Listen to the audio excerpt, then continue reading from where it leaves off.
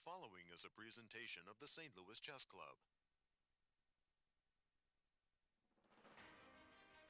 The final day of Rapid Chess was full of surprises at the 2025 St. Louis Rapid Blitz. Top seed Fabiano Caruana has been on fire, racking up another 2 wins to maintain clear first. Despite his countrymen's success, second place Levon Aronian has kept pace to remain within striking distance, a point behind the leader. Historically, the frontrunner heading into the faster time control has a significant leg up, but anything can happen in Blitz. Day 4 of fast-paced chess.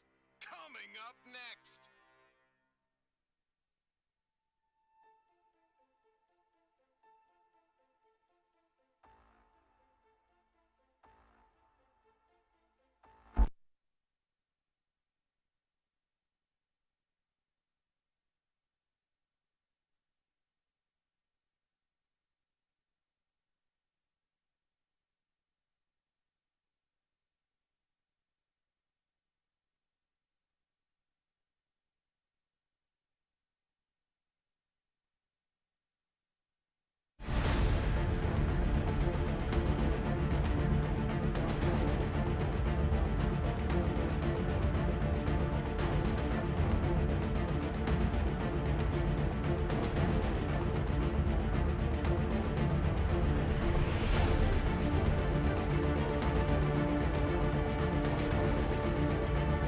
St. Louis moves from Rapid to Blitz. The Grand Store has a leader, but with 18 Blitz games about to start, it's still anyone's tournament to win. Live coverage from St. Louis starts right now. Hello everyone and welcome to our show. I'm your host Nazi Paikidze and I'm here with legendary grandmasters Yasser, Seirawan and Peter Svidler. Peter. I'm legendary. Yeah, right. Welcome, welcome. Hello everyone. Welcome to our live broadcast of the St. Louis Rapid Blitz. The rapid portion is over and it was fantastic. We hope you enjoyed it as much as we did. Now we turn to Blitz, where the action is fast and furious. Expect blunders galore, but some really good chess is on its way. 9 rounds of Blitz coming up. Nasi, do the honors. Tell our viewers the standings after 3 great days of Rapid. Well, we have a sole leader, Fabiano Caruana, right. With 14 points. Yep. Only 1 point behind him is Levon Aronian, his friend and rival. Yes. In third, it's Maxime Vachier-Lagrave. And in fourth, world champion Gukesh. Well done. The only 4 people on double digits. I believe MVL is on 11 and Gukesh is on 10 out of 18. Very tighter bunched up at the top because of that loss Fabiano suffered in the last round. Exactly. Had he won a completely winning position against Gukesh in round 9 of Rapid, he would have been 3 points clear of the field and feeling much more comfortable. But he's still in a very good position, of course, being at the top of the standings. Tell us about the schedule, the remaining schedule. Well, we have 2 days of Blitz coming up. They'll play a total of 18 rounds, yep. 9 today, 9 tomorrow. If we don't have a clear winner, which there's a chance, right. then we'll see tie breaks tomorrow, right after the Blitz. Wonderful. 5 plus 2. Yeah. Absolutely. And Peter, I got to tell you, in our field, you will be surprised by how many world champions. But we perhaps begin with a brief look at the world top 10 in Blitz, since we're now playing the Blitz portion. Let's take a look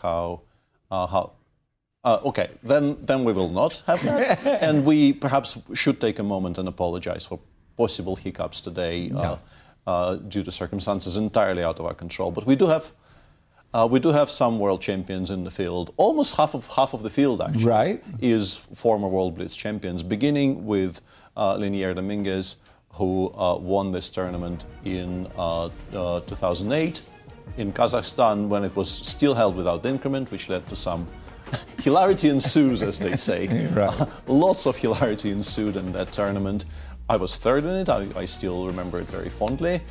Then in 2010, the World Blitz was held in Moscow as part of the Tal Memorial.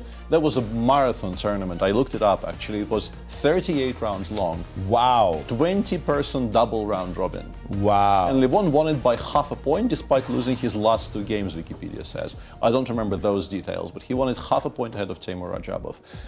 Then in 2013, one of the earliest World Blitz championships held with the current format of a long Swiss, with a lot of top players participating, was won by the man on your screen, Liem, who that was maybe the breakout tournament for him actually, because he was obviously a very solid grandmaster, but that put him very much on the map by winning a World Blitz in front of very, very strong players. And then in 2021, of course, in Warsaw, the first, so to speak, COVID World Championship, when it was supposed to be held in Kazakhstan, and then was very late notice moved to Warsaw.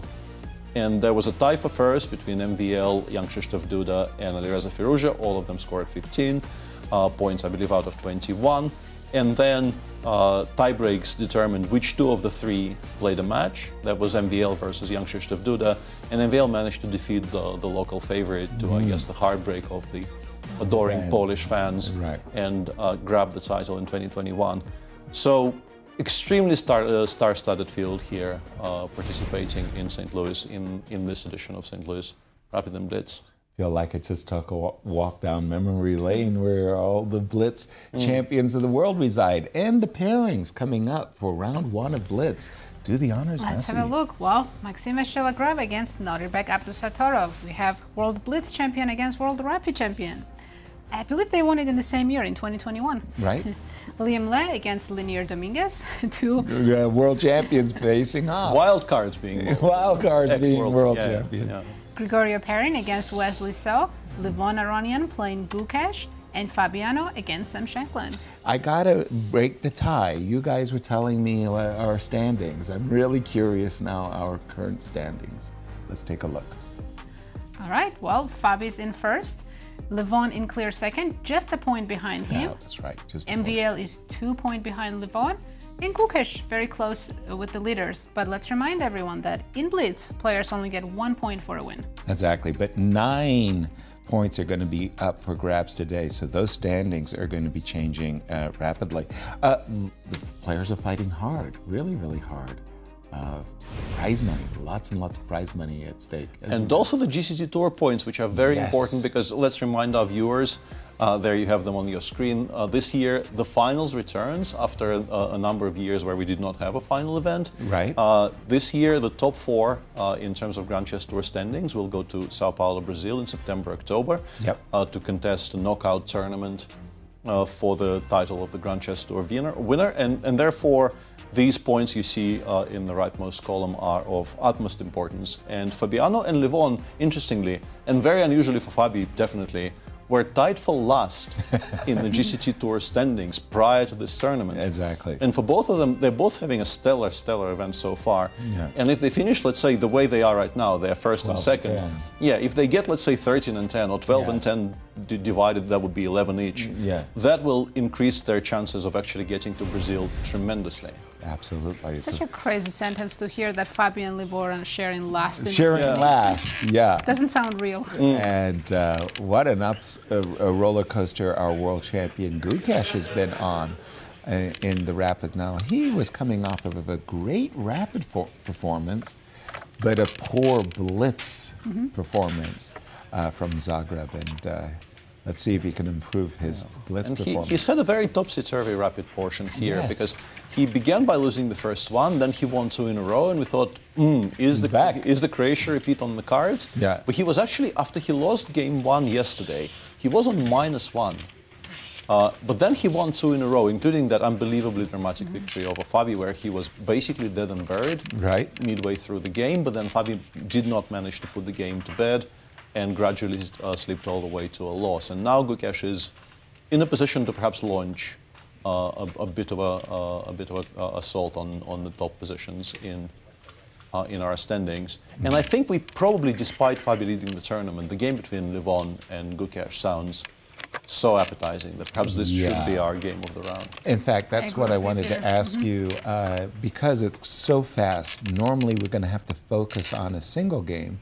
And we're going to make it our marquee matchup game, and it's going to be Levon versus Gukesh for this, the first one. We'll keep Fabi and Sam. But if we get a very boring opening, then we're allowed to switch, right? Sebastian Dominguez, the firstborn of Leinier, is our bell ringer. I remember him ringing a bell a couple years ago. Yeah. And a tennis champ of the future. Leinier is very happy to say that he loses badly in tennis these days against Sebastian. Yeah. Does he play chess at all? Yes. Of course he does. He lost to Magnus in the Simmel here. And that's when he quit? And off we go. And off we go.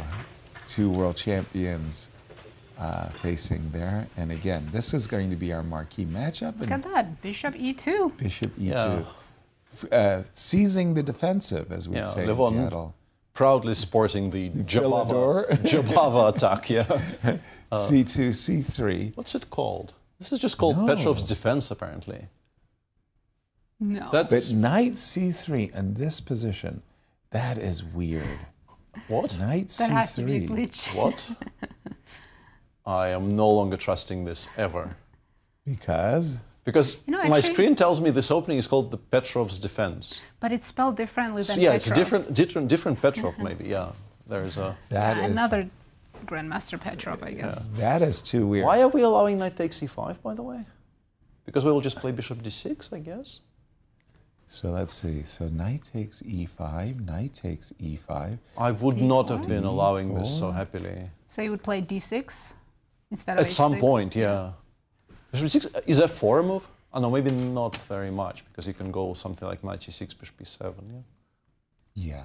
And we are actually getting all of that. Knight e5 played, d4, bishop d6 played, and f4 does give white a reasonably large advantage instead of d takes According e5. to the computer, bishop Yeah. d6, f4. Yeah, d5, bishop b5 black is instantly completely fine, but f4 does give white something. Knight c6, e5, and the engine doesn't like this for black at all. Because? d5? Well, I guess if bishop b7 we will play d5, yeah.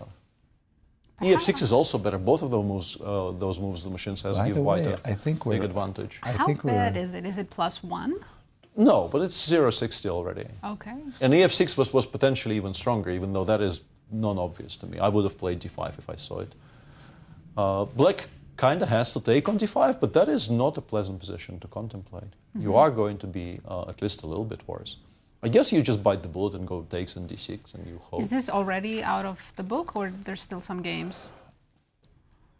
No. By the way, we it's do all- have it's all gone. everything, New position including already. bishop c5 check. Which Bishop c5 check, massive mistake apparently, because now after king h1, I'm pretty sure he's planning to play d6, but he gets mated after f5. And I am willing to bet Levon will not miss this opportunity, because if you don't play f5, you maybe don't have very much. King h1 is our expectation. d6. I just like. He's going bishop e3. That's regrettable. That gives away a And lot of I just like the way that so definitive. And mates, f5 and mates. Yeah. He is now going to be solidly a bit better, but compared to the crushing attack he was getting after king h1, d6, f5, this is a bit of a letdown. King h1 also not being praised by the engine. Black is about to fine say. suddenly. I was about to say, shouldn't we have limited the scope of that bishop with f5 and potentially f6? I'm surprised. The engine was giving rook f2. I think dealing with the threat of queen b6 was queen important, b6. Okay. but it really likes rook f2 a lot better than it likes king h1, because I guess the bishop being protected is important in some lines. And now after knight d5 here, knight e7 or bishop e6 are completely fine for black. Bishop e6, bishop f. Well, bishop c4. And then knight bishop e7. f3. You will have to play knight e7 eventually, but In some order, yeah. but you do, and you more or less equalize. There we go. So Knight do you think e7 is... Levon realizes that he had this big advantage? No, No. I think that's history. You don't have time to In even Blitz, think about that. you don't get a chance to, Yeah. woe is me. In a have classical 3 game, perhaps he minutes. would have time to reflect, but now, no. Yeah. It's a big adjustment that you go from 10-second increment to only 2. Yes. And you have to get used to it, because we've seen these players go down to 1 second and still play plenty of moves. But here, they won't be able to do that. No, and those triple weight pieces, trust me, you're not going to gain that much time on the clock just repeating the Exactly. position when you're only, as you're saying, getting a 2-second increment. It just allows you to make the moves physically. 2 seconds isn't 10. You don't accrue time. Bishop f3, yes, played. F3, bishop e6. Yeah, so we get this position via whichever move order, and black appears to be kind of completely fine. Yeah, There's still now pawn on beginning. d6, right? Pardon? Yeah, There's still pawn on d6. There is. absolutely, but we Yeah. would very much like to play a 4 f2 now. and they will not allow us. They will claim there are these things called Rules. laws of chess or something. Yeah, I don't know. Rules. So if we drop back knight e3 and then set up queen d3 and still hoping to make I do f5 see happen? queen b6. There's as always being queen b6. irritating. Exactly. I'll give up that pawn. What? Nicely done. If I Let's get Yasser going early today. Yeah. Just a second, hold on. Well, you know, we have a 900 number if you need professional help. No, there is still a pawn on d6, but he's doing it a different way. He's going to play queen takes, queen d2, or maybe queen d4. Why not? Now that I notice it, queen d4 is actually a much better square. Queen d4. Queen d4, rook c8 maybe? Okay, c3. He's played it, by the way. Yeah. I don't know, I thought maybe rook c4 would be anything, but I do see that a7 pawn is hanging. Yes. And Also is a4. well, but it's kind of connected to the b7 pawn, right? True. So Yeah, if then- you pick up a and b, then Then something could really go seriously south. absolutely. So Yeah. maybe after c3, I'll go bishop c4. Taking a tempo, okay. c3 has been played. Instantly b6, by the way, All right. which makes some sense. Bishop d5. Maybe rook e1 now. Rook Threatening e1. f5, forcing you to move your queen. Yeah. I like rook e1. Because I have to go queen d7. Rook c4 and queen f6. Maybe, I think this is a position that you shouldn't be playing passive. The moment I say that, Gukesh plays queen d7 and he doesn't go for rook c4 and queen f6. He went queen d7. Okay. By the way, there's a big time difference. Levon is already down to 1 minute. Against Wow, that went almost by fast. 4 minutes for Gukesh. Where did that time go? Exactly. Felt like he was making moves fast. Yeah. Peter, I'm just doing a narrow focus on Levon Gukesh. Just in the other games. MVL is much worse against Nodirbek. Okay. Fabi is significantly worse with white against Sam Shankland, which is very relevant to our contest. Not lost, but much worse. Yeah. Okay. Should we switch to Fabi's game? Well, okay, if he's much worse, and this is kind of a technical This is an position. equal position now. Yeah. Well, was even worse earlier. Yeah, he's improving now, but I would still prefer black in the position that they have. Let's And go we to have switched Fabi. to Fabi versus Sam Shankland because Fabi, our tournament leader, as you were just saying, is in trouble. Yeah, and it's perhaps a position where we have to explain why white is worse, because white seemingly has a very nice protected passer on e5, but the bishop on e6 is a very nice blockading piece, and eventually black might start using their majority on the queen side. The engine was already actually taking on e3. Thank you. I was about to say, I would have just reached across the board, ripped that bishop off the board, played bishop f8. And then try to play b5 before and so on. And those positions are strategically very, very risky because there's really no way to even put any pressure on the bishop on e6. The pawn on e5 is not going anywhere. And the other point behind that is also queen can come to d4. Here I'm not that pleased with white, but I think after bishop f2... You trade everything down on d5, you play king g1, you're no longer that much worse. It was, I think, important to take on e3.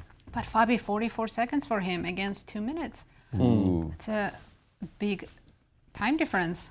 He By the probably way, needs to knight simplify takes now, right? d5, Take some pieces, go to an end game. He's not going to defend. play queen. He is playing is. queen g2. I was expecting king g1, but queen But I think, g2. do you think Sam should trade or go queen e6? You know, it's funny. I'd play king g8. Yeah, just If you were going to play an ending, you know, like put my king on e6 or d5. In the battle of former world champions, Liem has defeated Leinier.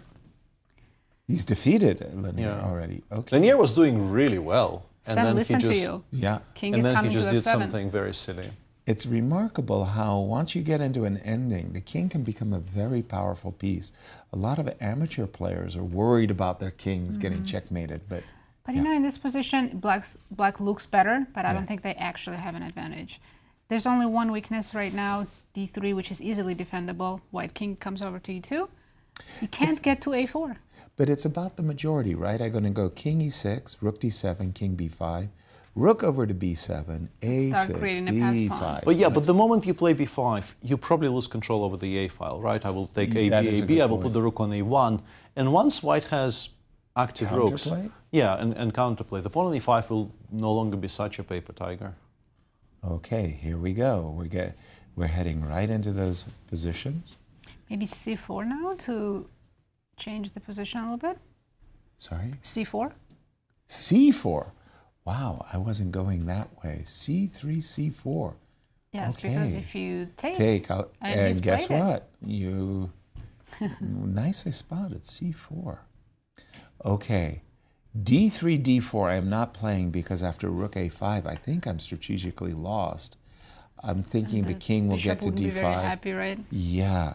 So I probably am taking on c4 and playing a5. Take, Take, rook trade, take, Or rook rook comes to c4 and a5. a5.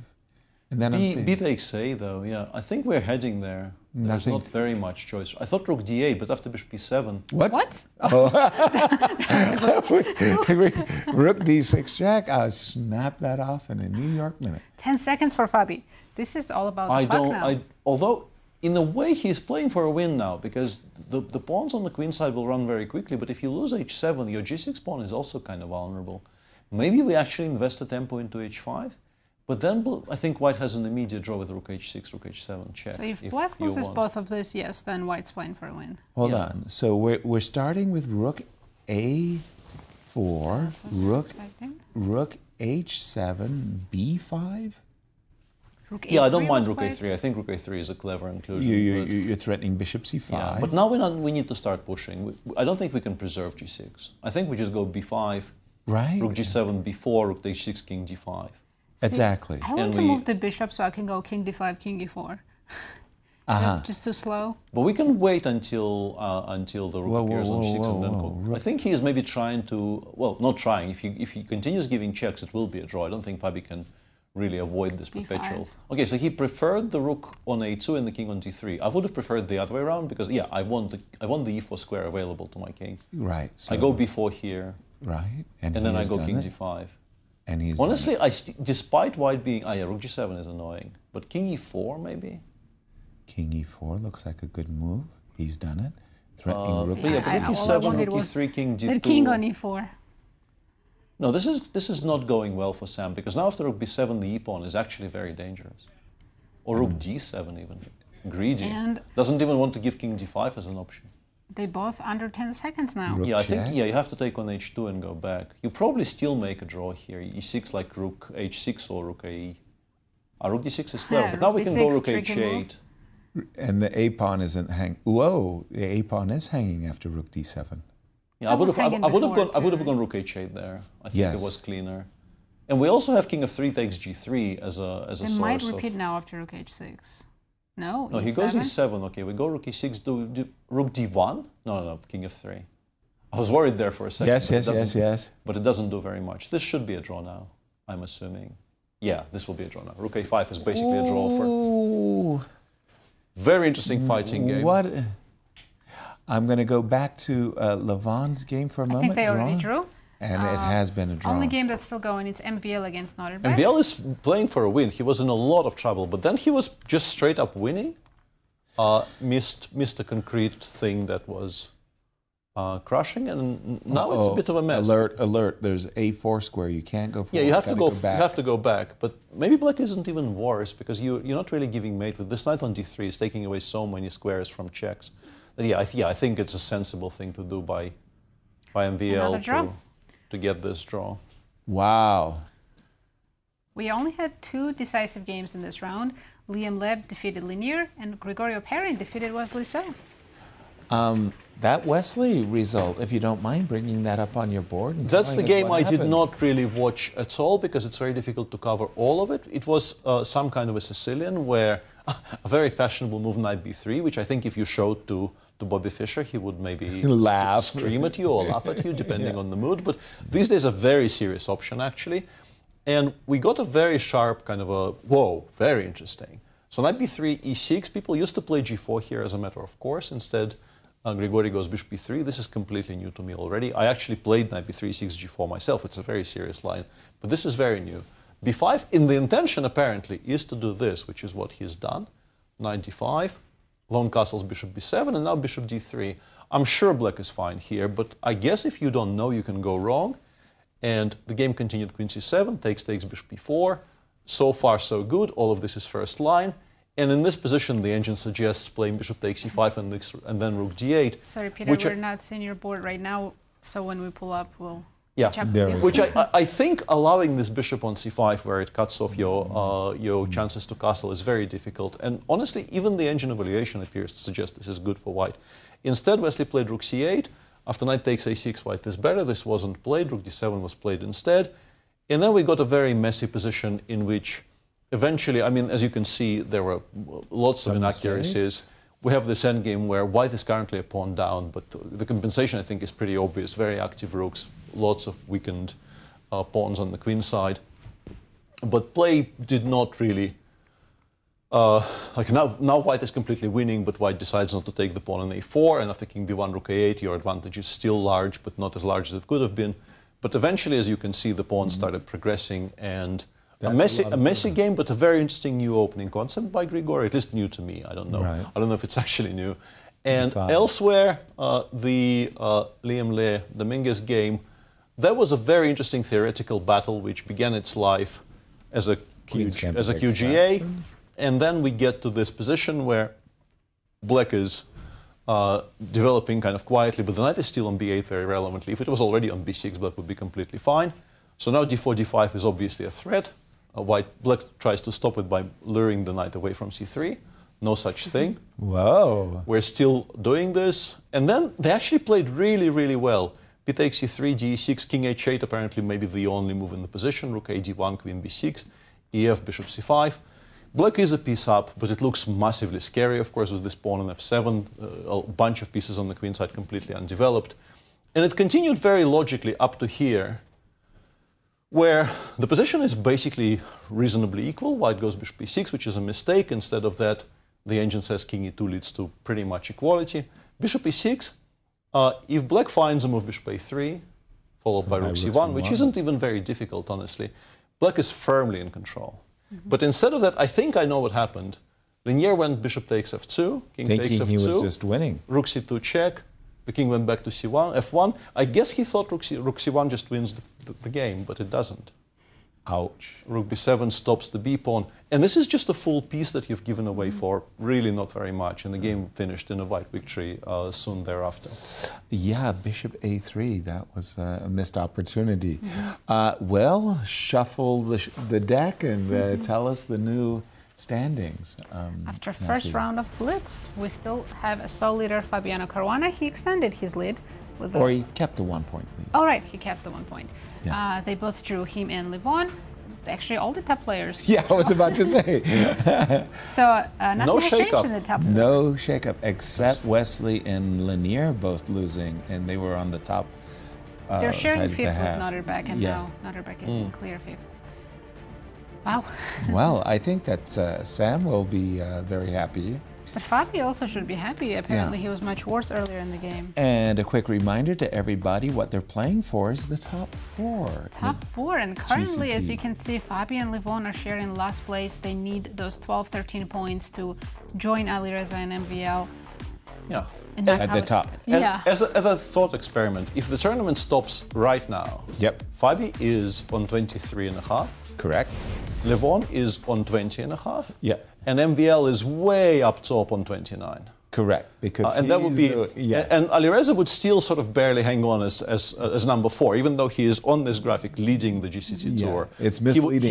He would be rounding out the top 4 because I think Wesley does not overtake him on current standings. Yeah. So there's going to be a huge shakeup once this is done, assuming the top doesn't change dramatically. And honestly, the top 3, maybe the top 4, currently have enough lead over the rest of the field that you expect that maybe there will be shuffles inside the top 4. Right. But people outside the top 4 probably don't finish very high up.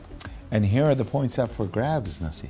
If someone wins it outright without tie breaks, they get 13 points. Otherwise, they get 12. Second place gets 10, and So on 8-7-6. Yeah, big prize funds. And let's not forget, everybody. wild cards can also steal these points. Exactly, as Fedosiev has. Peter, as we look forward to our next round. Yeah, let's take a look at what awaits us in round 11, perhaps, because we've actually by now spoken, I think, about every single game in round 10. In round 11, we have Fabi with the white pieces playing against Liem Le over there. Wesley white against Levon, also a very interesting game. Wesley starting with a loss. A bit shakily, but a chance to beat a direct competitor is very important. Leinier white against MVL.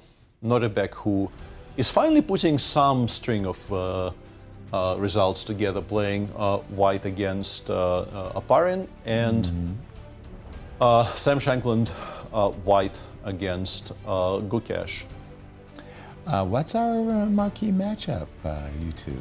Fabi versus Le, I think. Yeah, we have to go with that one. By the way, I thought Fabi was significantly worse against Sam Shankland, and in the end, maybe he even had winning drew chances. It very comfortably. I had a feeling maybe he even had winning chances. There was a moment I saw the Val bar shoot up all the way, so he was winning at some point. Wow. But he had 10 seconds. Okay, that was pretty... It's very difficult to control those positions. And also, I think, notably from what we've seen in round 1, people are going to take a while to adjust from 25 plus 10 to 5 plus 2, because a lot of people were down to like half a minute by move 20. Yeah.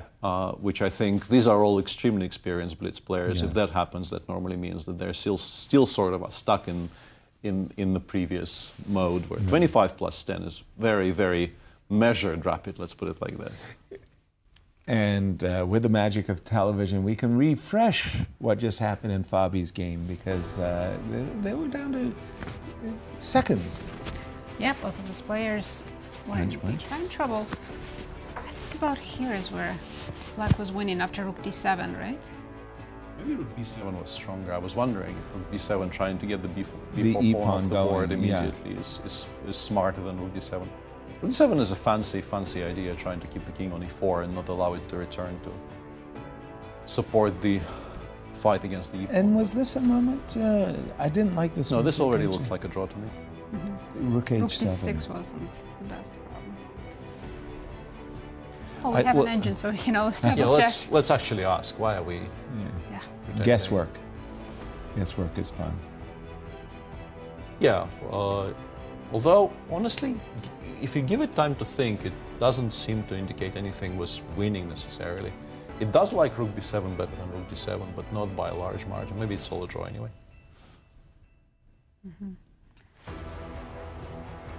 They went all the way down to king versus king. They did a pretty good job of vacuuming all the pieces and pawns off the board at the very end there. Just because I'm looking at the game of Gukesh and Sam Shankland coming up, I'm still having the baggage of the rapid. Sam explains about his victory. I demolished the world champion. He's like 1 out of 5, but I demolished. But he did demolish him. In fairness, it was a reasonably accurate description of what happened in that game. Yeah, demolished. Wouldn't you be bragging if you were the world champion? Yeah, and we know that if you do win the rapid, you usually put yourself in great shape for winning the whole thing. And look how often that's happened in the past. Yes, starting from 2017, Magnus did it, Levon, Hikaru, Magnus again, no surprise. Right. MVL, and in 2019 it was Levon who did it here in St. Louis. And I'm sure there's another page 2. There's a page 2 this is of only that. just 2019. Exactly. Continues. Oh yeah, there's a page 2. Ali Reza did it twice in 2022 and 2024. Right. In St. Louis. We're missing him here right now in the Rapid and Blitz, but he will be joining us for the Incr Cup. Wow. Vladimir. But in Zagreb, I think it was Gukesh actually who did lead after the Rapid, but it was an atrocious outing in the Blitz that allowed Magnus to just take clear first. Gukesh began very, very shakily and never really recovered. And if you give Magnus a sniff, it probably ends poorly for you. Yes, bad idea. This is our current standings. Fabi is looking good.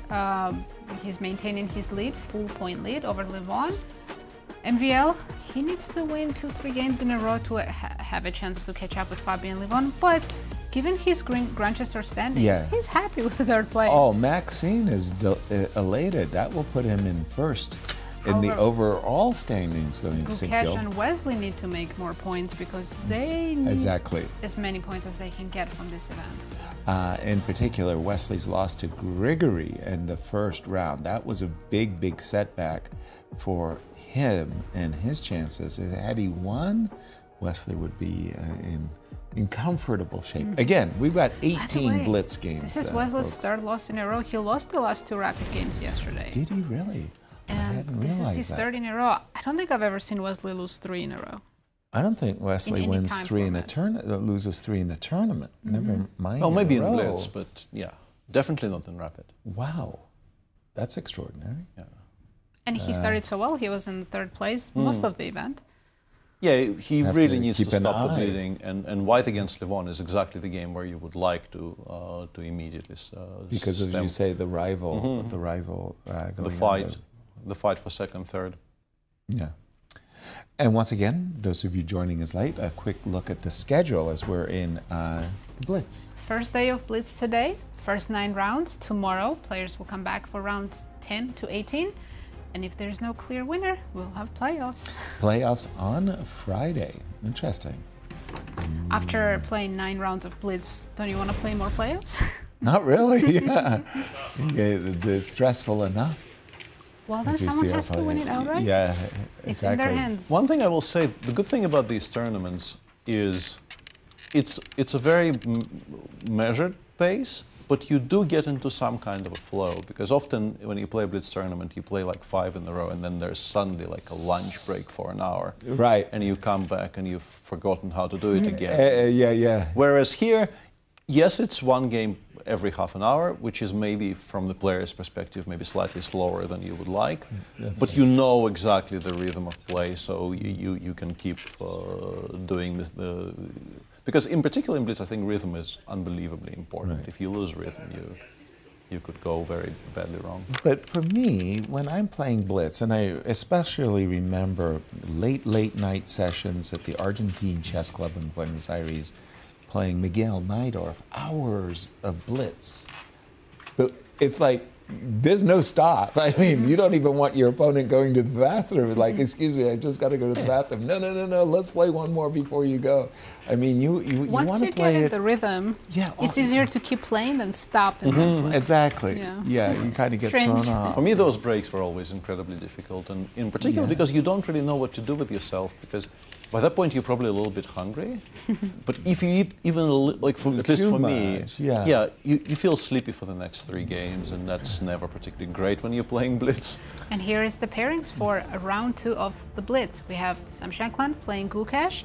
Can he demolish him again? Exactly. Nodirbek against Oparin, Leinier against MVL, Fabiano against Liem. We're going to focus on that game, and Wesley So against Levon Aronian. The Wesley So versus Levon Aronian will definitely be our backup game, again, with only 5 minutes between them. We can't focus too much on all the games, so it's Fabi versus Liem. Do we think Fabi will maintain his lead and Levon will fall behind, or he's going to catch up with him and make the tournament even more interesting? We're about to find out what kind of form Fabi's in. Losing, first game was shaky. Yeah, well, losing that last game in the Rapids to Gukesh, that was such a big swing. That's a 4-point swing. He could have had 2 extra points, Fabi, I'm talking about, than what he currently does have. So, and it's not just that he lost; it's how he lost it, right? Yeah. That and it's kind of depressing when you played a really, really good game and then you just missed that. I talked to him a little bit, and he said, "Yeah, it just happens." So that's a great attitude. Not to dwell on it, like, how did I do that? No, it happens. Yeah, but then you didn't see him in the back of the alley screaming his head off, did you? You missed that part. Can't imagine Fabi doing that. No. Howling at the moon. Yeah, that was That's the advantage of such experienced players. Even when you lose a game like that, it has happened to you before, so you know how to handle it. Yeah. I was asking all the players, Grand Chess Tour, 10 years, memories, favorite this and that. And they had some really, really good ones. Peter, you got some favorite memories of the Grand Chess Tour? Sinkville Cups, I don't know, Rapids and Blitz? Whenever I'm asked to produce, a memory on demand. Probably the one you played, right? Yeah, but they were never particularly happy affairs. Because I played a bunch, but every single time I played, I was drafted in very late as a replacement for somebody who couldn't come for whichever reasons.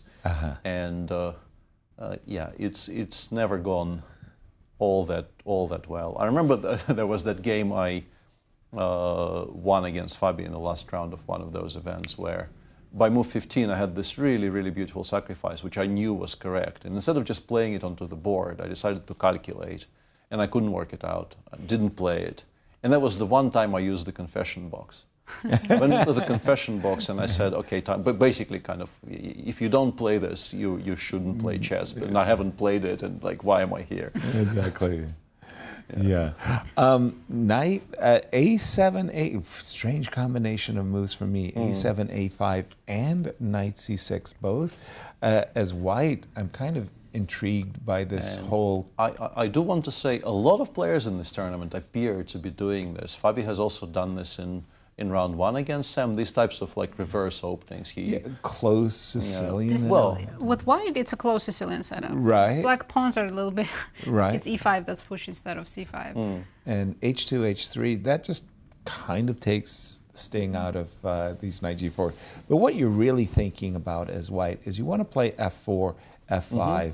And the move H3 is actually pretty useful in terms of supporting G4. We didn't look at the opening of the game against Sam, but it's actually remarkably similar to what was happening in the opening in the game against Sam. So Fabi seems like he just prepared this for Blitz. This idea of going E4, then Knight C3, D3, G3, and playing this.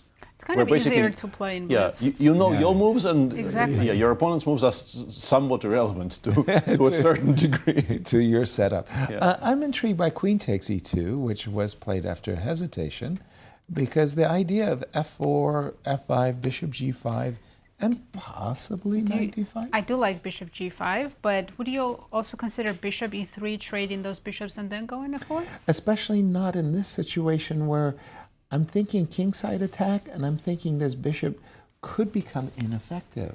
That's true. Right? Our king is safely tucked in on H2. Yeah, and I'm really delighted about this move as white, because I see this as a wasted... Oh, I was about to say... But you're going to allow A3? Yes. Then my bishop can actually become good on D4.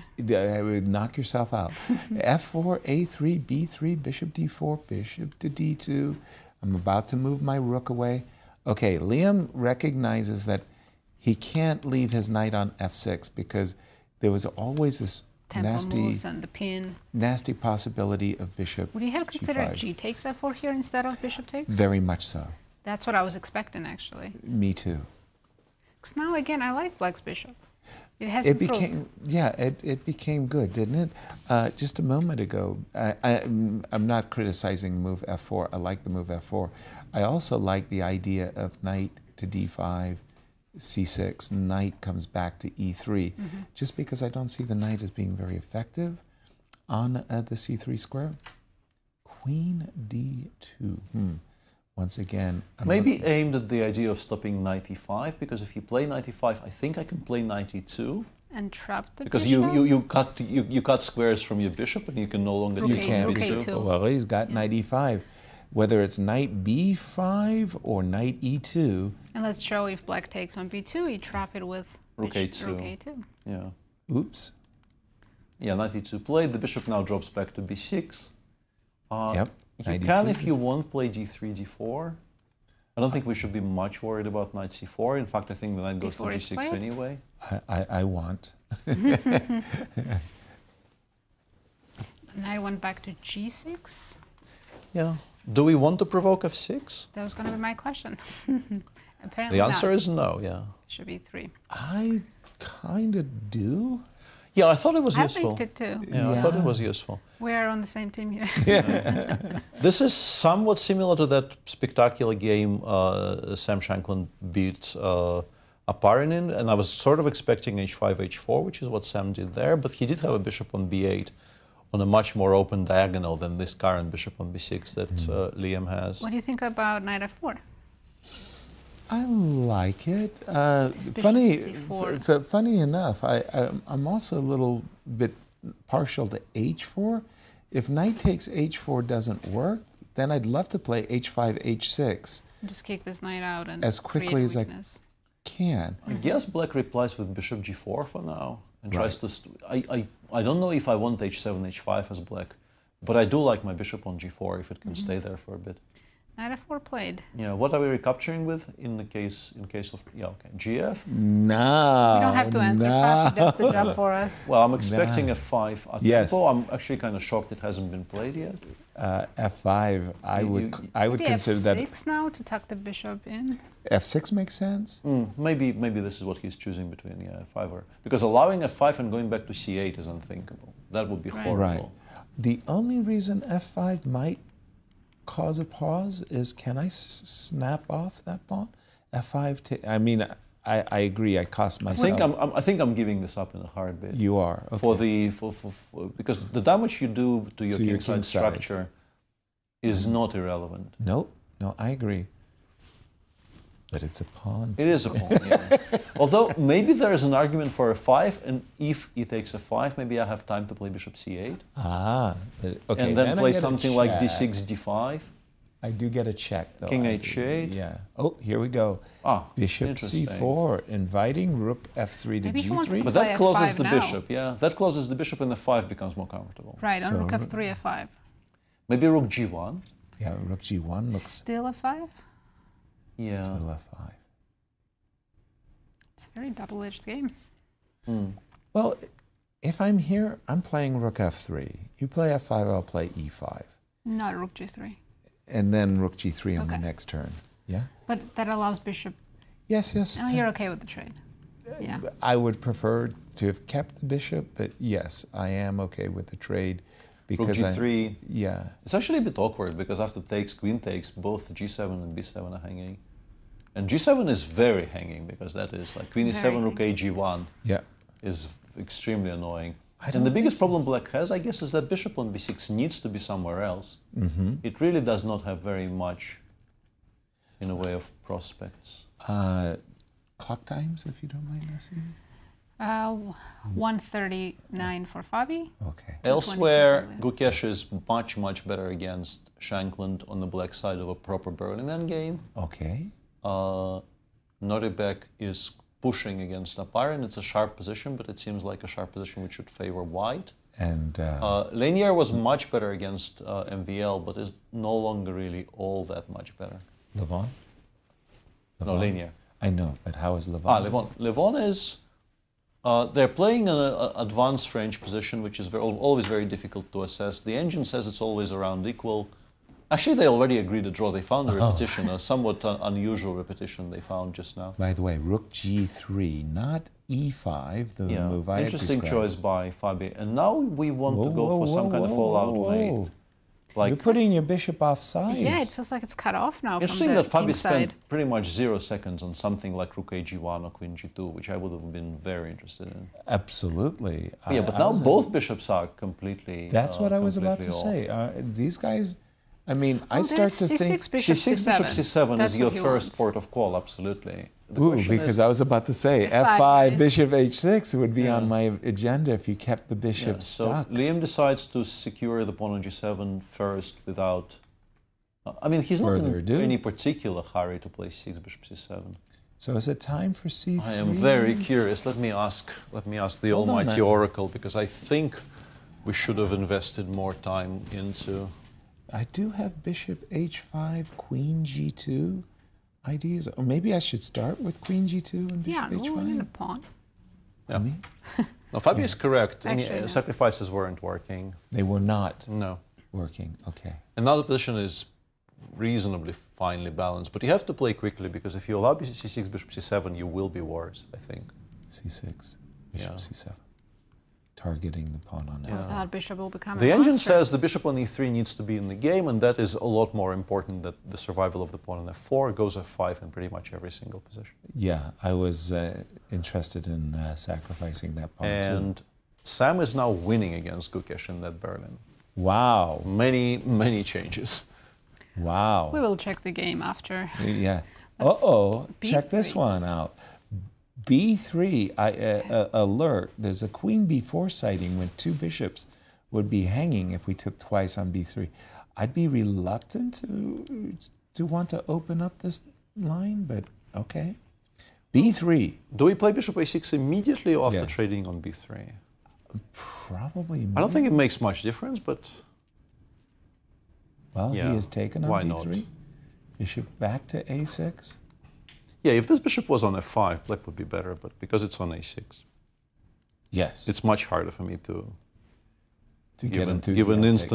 instant. I don't know. I still feel like black should be healthy, but yeah, it's a lot harder. Bishop c7, are you going to consider rook e5? No, I was going to play rook f5 to kind of to maybe trade the rooks. King h8. What was he afraid of? I'm not sure. Some bishop e6s, I guess. But yeah, now bishop c7 is coming. I guess maybe you can trade bishop f4. Makes sense. The check hasn't been given yet. I must say, Liem is keeping up a very good pace. He's managing to stay right on his toes. He has here, extra isn't- 40 seconds on Fabi. Okay. Fabi's down to his last 10 seconds. Isn't it time to try to anchor the bishop on e5, or is it too Rook e4, I like that. bishop e5? And in case of You bishop can c7? take rook e5. I don't know. Well, what then the- you give me a passer. But there's h5 at the end and you lose f5. It's a passer.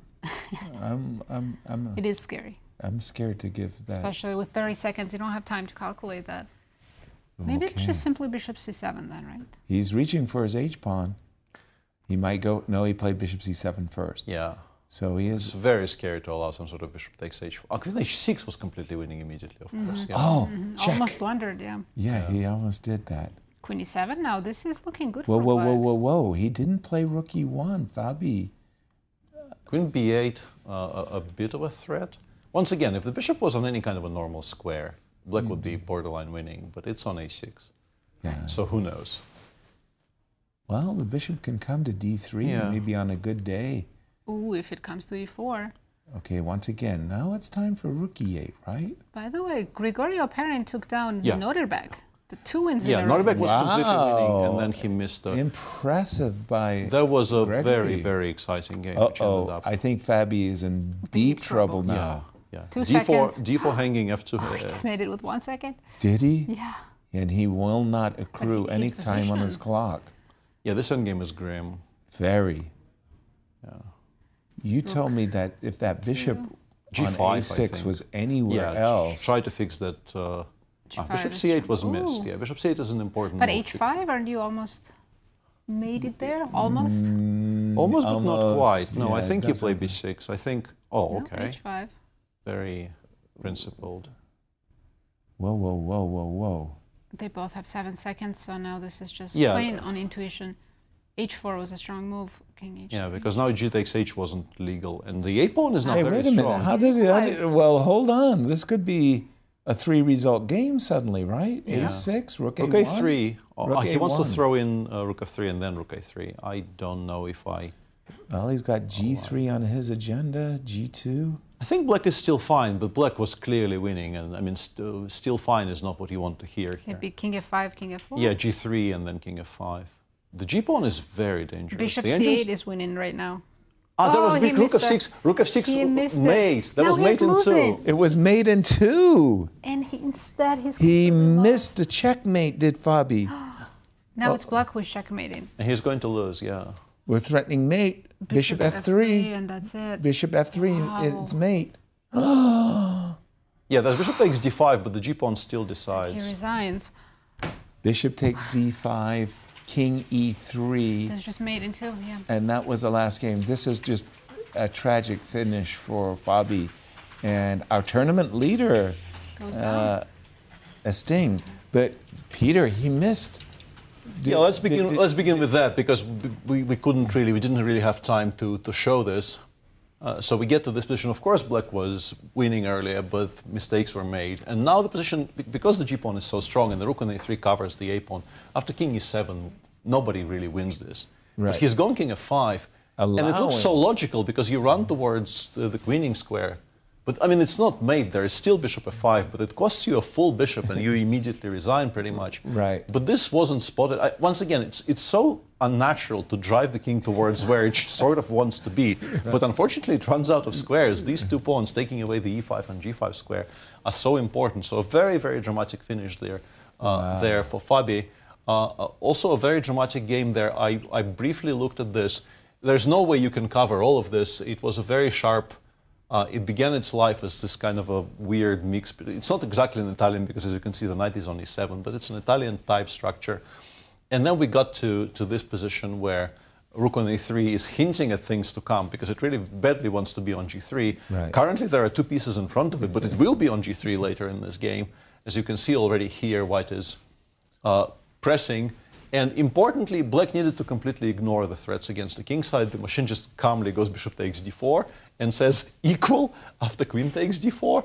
Rook takes d4, knight takes g7 is good for white, because the discovers are so strong.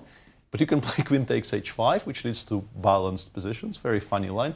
Instead, black played g7, g6. I'm guessing just missing the move knight g4. That's a beauty. And now things are collapsing. King h8.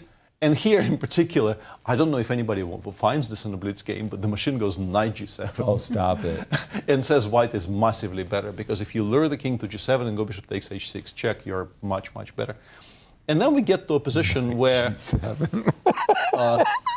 five or so moves later, white sacrificed the queen, and there's a lot of an attack going on, because the dark squares are terminally weak.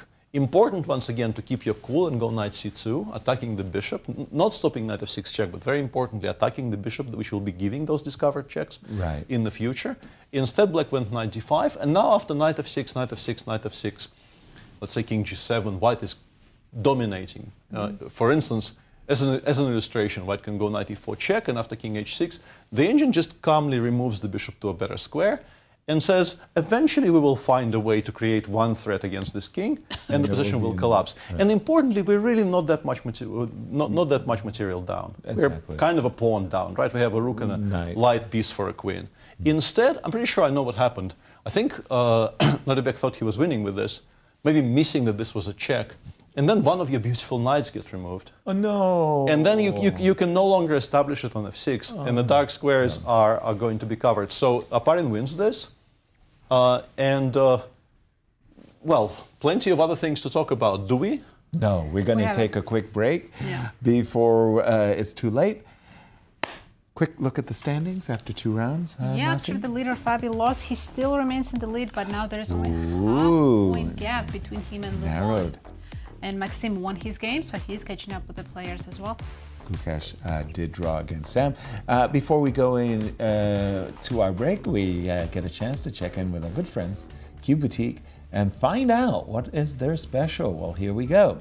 Check out this amazing t-shirt. It features the tournament locations for the 2025 Grand Chess Tour from Warsaw, Bucharest, Zagreb, St. Louis, and Sao Paulo, Brazil. It is available at qboutiquestl.com for all your chess shopping needs, and please come in person if you're ever in the Central West End. Well, as we go to break, Yasser had a chance to talk with the players and ask which variant they prefer. Take a listen and we'll be right back.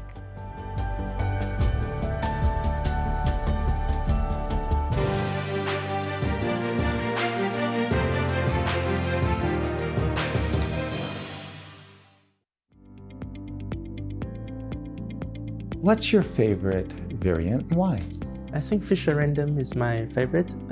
First of all, because it's still closest to chess, and many principles that we have learned in chess still apply here. And it takes away the theory and makes the game original and more interesting. And nowadays there are a few Fischer Random tournaments as well. Exactly. So three-side chess and so on. And I think it has been quite exciting. I'm still more passionate about a classical chess, but from time to time it's fun to play Fischer Random. Sometimes when I'm bored, I play King of the Hill or like Really? 3-check also. Yes. But I'm not too much of a variance guy. No. Yeah, I mean, I rarely play even Rapid and Blitz.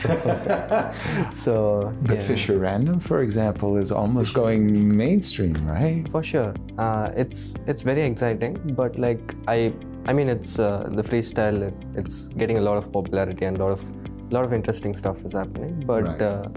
but yeah, for now I'm not focusing on that. Chess 960 has become, or Fischer Random or freestyle has become very popular recently. So I guess that, I mean, I like Crazy House in the past, but there's so much theory, right? Right. I was watching some of your games on Crazy House. I love Crazy That's cool. House. The Crazy House, Bug House. Right. So to answer your question, I guess chess 960 is becoming more and more popular, so I think it might be the future. I'll just be boring and say 960. It's fun. I think at first I was a bit skeptical about it just because I felt like the people who were sort of brilliant but lazy and never did opening work sort of got the advantage over the hard workers of the world. But as I started to play it more, I realized that having a wide knowledge of lots of different kinds of structures and middle games that you really get from doing a lot of opening work is quite an advantage. And you know, I beat Gary at it, which is, you know, pretty nice. So he's up 2-1, but still, I took one game off Gary in 960, and he was always my biggest hero. And so last time I played 960 here, I didn't do great, but apart from that one, I've always had a really strong result in 960, and I'm really enjoying it. When it comes to something serious, of course, freestyle, chess 960 Has become that's very just important. beautiful, especially if we can play it in the longer time frame. Mm-hmm. When it comes for something for where my heart lies, it's Bug House. Yeah. It's the biggest fun you can have on the chessboard. I love a good chess variant. I've played 3-checks, I've played King of the Hill. Yes. But here in St. Louis, we've played a lot of Bug House. Yes. I think that's quite fun. It is. Yeah. And at the same time, Fischer Random suddenly became not only a fun variant, a testing variant, but a variant where there's a lot of prize money. To be fair, I don't even consider it a variant anymore, considering that it's been so mainstream. Exactly. Yes. That's true. That's true. But yeah, Fischer Random is very, very fun to play. Yeah. Like this is for sure, and it is a lot of new challenges to face from the very first move, basically. Probably chess 960. I mean, I haven't played too many variants, to be honest. But Right. I mean, at least like in chess 960, you get fresh positions almost always. I mean, unless you actually get something extremely similar, like knights and bishops swapped around. That's happened to me a few times, like in this online events. Okay. But yeah, I mean, most of the time it gets interesting immediately. So yeah, it's always something new. And, I mean, I can always welcome it. I really like Bug House. I don't know if it even counts as a chess variant because it's so different from chess. Yeah, right. Yeah, it's also pretty mainstream now, but and people mostly play for fun. There aren't really many professional competitions. There might be one online, one here and there. Right. But it's a fun social game, and it's very complicated. But we kind of accept that we're only doing it from a practical point of view. We don't search for the truth like we do in chess. It's just trying to play as fast as possible to try to win. Exactly. So it's really different from chess, but it does have the same skill set in some ways, like calculation and tactical vision, at least to some extent. It used to be classical, but as I get a bit older, I don't know, I enjoy more the Rapid and Blitz, especially the Rapid, because I feel it's kind of in between. It's not too long, doesn't take as much energy as a classical game or a classical tournament. Right. And you still have some time to figure things out and play some good chess. So I feel that this from 15 to 25 minutes, it's a good time control, good format, good format, if you will. Yeah, my favorite variant is classical chess because it's the most important variant of chess, and I still enjoy it because I heard from a lot of top players that they don't enjoy as playing classical as playing like other like Rapid or Blitz, but I think I still enjoy playing the old school way. Yeah, that's my favorite variant, and it's most important variant for me.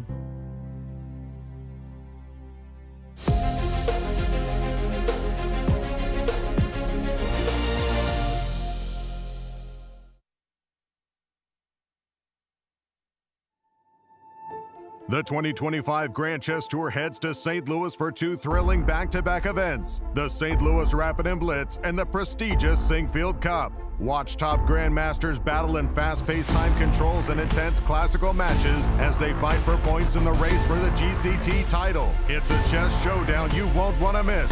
Be there to witness the drama unfold live from the chess capital of America, St. Louis, Missouri.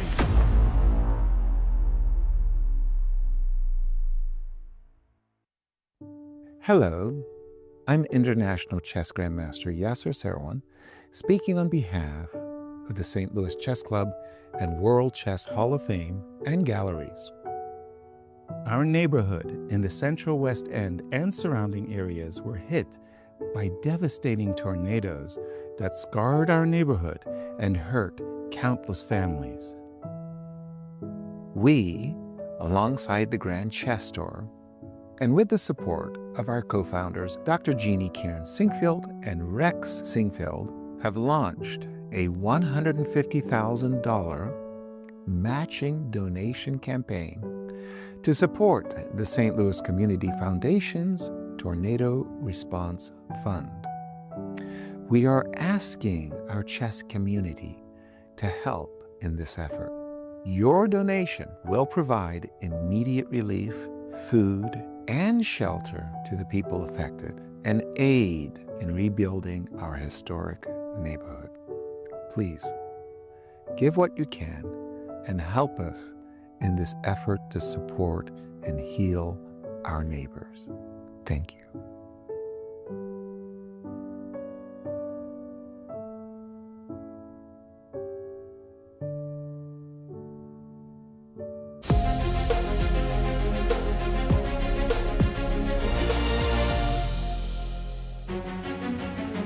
Welcome back, everyone. We have Blitz day number 1. We still far ahead, only 2 games. Very surprising results. So let's take a look at the updated standings. Fabiano Caruana is still in the lead despite his loss, but now gap is smaller. It's only half point. Levon Aronian in second. MVL won his game. He's in third. Victory.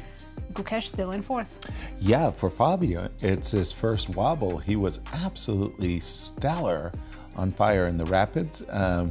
But the first 2 Blitz games haven't gone his way. Yeah, Peter, we watched that, but we did not really get to see this game between Leinier and MVL. They've been discussing various Najdorfs for as long as we can remember. Pretty much every time they meet in a GCT event, somehow it feels to me like Leinier is always white, and it's always a Najdorf. And this time around, he began by playing bishop e2, which is actually interesting because he switches to bishop e3 territory very quickly, but he begins with this, and then in this position he switches back to bishop e3 and then f4, black takes, and we get a reasonably well-known position in which, after queen d2, people used to play d6, d5. It's interesting to me that MVL decides not to do it because, at least in the olden times, it was considered to be equalizing here, d5. White sometimes plays long castle, but it doesn't really give white very much. And as a result, we get this kind of a structure sometime later on, where white normally just starts pushing on the king side. You play something like h4. Eventually, if the knight is driven away from c3, or sometimes even voluntarily, you put it on d5, and you're quite happy with bishop takes d5, ed. And I thought Leinier will be in control, but sometimes later, Leinier chose a different structure change. He took on e6, allowing f takes e6. The engine likes this as well, but for me, it was a bit of a strange decision because it takes away squares from your own pieces, makes black's life slightly easier. And if you look a bit further down the road, you can see some kind of counterplay beginning to arise on the queen side. And eventually, as you can see, the further we go, the more it feels like white is not doing anything at all on the king side, and the dark storm is gathering around the white king, and eventually MVL ended up winning this game. After the first 2 rounds, I feel from our contenders, I've been trying to keep a bit of an eye on this.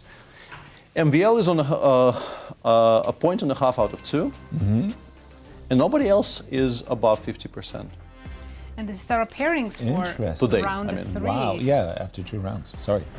We have Levon playing Nodirbek, Gukesh against Wesley, Liem against Shankland, Oparin, who's 2 out of 2, playing Leinier Dominguez, and our marquee matchup will be MPL against Fabiano Caruana. I feel if I'm in Nodirbek's shoes, regardless of the fact I'm black, I'm playing a near rival. If I'm going to get anywhere close to playoff territory, I got to start winning Nodirbek, that is to say. And here's our marquee matchup, MPL. As you were about to say, he's the only one at a plus score after 2? I'm keeping track of the scores of Alireza and Levon, of course, and then MVL, Gukesh, Nodirbek, because I picked him, sort of thing. Skin in the game? Yes, and Wesley. And so far, Levon is on 50%, Levon is on 1 out of 2, Gukesh is on 1 out of 2, MVL is on 1.5, and everybody else is underwater with a 0.5 point out of 2 games. We have Remarkable. a Sicilian. Russalimo, I'm sure. We're going to see Bishop Ward D5. D4? No. Yeah. Whoa. I So did not Sveshnikov? expect that. Yes. And the Sveshnikov S8. With This knight move order D5. allows knight D. Yeah, I'm very happy about this because we are much less likely to play those very long theoretical lines after Bishop G5. At one time, 97, and especially from the World Championship match in 2018, 97 was played by Magnus. But I want to say, more or less for the last few years, knight B8 has become... Quite popular. Yeah, it completely replaced altogether 97. And look at them go. They're just blitzing right away here, Nazi. Bishop F5. I believe F4 is the main move here. Theoretical move, but it's not too many games in the database. Let me check. Total is 19 games. Bishop E3, tickling, teasing. I guess A6. Okay. And he's Knight done it. A3. And Just he's- developed a knight. He's dreaming to put the knight on C4 and in conjunction, pardon me, with the move A5. So, knight C4, let's go. Maybe he's considering to start with Queen D2. Also a useful move. Yeah, I'm still not too sure what I want to do with my queen Maybe side. on Knight C4 black can try B5. Okay, That's why he's AB, hesitating. rook A8, knight He A3. did start with Queen D2. Okay, intimating that he might want to play A5, knight C4, knight. And yes, sir, black's main plan in similar positions, it's F5, right? Yes, yes, So, very much so. Should we start now? Bishop G6 Bishop and F5? G6, F5, yes, definitely. Seems very much. logical. So one of the things that we can easily imagine is white getting a queenside grip again with the A5 and knight C4, knight B6. And it's very incumbent upon black to get his play on the king side. If you can play F5, F4, well, you know. You get some it is great a king. play on the king side. Yeah, yes. it is a king over here. In these positions, Peter, I know it sounds weird. Should we or could we or can we preface it with G5, Bishop G6, F5? I'm always thinking that when you go Bishop to F5 to G6, I'll eventually play F4. I don't hate it. You don't hate it? I don't think I've ever really seen it done, but the white play on the queen side is slow enough that maybe we can afford it, actually. Yeah. I don't hate it at all. I would be shocked to see G5. Yeah. I played We're not gonna- Sveshnikov with black too. I've never seen G5 in similar position. Okay. Before F5. B6. So he's stopping A5. Yeah, he's trying to stop the grip from occurring. occurring altogether. You can still try, well, protect C2 first and then A5 and knight B6, right? Exactly.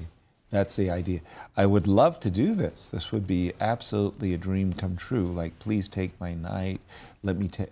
It's this rook C2 that Well, is an issue. Maxime defended it with rook C1, and he's planning to play A5 next move. A5, knight B6 on his agenda. Should I be And I playing feel like A5? Black hasn't started with their plan yet with F5. It's slowly, but he's basically addressing white and saying, okay, I think your play is more important than mine. Well, so. But A5 helps white, right? B4, open up the B file completely. Again, on the other hand, you've broken up your structure. Your pawn breaks are now much slower. Yeah, but now our target is just the b6 pawn instead of creating a passer. Queen c7. I'm on the going on the theory that you can't take the pawn on b6. Don't tell me. I assume so. I think we can. Yeah. Because a5 will support whichever piece will be on b6 in the end. Exactly. It's actually kind of awkward for black because we're not fast enough to protect the pawn on b6. Are we going to see a 5 at all in this game? Yeah, it's definitely a key moment, isn't it? How are we supposed to get our counterplay going if we never play f5? Is d6 hanging right now? No, right? You always go knight f6. Yeah. Okay. So then let's go bishop g6. And f5 next move. Knight f6 immediately, which the engine disagrees with, but I thought was sensible. But we can still take on b6 with the bishop and then maybe drop the queen back or play queen b5. I love bishop takes and dropping the knight back. Oh yeah, or knight e3 e5. Oh yeah. That makes a lot of sense to me. Snapping off the pawn. By the way, where does the queen go? Yeah, that's also the other issue.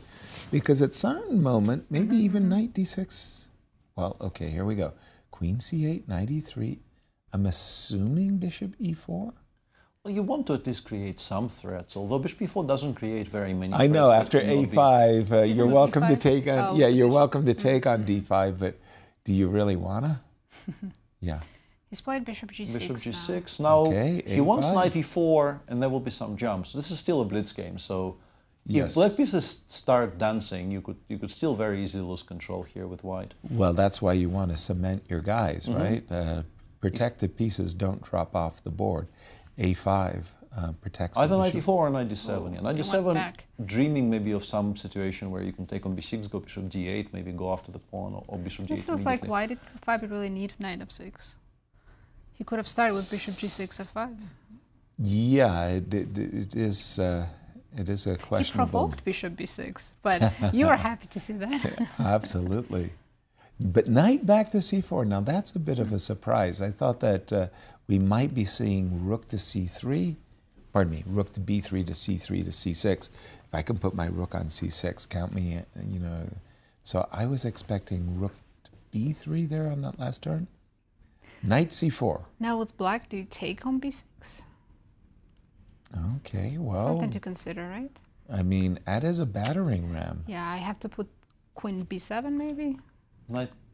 And it's. I want to take d5. Kind of lucky that I don't get to do. Yeah. Queen b5, bishop b4. It looks scary. He's gone knight c5, and the engine now really thinks this is trouble for black. Trouble for black after knight c5. Yeah, I mean, maybe even just simply queen b4, a3. And bishop takes c5 is a massive problem. He's about to touch the queen. Yep, queen a3 on the board. Very good move, by the way. This has not gone well at all for black. This is really, really bad news for. Lose 2 in a row. Wow. By the way, you were telling me Wesley was on a losing streak. What happened in his previous game? He drew. He drew quickly. Yeah, that was the Levon French. Varujan came in during our break to tell me that Levon had missed an opportunity in that game. By the way, it's not just the pawn, it's also clock times. Now I can see a minute. Minute advantage for MBO. Exactly. Knight he couldn't withstand bishop c5. Go a6 yeah, I think a6, a7 cannot really be a mistake, right? A battering ram. Yeah. A8, a7. Just get it all the way to a7. You can play bishop g5, but it doesn't really do anything. F5 f4 is way too slow. You will lose to something in the meantime. By the way, knight a5, knight c6. Or bishop b3, knight b6, frankly. Bishop e3, knight b6. Maybe that's even more. Knight takes e5. Knight takes e5 maybe not such a big threat right now because there will be some knight c3 jumps. Queen d7 played. Now I am kind of tempted. Bishop e3. By everything. By everything. Yeah. Well, here we go. So Bishop knight b6, b6, a7 is currently Maybe hanging. f3 first. Kick the knight out. Kick the knight out. Okay. Queen a6, rook b7 also feels to me like it's logical. But allowing f4 and then some kind of a queen f5 move, and white may be allowed a bit more counterplay than you would have ideally wanted. Maybe instead of bishop back to e3, the immediate f3 might have been. Yeah, because if you play f3 now, black will play f4, and you probably go back to b6, which is maybe still the best choice. But you've burned through some tempi which you maybe did not have to burn through. By the way, I'm just getting a breaking news that Liam Lee is doing very well in this game with Sam Shank. What is d5 hanging?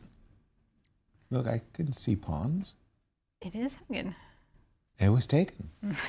It's gone. It's Maybe out of just here. bishop f2 and then rook d1 is coming, right? Yeah, I think MVL is just saying I don't care as long as I don't lose the a7 pawn. Like he's concentrating his entire attention on not losing the a7 At this pawn. point, it's impossible to lose a7. Well, it's defended by the bishop, rook, queen, knight. It's quite well protected by now, yeah. Very important. Quite well protected. D1.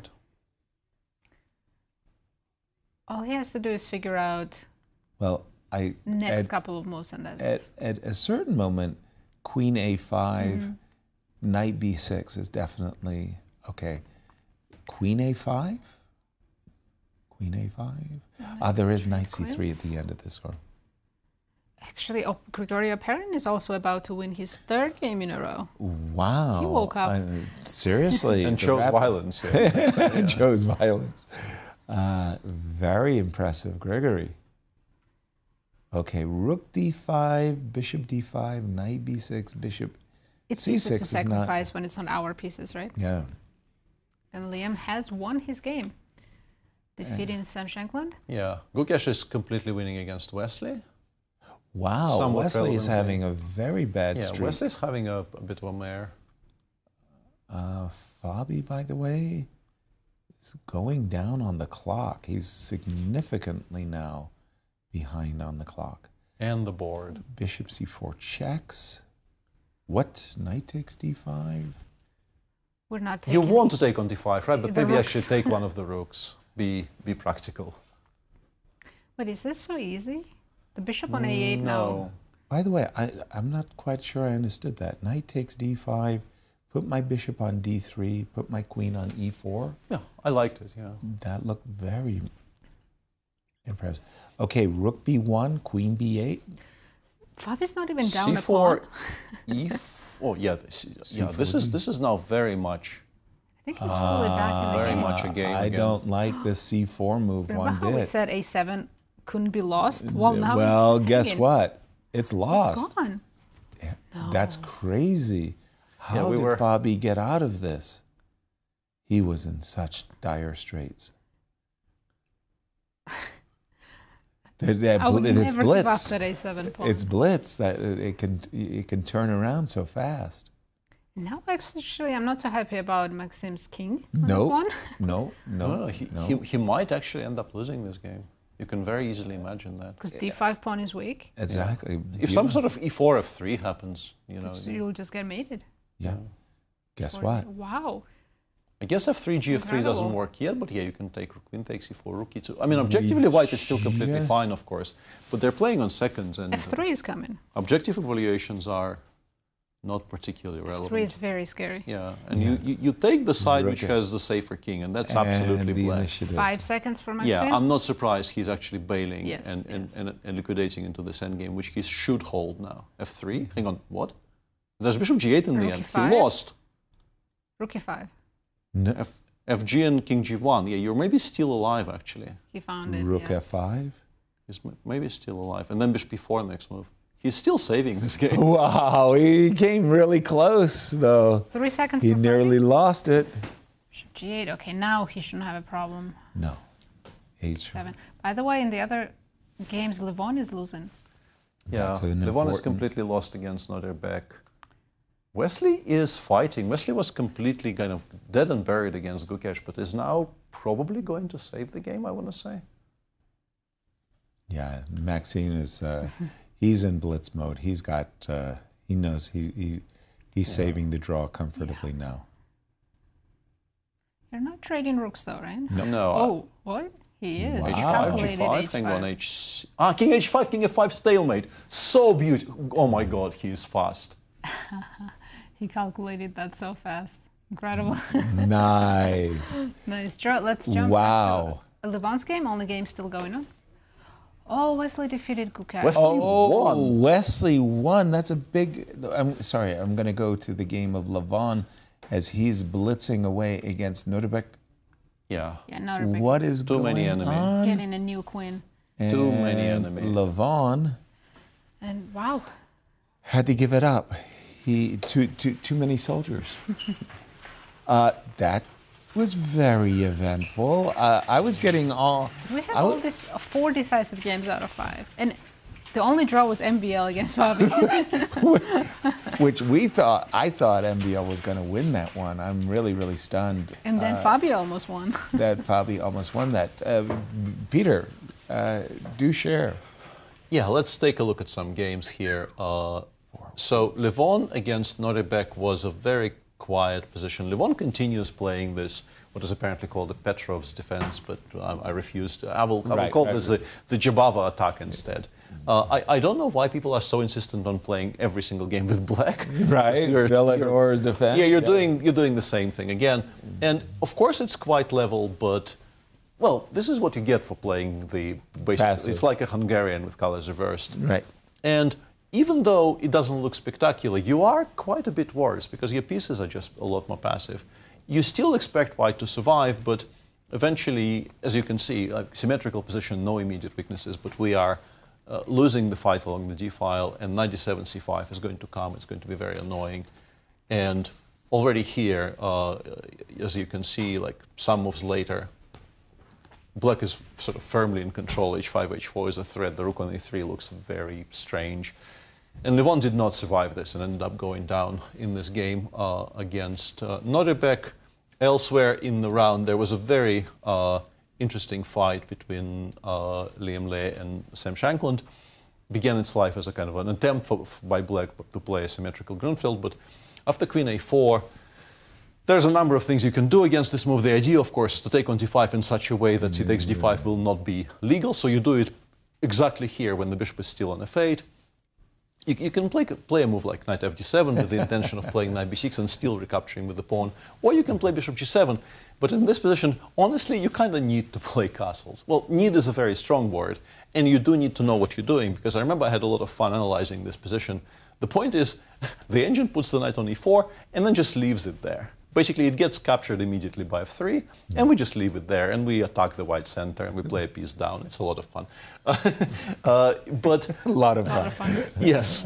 But if you How don't, do you spend your afternoon? But if you don't do that, you get positions like this, which are not bad, but it's sort of a dream, because eventually white maybe will have full control of the center. But Sam went for a very risky continuation. He took on d4, allowing bishop h6, and now your king on e8 is stuck. And somewhere around here, he was in trouble earlier, and the engine suggests b takes c4 is quite strong.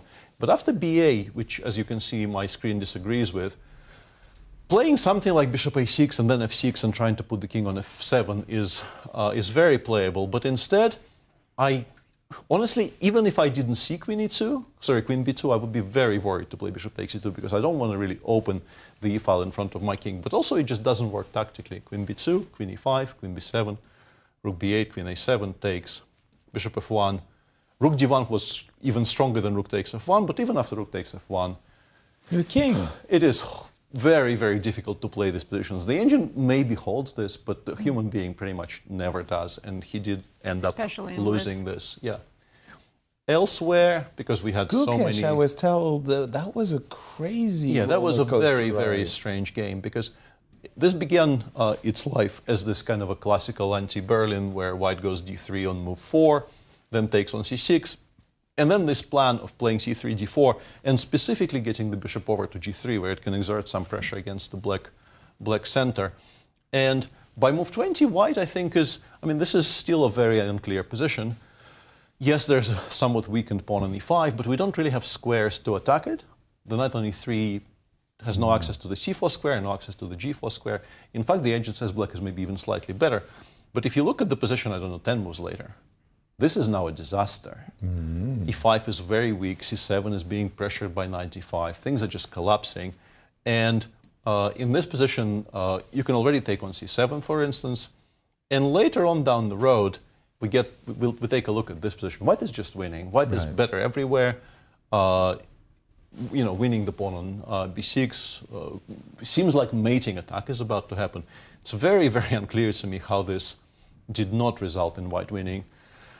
But yeah, I guess the root of the problem is this particular position where Gukesh decided to win more material by playing bishop takes e5. I guess thinking that you cannot take on e5 at all, because not only have we won another pawn, we're about to trade everything on f8. But no, there is queen a1 check, checks. king h2, and now you should take on b4 immediately. Instead, he played bishop d6, forcing white to play g3 is maybe unnecessary. And white is still, of course, better. It's still not very clear how you lose from here with white. But trading away those passive pieces and giving black a passer on the b file is maybe something he shouldn't have done. And somehow, I guess maybe he just lost on time. Even the final position might be a draw. But you can see how how things go wrong, because already here this probably will cost you a knight. Right. Yes, because the h5 pawn is of the wrong color. Yeah. White probably saves the game anyway, but there should never have been a conversation about white saving this game. White was bossing the game for much of its duration. Yeah. But yeah, kind of a painful loss for Gukesh and a very important victory for Wesley, who was on a bit of a bad run, but it's finally over. Thank you, Peter. And standings after 3 rounds of blitz, Nasi? Well, Fabi's still in the lead because Levon lost his game. Fabi has 15, extending his lead again. Levon 14 points. MVL 13, catching up. Gukesh after his loss. That was a big loss for Gukesh. Sorry. Yeah, and 11 points. And now Wesley's back, sharing 5th with Nodirbek. And amazingly, on the bottom half of the field, we have a 3-0 results. Oparin is 3 out of 3. Liem, I believe, has 2.5 out of 3. 2.5 out of the 3. But Grigoriy, I mean, incredible. He left a lot of points on the table in the Rapid. I don't think he got the points that he deserved in the Rapid. He only had 3 out of 9, and I thought he could have more. No, Liem is also on 3 out of 3. Liem is on 3 out of 3. He drew his first game? Nope. Oh, against Leinier that game. Wow. Yeah, he won that game. Yeah. And statistically speaking, tell us who's going to win. I was thinking that Fabi was going to have a 90% result if he had scored 16 out of 18, but... Well, pre-tournament, Fabi was the favorite at 24.8, Wesley second, MVL third. Then, after the 3-0 start for Levon, he won. He got 6 points on day 1. When you have perfect score, you become the favorite, of course. The new favorite, yeah. Levon was the favorite, Fabi second, Wesley third. And then day 2. Day 2, Fabi took the lead, and look at that. Half of the pie, it was his, more than half, 57%. Wesley in second and Levon in third. But after the last day of Rapid, I'm sure it's just between Fabi and Levon. And it is, it's all blue and green. Fabi at 62.4%, Levon at 30%, MVL at 5%, and Wesley at only 1%. Wow. Yeah, and just to confirm what your thought was, it was a loss on time that happened to nobody resigns in that position. Not even I resigned in that position. Tell us about the pairings for this upcoming... Well, before we do that, let's go back to that speech I gave without the graphics early on about the former world champions in the field, and let's introduce them again properly. This is the world Blitz ranking, the top 10 currently. A lot of people in this tournament are in this top 10, as you can see. 5 players above 2,800. Wesley, MVL, Levon, and Fabi, all very, very highly rated. And Alireza would also be, obviously, in this list, a full tour participant. And as for the world champions, we have a bunch of them in the field here. Leinier, as mentioned, winning the 2008 World Blitz Championship in Kazakhstan ahead of a very star-studded field. Then we have Levon, who won an absolutely grueling 38-round double round robin blitz tournament in Moscow in 2010 to become the World Blitz champion that year, ahead of, once again, probably pretty much everybody in the world. In 2013, in a Swiss tournament in Hante, Liem, who at that point was not as well known as he is now, beat a lot of very, very strong grandmasters. I think he won 2-0 against me that year as well to get to the title. And then in 2021, as mentioned, in Warsaw, there was the very, very dramatic finish to the race where Alireza, young Krzysztof Duda, and MVL all finished on 15 points, and then MVL contested that tiebreak against young Krzysztof and emerged victorious 2-1. Lovely, thank you, Peter. And we do have the pairings coming up, and we get to choose our marquee matchup. So round 4. Ooh, Help big. decide, yeah, between those top 2 boards. Yeah, big decision. We have Liem, who has 3 out of 3, playing Maxime Vachier-Lagrave, who is also playing really well. Right. Fabi, the tournament leader, playing Grigoriy Oparin, also 3 out of 3. Yeah, I'm going to stay with Liem, and MVL. We'll keep Fabi as our in the pocket. All right, then we have Leinier against Levon, Nodirbek playing Gukesh, and Shankland against Wesley. By the way, that Nodirbek Gukesh game, that is shaping up as Honestly, very, very, very games. crucial. I'm thinking Grandchester Right. always, in playoff positions, and those guys are on the bubbles, need big results. Everybody needs a big result. Right now, Fabi and Levon are not exactly in the greatest forms. Fabi is really kind of struggling, I would want to say. But because Levon is not catching up, he's sort of securing his position there. They are now separated from the rest of the field quite a bit. I think Levon has a 2-point lead over third-placed MVL. And No, I think it's 1 point. Maybe MVL is having a decent day, so it's only 1 point. But yeah, those top 3, I think, that's where the proper separation happened, because Gukesh, as we've just seen, lost his completely winning position to Wesley, losing his chance to come much closer to the leading group of players. So it feels like it's a bit of a 3-horse race currently, and all 3 of them, I mean, MVL is in a fantastic position. If MVL finishes in the top 3 in this tournament, beautiful. I think he was telling us 28 secures him qualification without Sinquefield Cup. Pretty much, sort of any result in a Sinquefield Cup will be enough. And clear third gets him to 28. Right. So exactly what he was telling us in the studio. I want to play Sinquefield Cup completely as a kind of a, relaxed free roll.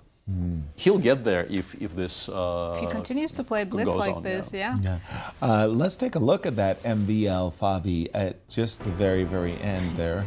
Such a beautiful stalemate. Because you don't see this very often. At first, going into this king and pawning game was shocking for us, because you're pawn down, something crazy could happen. Doesn't G5 win? If Black could play H6, he'd win on the spot. You calculated this in like half a second. Half a second. I can't move. Both of them smiling. Nicely done. That smile that we've just seen from Fabi is a smile of a man who knows he was dead lost by movement, and then somehow almost won the game. Crazy. Dismissing it from his presence. If MVL won that game, it would have been a complete shake-up. I think Fabi would still be in half-point lead, but Levon and MVL just half-point behind. We had that crazy start in the Rapid. 12 out of the 15 games were decisive. We had some crazy 80%. Maybe it was this last round where we finally saw some really decisive games, but I thought in round 1 we had a lot of draws for a blitz. 2 decisive results only. Only, right? And now, but this finally is picking up, and we're in blitz. You normally expect a very, very high percentage of decisive results. But again, I mean, 2 standout results thus far by Grigoriy, who you just saw taking his seat, and Liem, perfectly on time. They're listening to us. We were having the technical meeting with the players meeting, and Gukesh was late to arrive, And so we started the technical meeting, and I started to introduce all of these important people, you know, Joy Bray, you know, and then head of security, and just when I said important people, in walks Gukesh. He was waiting for that. Waiting for his introduction, you know.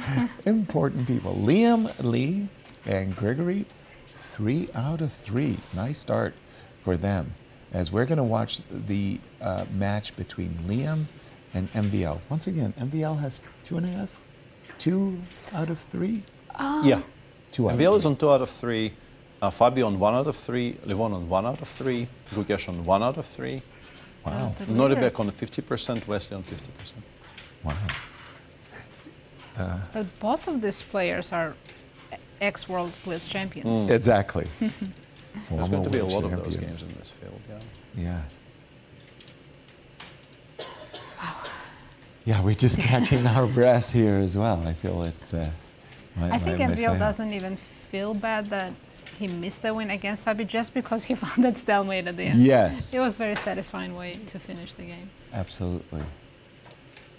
And because he has such a cushion in the Grandchester standings, he doesn't have to finish first here.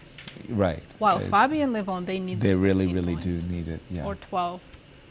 I like how Peter describes it as a free roll. You get a free roll in the Sinkfield Cup. And we are off. Round 4 of 9 games of Blitz. This is it. Ooh, C5. Got to give a shout out to Caruana for really popularizing this approach with the black pieces. He played this against Fabi in the American Cup, I believe, this year. Yes. He's been playing this against all comers and having very, very good results. Although I think in one game against Fabi he mixed something up and was in trouble, but in general he is like entirely untroubled and continues repeating it time and time again. Yep. I think he has great faith in this line and probably deservedly so. Yeah. Knight takes d5 has been my go-to answer in these positions because of I like playing the isolated queen pawn, but I do see that other players like e6 takes d5. I've always felt that it's a long-term plus. Bishop to d3. Does white go bishop b5 check here in knight e5? I've seen that, yeah. He absolutely did choose that approach. Funnily enough, I was always afraid of bishop d3 and knight e5. Funnily enough. Here he can drop back to d3 or take on d7, right? Queen b3 also possibly. Took on d7 immediately. What do you take with? Knight? Well, that's the problem. If you take with the knight, which he has done, your knight on c6, exactly, you're no longer tickling the d4. But if you took with the queen, knight e5 comes with a tempo, which is also unpleasant. Right. Pick your poison, so to speak. Knight is not ideal on b6. Yes, I know it does defend the pawn on b7, but not ideal. It'd be much happier on c6. Bishop to g5. I just feel like white's pieces are a little bit freer. Maybe black should play h6 to stop you from bishop g5.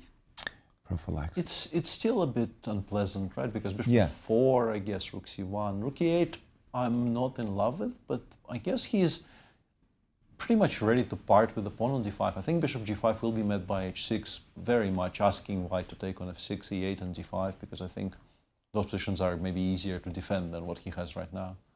Really? Give me the pawn. h6, bishop f6, bishop no, f6, I was rook wrong. d8. He is provoking knight e5, and then I guess the queen will go to f5? f5, maybe? Knight But e5. isn't the pawn hanging? Take on f6 and then d5? Yes.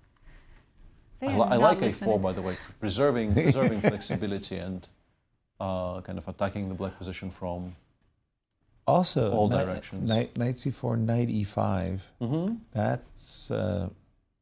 That's maybe more awkward to meet, actually. Exactly. And we'll see, because I think knight c4 has been played. MVL decides he can't really tolerate it much longer and goes for it. A moment of truth for Liem. Knight e5? How do you like those? It looks very tempting. Yeah. And then taken with the pawn, right? Yes.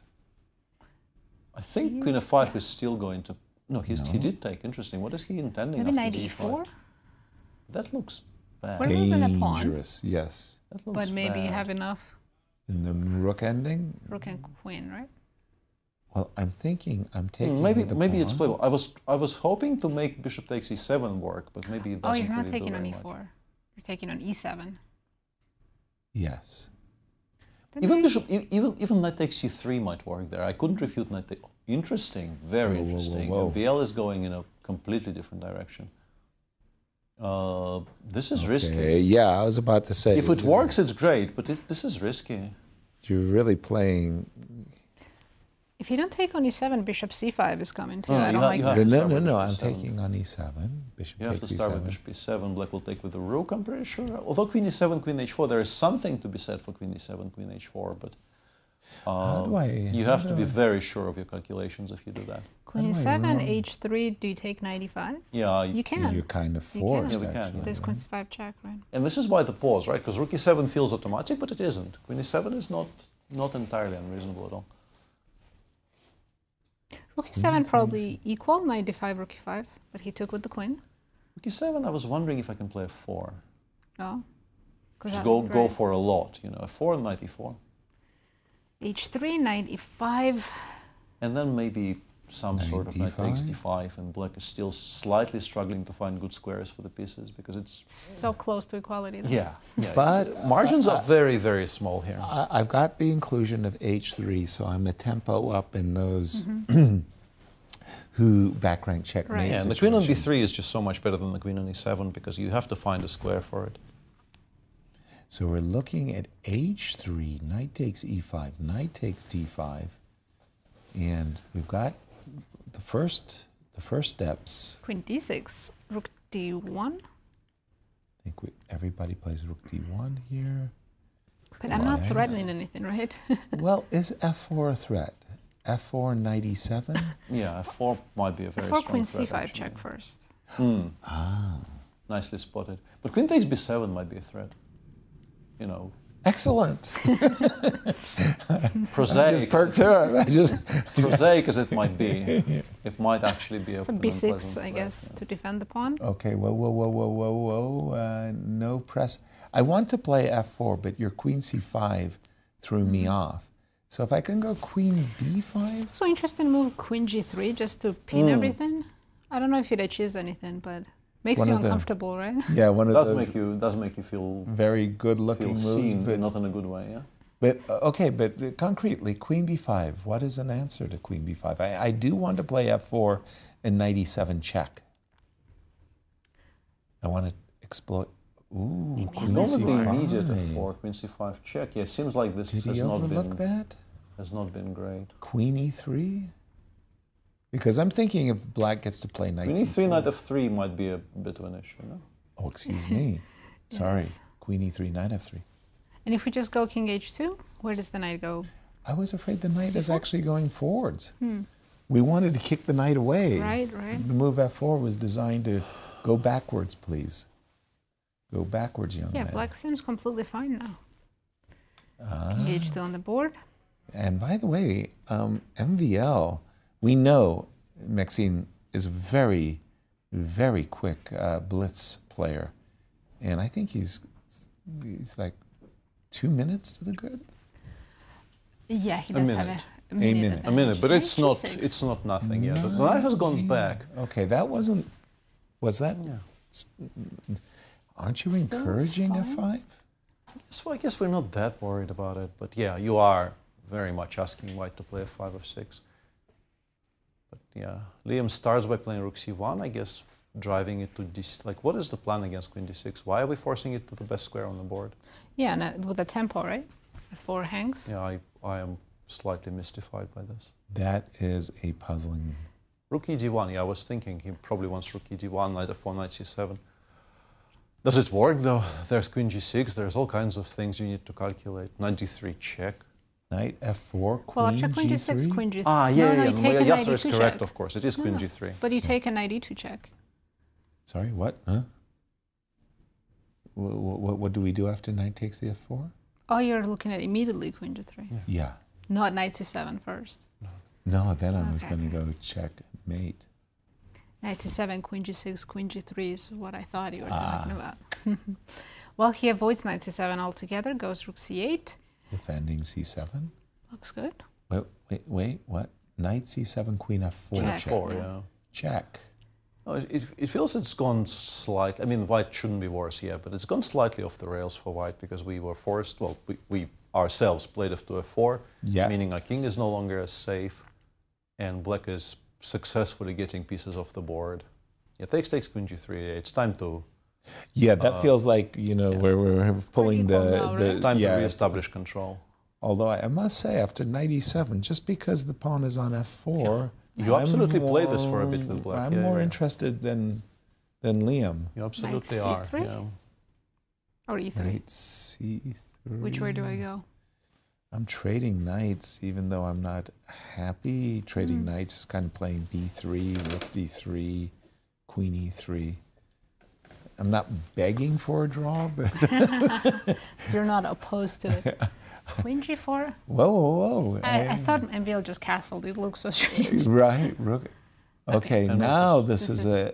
Okay, now yeah, it's now safer. things will come off the board. Right, this will be now it's safer. I think you just go a5 here, and yeah, MVL goes ba without much hesitation, and yeah. Okay, now handshake. Handshake. We are going to should call go to this game Fabi's a draw. We're going to flip over to the is game in of trouble. Fabi and Grigoriy. Grigoriy has started like a man He's on possessed. 3 out of 3. And much better. And much better against Fabi. Ooh. And yet another of those Retty type positions. Bishops. Ooh, that's a nasty move. Queen is coming to c3. This pawn on e5. Very, very weak. I also like c5, c4, but I don't mind bishop h5 at all. That's always one of those nasty little inclusions, because if I have to play queen e1, that's a terrible grovel. I don't What like do we this. do with white? We don't have any active moves? No, that's the problem. Where, you tell me, where's By the the way, play? Liam and MVL did draw their game as we expected. Okay. But if Fabi managed to stop Liam. Incredible. But no, I'm sitting there thinking that Fabi, he's kind of in a little bit of a desperado mode at the moment. Yeah, what was the idea after bishop e6? Do we just come back? Yeah. He's coming back, but now e5 is also very vulnerable. This is why bishop h5 was such an annoying move. Exactly. Queen c4 looks good, right, for black? Yeah, queen a3, c4, but bishop e5 is on tap. Well, queen c3. You can take on f3, play queen c3 and win the pawn. Yes. That's why I was starting with bishop f3. Oh, you can do it now too. Yeah, and queen takes e5. Also, to update our viewers, Wesley has won his game against Shankland. Now 2 in a row. Okay, because he had such a terrible start there. Yeah, Gukesh in bad trouble against Nodirbek. And Fabi's down a pawn, but his position No, I has think this is improved an a lot. Improved this is a massive enormously. Yeah, he should probably survive from here. Although, of course, we still like black, c4, c3. And unless you c6 can go there. d4? No. Maybe takes queen c6 is worrying him. Takes and queen c6. He's gone queen takes d5 is an immediate draw. Oh, that's it, yes. He's done it.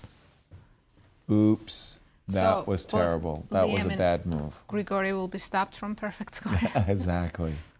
Yeah, this looks like a very... Nodirbek does beat Gukesh. Ooh. Yeah. Gukesh once again not starting well at all in the... Only one game going on. It's Leinier. Leinier versus Levon, and we Levon have is 2 better, knights but Leinier versus maybe 2 will bishops. I don't know. 3 seconds against 20 though, and a position which you don't enjoy. Yeah. 3 seconds. Wow. Those Rook d7 knights. maybe, or bishop b4. Yeah, bishop b4 maybe even more annoying. Like, what do you even do? Where does it? Rook No, d3. rook d3. Yeah. He could have gone knight Levon h4. wins. He had to play knight h4, but okay. Again, no, not for 3 decisive games out of 5. What could have been 5? Could have easily been 5, yeah. Levon, by the way, that is a bad result. He came in second position, but he's only scored 1 out of 4? Levon won that game. Oh, pardon me. Leinier. Leinier. Levon won that game. Sorry. So Levon actually catches up a little bit to Fabi because Fabi drew and Levon won. I think there's now half a point difference between them. And VL is having the best of our top three, MVL is having by far the best day so far. MVL is on 2.5 out of 4. Levon is catching up a bit. Fabi is still struggling. He is on 1.5 out of 4, and frankly could have been worse. Oh, much That worse. was a very, very unpleasant position against Grigoriy that he just saved. Yeah. Svidler, can you please show us the game between Nodirbek and Gukesh? Sure. What happened there? Yeah, we didn't see that one. Sure, at that all. was actually a pure exchange Spanish. I wanted to say an anti-Berlin, but no, a pure exchange Spanish. Queen f6 is a line I played myself a little bit. This isn't really supposed to be much of anything at all, but of course structural problems always remain, because the idea of the exchange Spanish, for those of our viewers who are unaware of this opening, is basically if you remove every single piece from the board, the resulting pawn ending is winning for white, because white has majority on the king side and black doesn't really have a meaningful majority on the queen side. It's a very simplistic approach, but it sort of holds. And it continued in this fashion. Honestly, I don't quite like what Gukesh has done here, because the queens are now off the board. This is going to be a very annoying knight on a5, which is very difficult to smoke out, and there's threats happening all the time. And white is just pressing, and in this position, knight d4 was maybe stronger, much stronger actually than knight c5. And had Gukesh found g5, knight e2, knight d5 here, maybe he could have even tried playing for counterplay. But instead we got here, where black is worse but still surviving. Worse because, as you can see, with the white pawn on g5 and the black king on g8, if somehow white gets rid of this bishop on e5, will be trouble. But just a blunder in f7, f6 followed here, and now suddenly after bishop d4 you appear to be losing material, because if you take on d4, the bishop is hanging, the pawn is hanging. Gukesh played king f7, but then after gf, king takes f6 and rook a6. Further trouble up ahead. Black played rook d6. Now the engine says rook a5 ends the game on the spot, forcing bishop takes d4, taking with the knight. Careful. And then e5 is a threat, rook c5 is a threat, everything is a threat. But what Nodirbek has done is also very, very strong. And after f4, black ended up giving up this piece because the bishop really doesn't have any squares. But after, yes, it's a very beautiful passer, but it doesn't really go very much of anywhere. Bishop a3 followed by knight d4, and white continues collecting a lot of material, and black resigned. And Nodirbek also won 2 games in a row. Yeah, Nodirbek is on a bit of a run. He began shakily, but now he's on 2 out of 2. Let's take a look at the standings after 4 rounds of Blitz. It's only been 4. Feels like more. It does. Well, Fabi's still in the lead, 15.5 points. Levon in second, just a half point behind him with 15. MVL, and they play each other. Ooh. No. MVL 13.5. Wesley Nodirbek share in fourth with 11.5. Important victories by both Wesley and Nodirbek. For Wesley, especially so. 2 in a row for both of them. Indeed. And we do have, for our marquee matchup coming up, Levon Aronian is going to play Fabiano. There we go. Well, all eyes will be on that game, Levon against Fabi. Then we have MVL against some Shankland. That's a good chance for MVL to win another game and get closer to Levon and Fabi. Then we have Wesley and Nodirbek. Also 2 out of 2, so we've got a backup. And then Oparin against Liem and Gukesh against Dominguez. By the way, Oparin and Liem with their 3.5 out of 4 starts. That's for the Blitz Championship of the tournament. Sorry, and Gukesh. Both having kind of a bad day so far. Yeah. Yeah, and nobody in our top group has more than 2.5 out of 4, somewhat shockingly, because normally somebody goes on a run. But we do have players in the lower echelons having a very nice day, as we mentioned. Oparin almost on 4 out of 4. Liem, I don't think he's matched his score in the Rapids in the first day from the first pretty much, yeah. So yeah, very interesting tournament ahead, and a massive game in Levon versus Fabi, because if Levon wins, he's going to be leading for the first time. And no, actually that's not true. He began by 6 out of 6 and on day 1, but not since day 2 has Levon been in the lead, and Fabi has been kind of cruising. If our production team does have the Grand Chess Tour standings graphic, it's so crucial for our viewers. But look at that, they were at the ready. Why is winning 13 points so important? For Fabi and Levon, well, they're sharing last. They only have a 10.5 points right now. If they get the 13 or 12, they jump straight to first or second place. And leapfrog over Ali Reza. Only Alireza and Prague are not playing from this top 4 here. Right. So they can pass those two players. MVL, he's definitely getting good amount of He's points. thinking to himself, look, guys, you guys go ahead and get the 13. I'm happy collecting 9 or 8 or 10. That would work for me. And Wesley is similar Yeah, Wesley thinking. also needs A good result, a good decent result, result. sure. And A top half result for sure. But exactly. yeah, and sadly for his billions of fans, Gukesh, I feel like playing himself almost out of contention for Brazil. Ooh. Because he's on 1 out of 4 today, doesn't seem to be gaining any kind of momentum. Obviously, plenty of games left. I don't want to say anything like nothing is set in stone with only 4 rounds out of 18 possible played. But the way he's playing so far, and him on only 11 points in those GCT standings, if he ends up in the lower half of the standings for the St. Louis Rapid Blitz, he will be, let's say, on, I don't know, 16 points. He prior would to need Sinquefield Cup. 13 in the Sinquefield Cup. Winning the Sinquefield Cup will get him to 28, and it feels like, I mean, Borderline. maybe 28 is fine for MVL, but I would need to consult MVL, our resident mathematician there, Exactly. to find out whether 28 is good for anybody, because Your bottom line is that Gukesh is playing himself out of contention. out of contention for Brazil, yeah. Exactly. Obviously, not the end of the world. He's a very, very young man, but we would like to continue watching him play chess on the tour. But he needs to pick up the pace, because he needs a top half finish in this one. Maybe, ideally, something like plus top 3. Talking about keeping up the pace, we're going to go on break.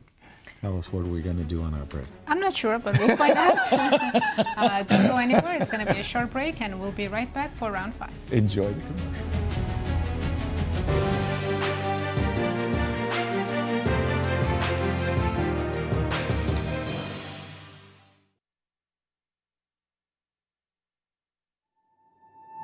The 2025 Grand Chess Tour heads to St. Louis for 2 thrilling back-to-back events, the St. Louis Rapid Blitz and the prestigious Sinquefield Cup. Watch top grandmasters battle in fast-paced time controls and intense classical matches as they fight for points in the race for the GCT title. It's a chess showdown you won't want to miss. Be there to witness the drama unfold live from the chess capital of America, St. Louis, Missouri.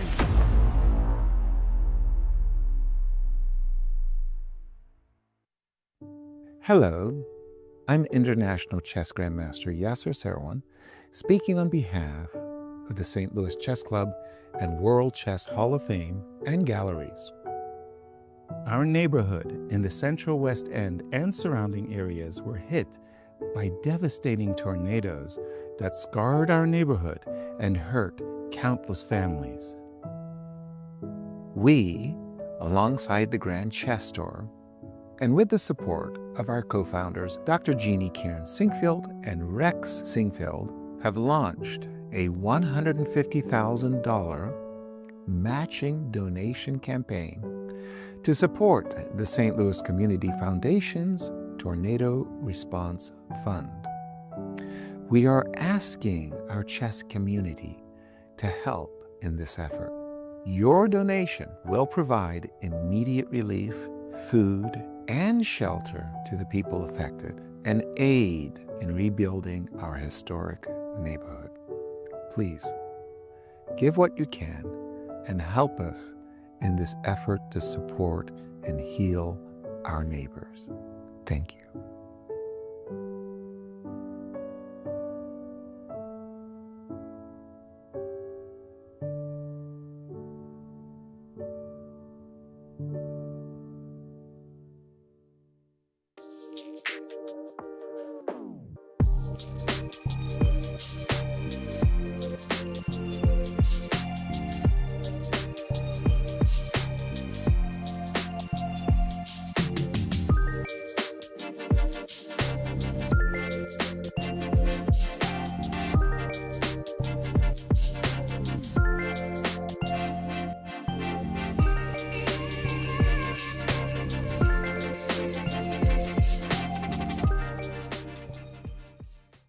Corporate Chess League started in 2018, and we started it because we wanted to get the corporations around St. Louis to get together, casually play chess, and network together. So each corporation has their own team. They bring 4 to 6 people every week, and they play over the board in-person chess. In our team, for all of us to be here, we don't see each other throughout our week. We work in different departments in different areas. So yeah, I think it's a good thing to hang out with your other peers at the club. So what myself and my coworkers get out of playing in the Corporate Chess League is camaraderie, getting to hang out with people from work, from different departments, getting to meet people from other companies, learn what they do, and obviously just enjoy the game of chess that we all love. We have about 10 teams right now. We average 10 to 12 teams every year. So if your corporation is interested, or if you work for a corporation and you're trying to get a team, all you need to do is go to our website, stlouischessclub.org, and all the information is there. Are you a lady looking to hone your chess skills? Did you play as a girl and want to get back into it?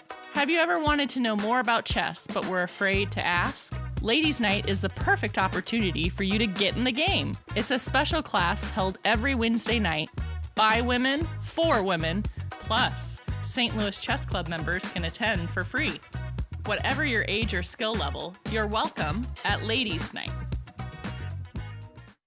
The World Chess Hall of Fame Music Series is coming to your neighborhood with the returning Chess Pocket Park concerts.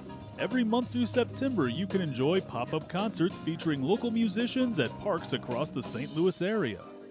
And best of all, these shows are completely free and open to the public. Be sure not to miss any of these upcoming performances. And for more information, please visit worldchesshof.org. Hey everybody, what's up? This is Brian Owens, Music Director and Creative Resident of the World Chess Hall of Fame, and I just want to invite you to come out to just a great musical experience. The culture here at World Chess Hall of Fame around our music series has been growing. Audiences can expect an array of genre, everything from pop and soul to R&B and country, and I really love that because it's just indicative of the creative and cultural excellence that we have here at the World Chess Hall of Fame. We want you to come out and experience it with us, and make sure you get your tickets because by next year, may be sold out. So come on down, everybody.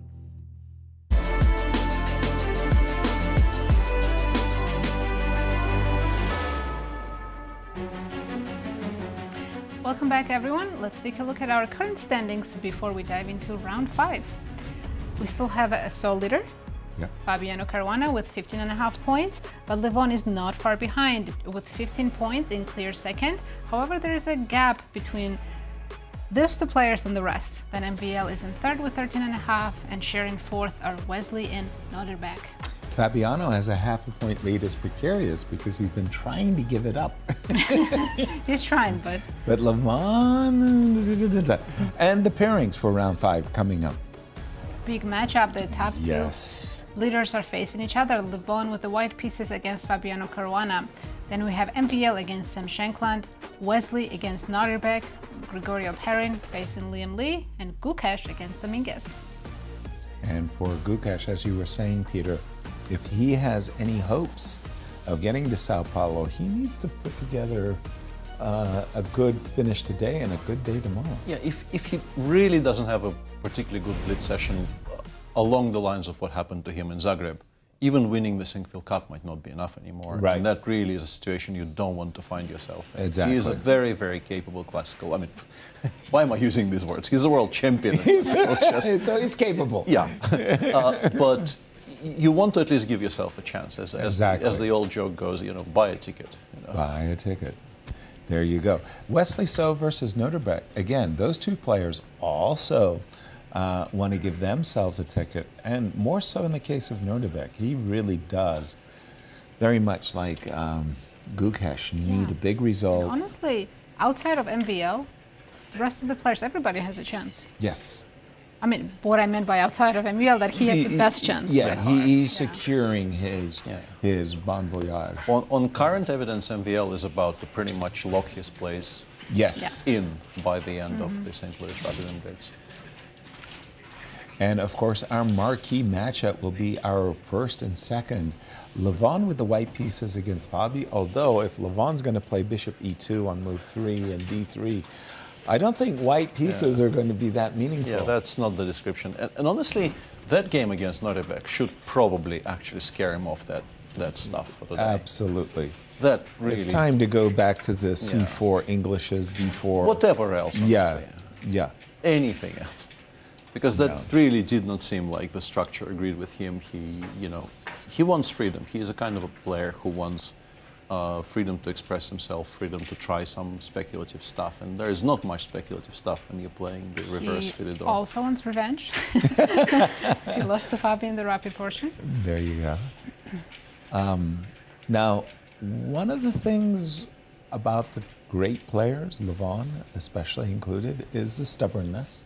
Sometimes you do get on the wrong horse and you do refuse to get off. And this is something I've never really done myself properly, but I know very strong blitz players do, and this is maybe an argument for continuing. They just decide, today with the white pieces, this is the opening I play, because it kind of, it takes the mental load off you.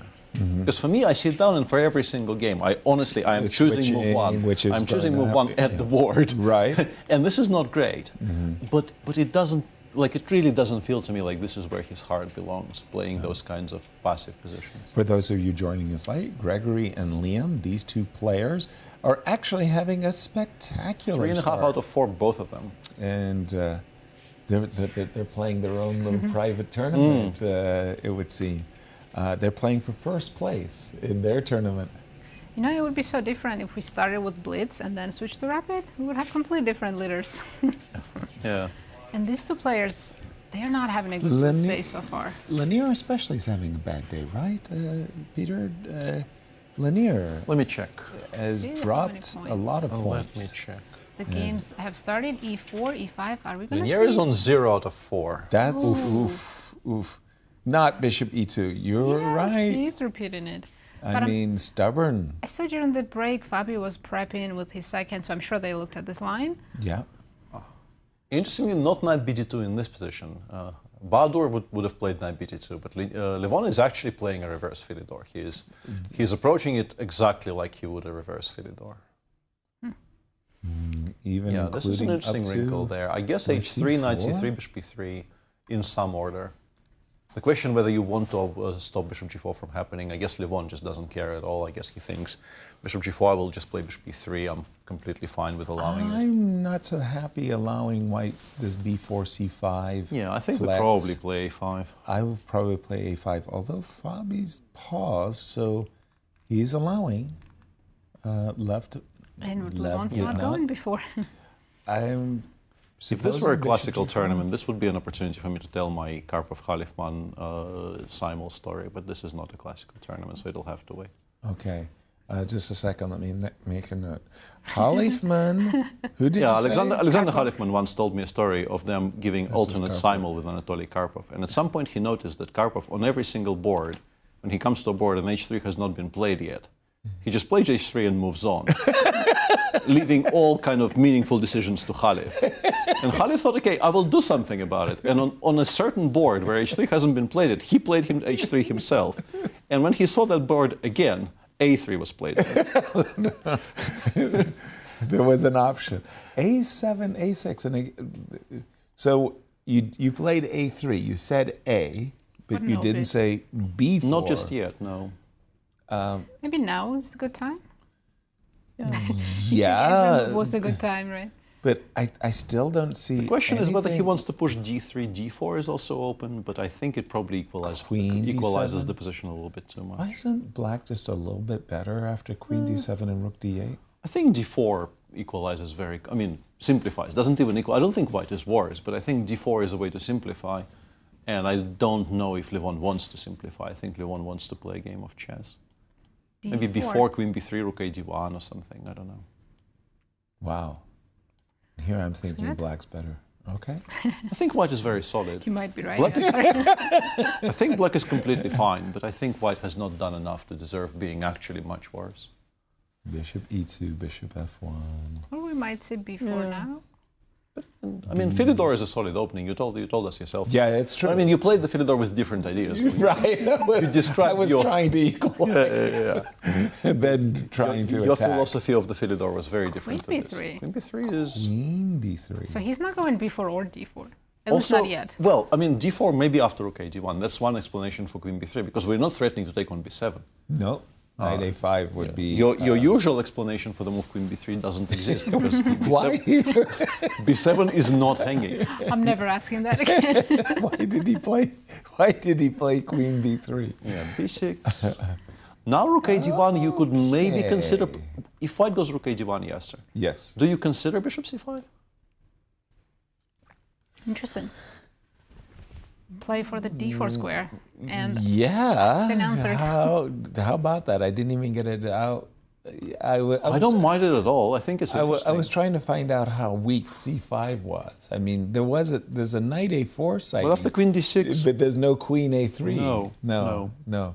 So Bishop C5, and he's saying, look, as long as I stop D4 while you had the chance. Yeah, as long as I'm stopping D3, D4, that is a backward pawn. You will have to nurse it, and maybe on a good day I'll also get to occupy the D4 square and recapture with a piece. Mm-hmm. So I think Levon is still in that I need to equalize this position kind of mode. Really is. Would you consider Knight D5 here for white? I'm looking more at Queen A4. Queen A4. Queen A4, just this idea that any Knight Knight D4, I'm not going to allow you to recapture with a piece on D4.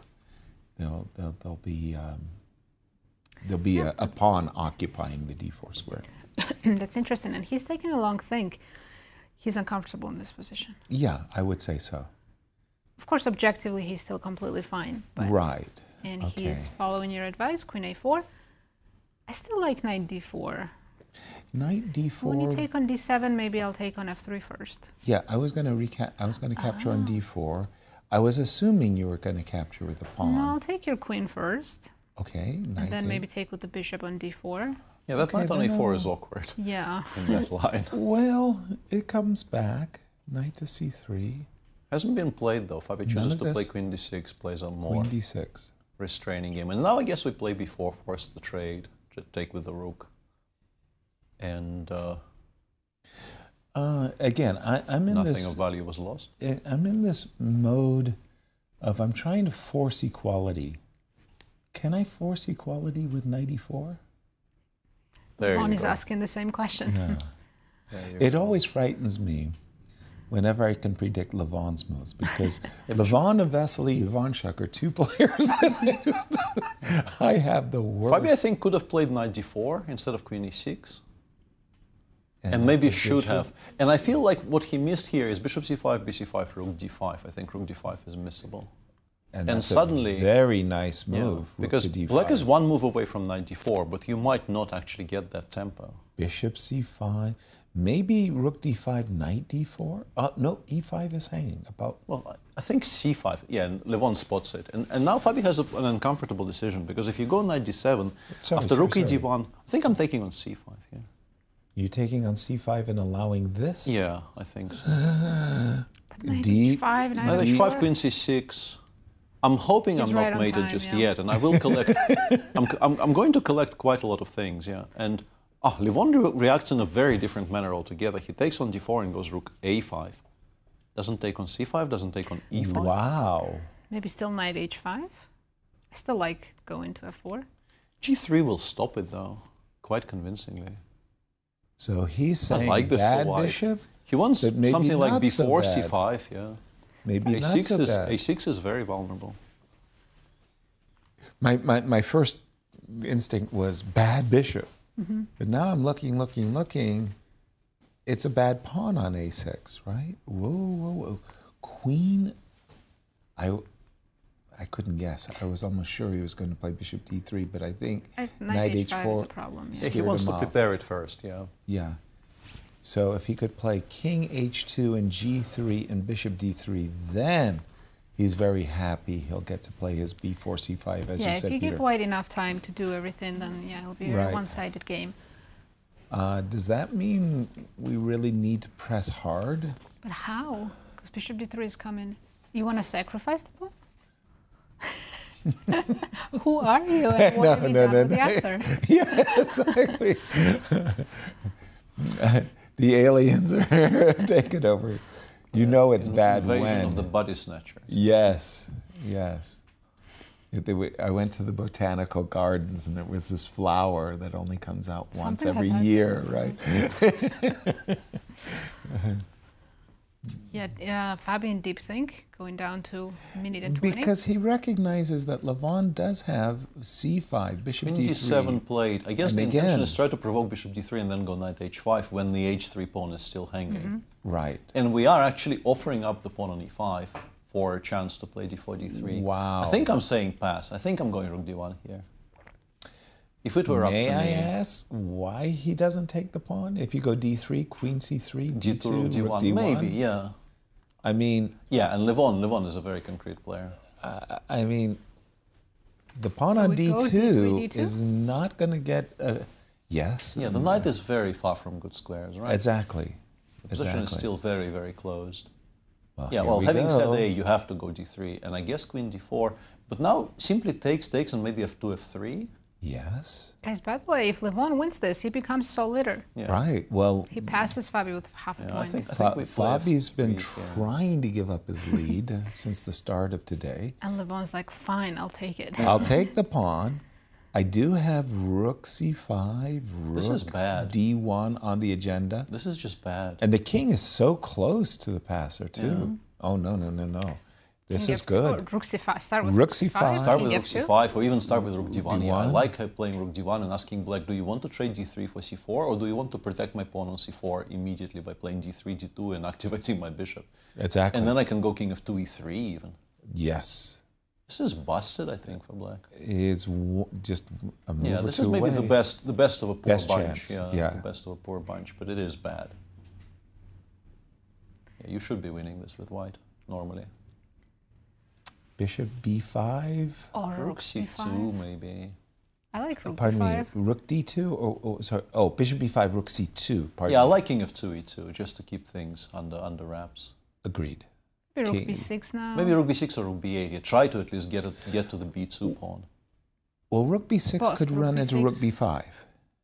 g5. Yeah. Very positionally sound, but I don't think we have time for that. King e3. If we don't generate immediate counterplay, we will just lose long term.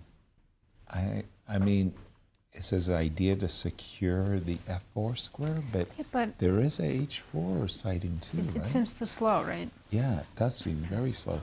By the way, not for nothing, but this rook on e5 does keep a careful, watchful eye on the Oh, a it's a pawn. great rook. It's It's making great. the a8 rook so passive.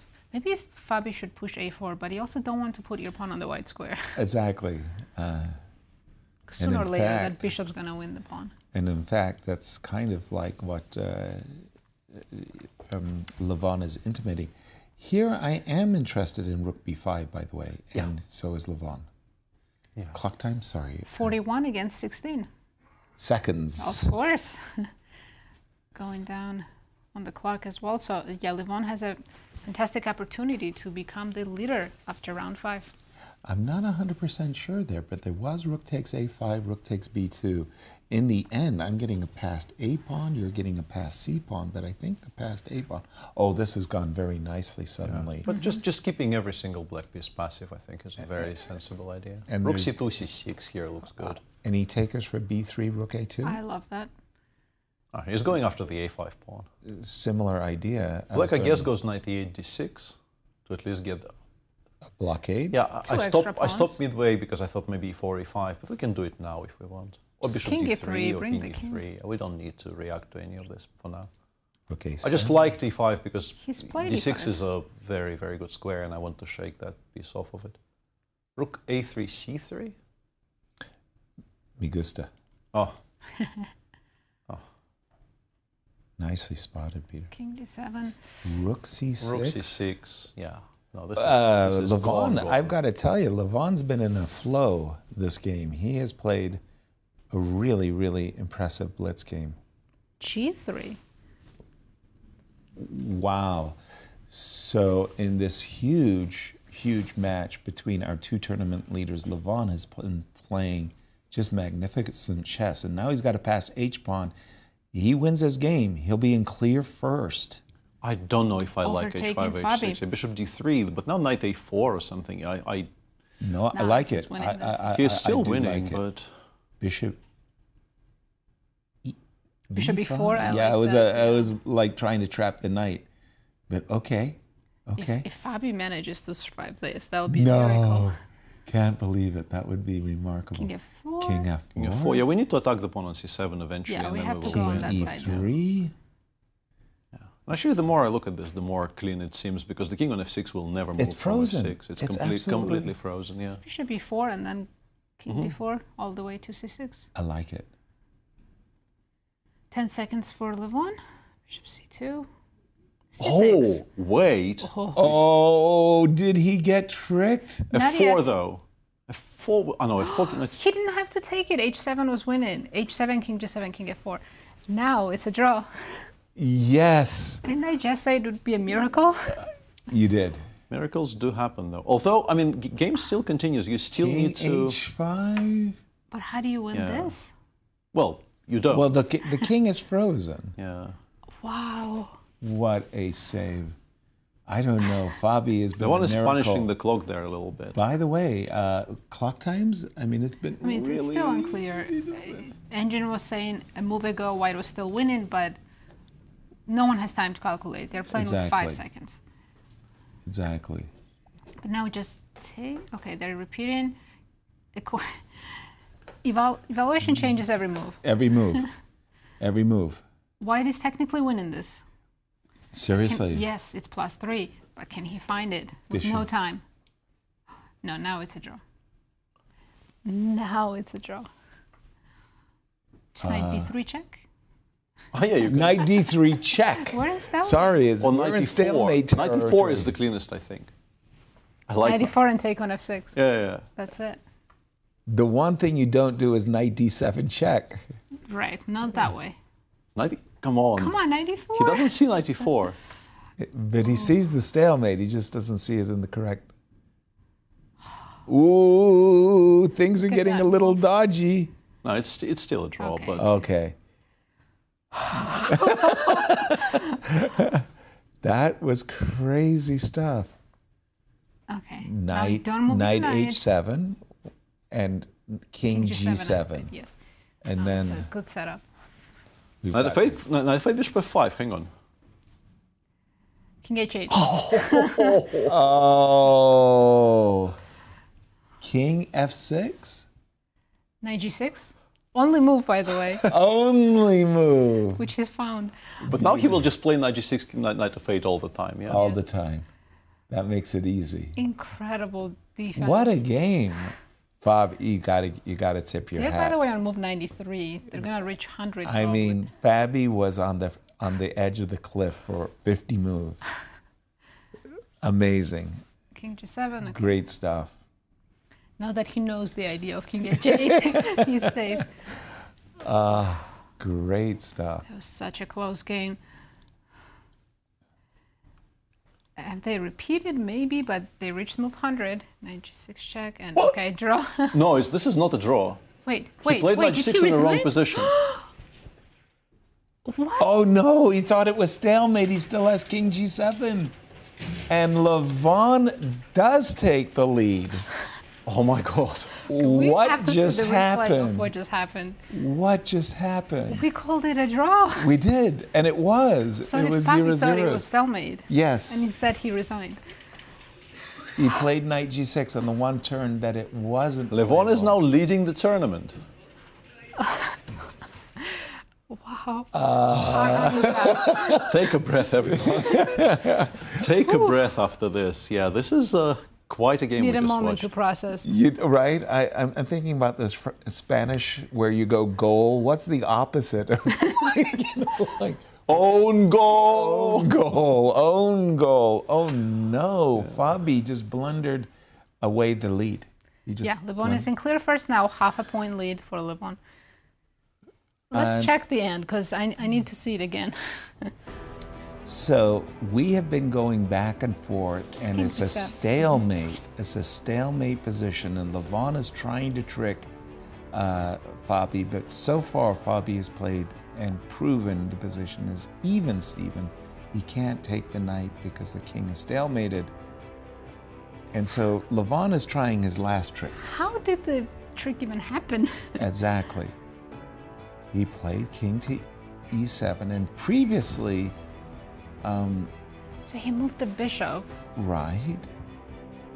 I think the moment when Fabi sacrificed the knight, on g6, king was on e7, so black king still had a move on g7. Correct. And he forgot that white king moved. Exactly. And now you need to go king to g7 as soon as king Which he goes to did. e7. And then Which he he forgot did. to do it again. So he gets this position, and keep this position in mind, because this is the drawing position. And by the way, it's Levon who has less time. Fabi had like 12 seconds. Right. I was actually thinking Levon was going to lose on time. It was that And close. I think it is here when instead of king g7, he went knight g6 and just blundered a piece in the game.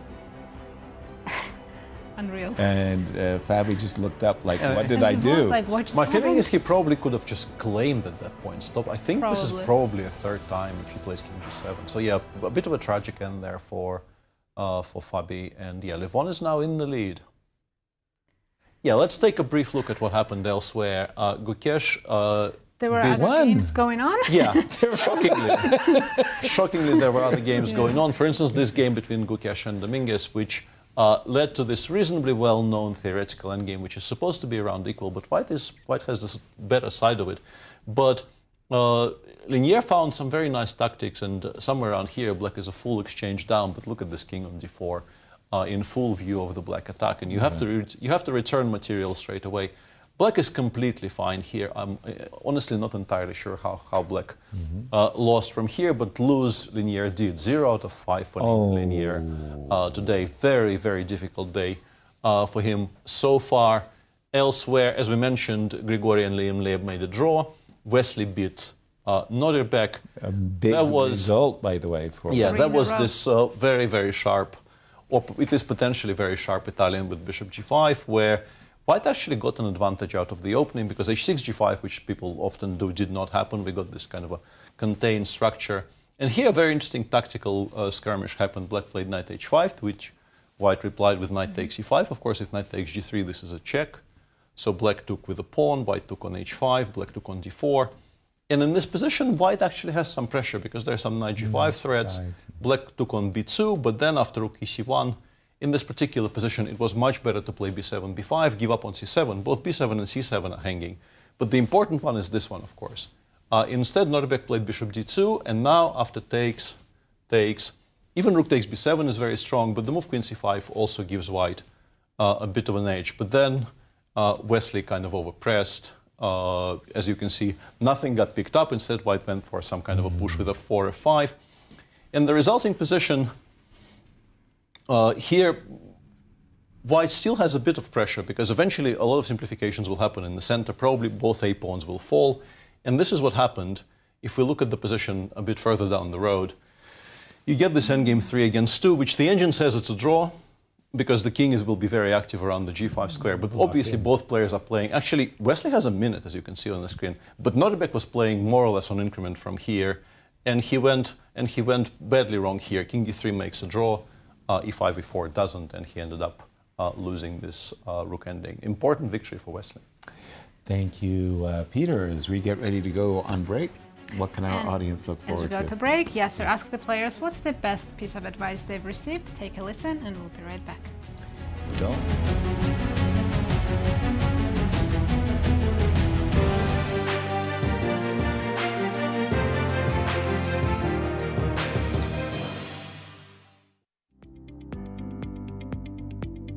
When you think back on your chess career, what is the best advice, or rather the piece of advice that you remember that resonated with you, that helped your chess career? I believe it's mostly the non-chess advice that sticks with you the most. Okay. I mean, in the toughest situations, like I was reminded a lot of times to remember why I started playing chess. Mm-hmm. Like, I mean, when I have a few streak of bad tournaments or I have a few bad games, like it really helps to think like why you started playing chess. Yeah? It's not to achieve anything or like any of the like results or anything like that. Right. Just for the pure love of the game. And when you remember that, you know that, okay, it's worth struggling for. Oof, it's a difficult question. I mean, I would probably say that the best advice was just that you should enjoy the game.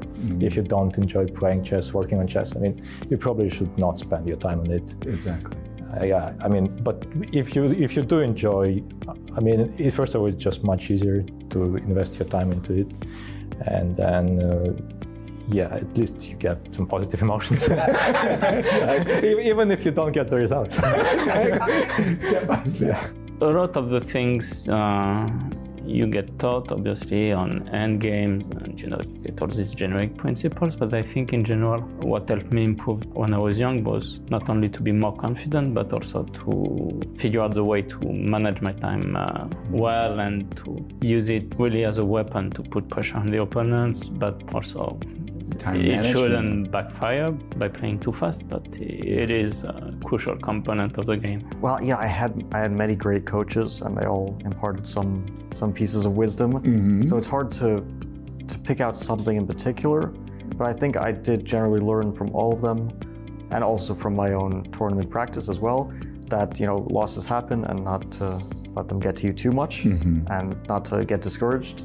Everyone has to deal with them. Right. But if you can get past them, that actually will very often make the difference between you and another player, and who is having the overall better career.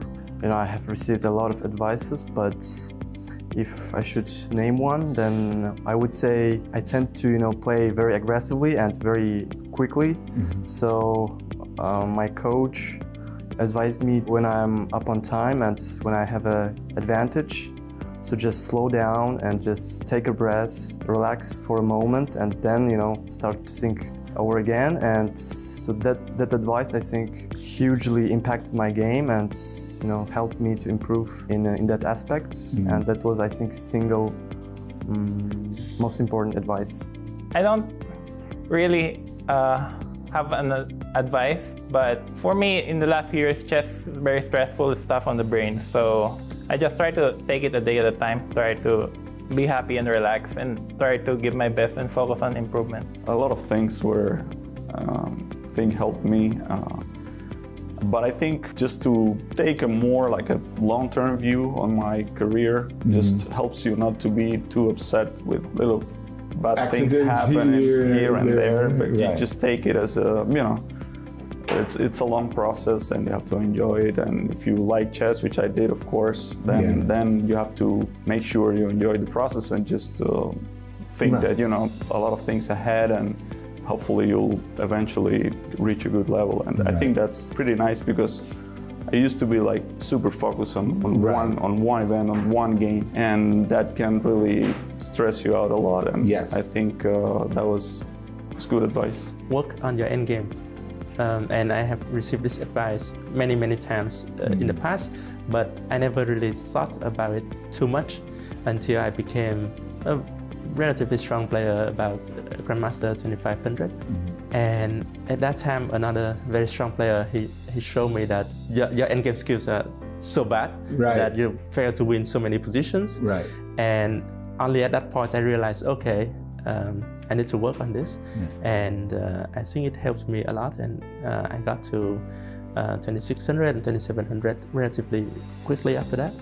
And I think it's still important today, and so many people, especially the youngsters, they tend to underestimate the endgame technique, the technical part of the game. So I try to still, from time to time, review my endgame stuff and make sure that I remember the basic ones and don't miss a lot of points.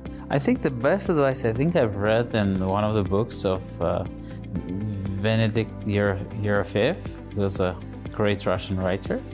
And it basically lies in the fact is as if the things are going bad, you tell yourself things are never gonna get better. You're going to go lower and lower. This is the end of everything. And it kind of relaxes you. Because you know what to look forward to, right? No, because we're always thinking, oh my God, what's gonna happen? How we're gonna come on top? But if you tell yourself, no, this is just the start of the horror, and you take yourself with a joke, and you relax. There have been so many pieces of advice, none of them stunningly brilliant and all of them marginally helpful. If I had to pick one, I would say try to always remain objective with yourself. You know, be honest with yourself when you've been outplayed and don't try to hide it. Be honest when you got lucky or when you got unlucky, and don't be mean to yourself. You know, always play the board in front of you, not the person. You know, if it's your friend, you need to be coming after them with everything you have. I've never made quick draws with my friends. Okay, that's another good one. Don't make quick draws. Don't be a chicken. Nobody likes a chicken. I never do it, and I don't understand why others do.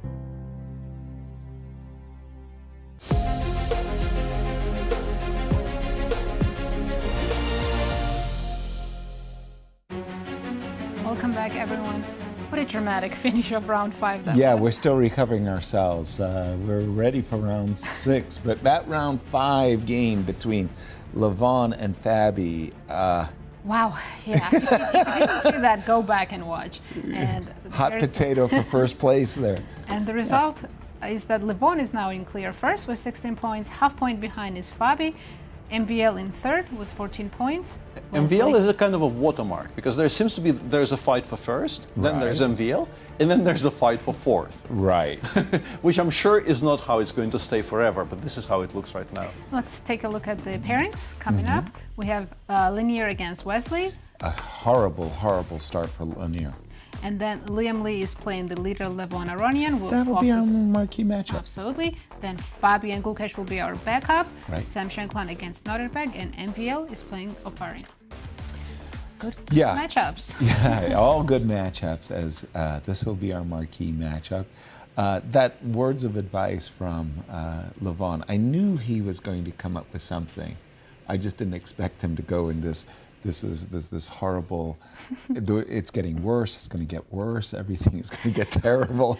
And then when you recognize that's the reality, yeah. the cruel reality of things just getting worse and worse, then you can deal with... you can relax. Yeah, that's the idea. Knight f3, d5. I'm sure we're going to see Rogozin, bishop b4. Yeah. It didn't go so well against Fabi in the rapid section, but this is a slightly different version. Queen a4 check. Yeah, provoking knight c6 so that your major Rogozin idea of playing c5 as early as possible is now stymied by your own knight on c6. But obviously you waste quite some time doing it. Yeah. It's remarkable how much progress or theory has been developed. Sorry to interrupt, but we have the quickest draw in the game, Dominguez and Wesley. That's the Berlin queen e4, queen d4. Yeah, Leinier's just said, oh my God, enough is enough. Yeah. I can't lose 6 in a row. I've lost too many. e5. Okay, d5. Queen c5. Are they still following the precepts of theory?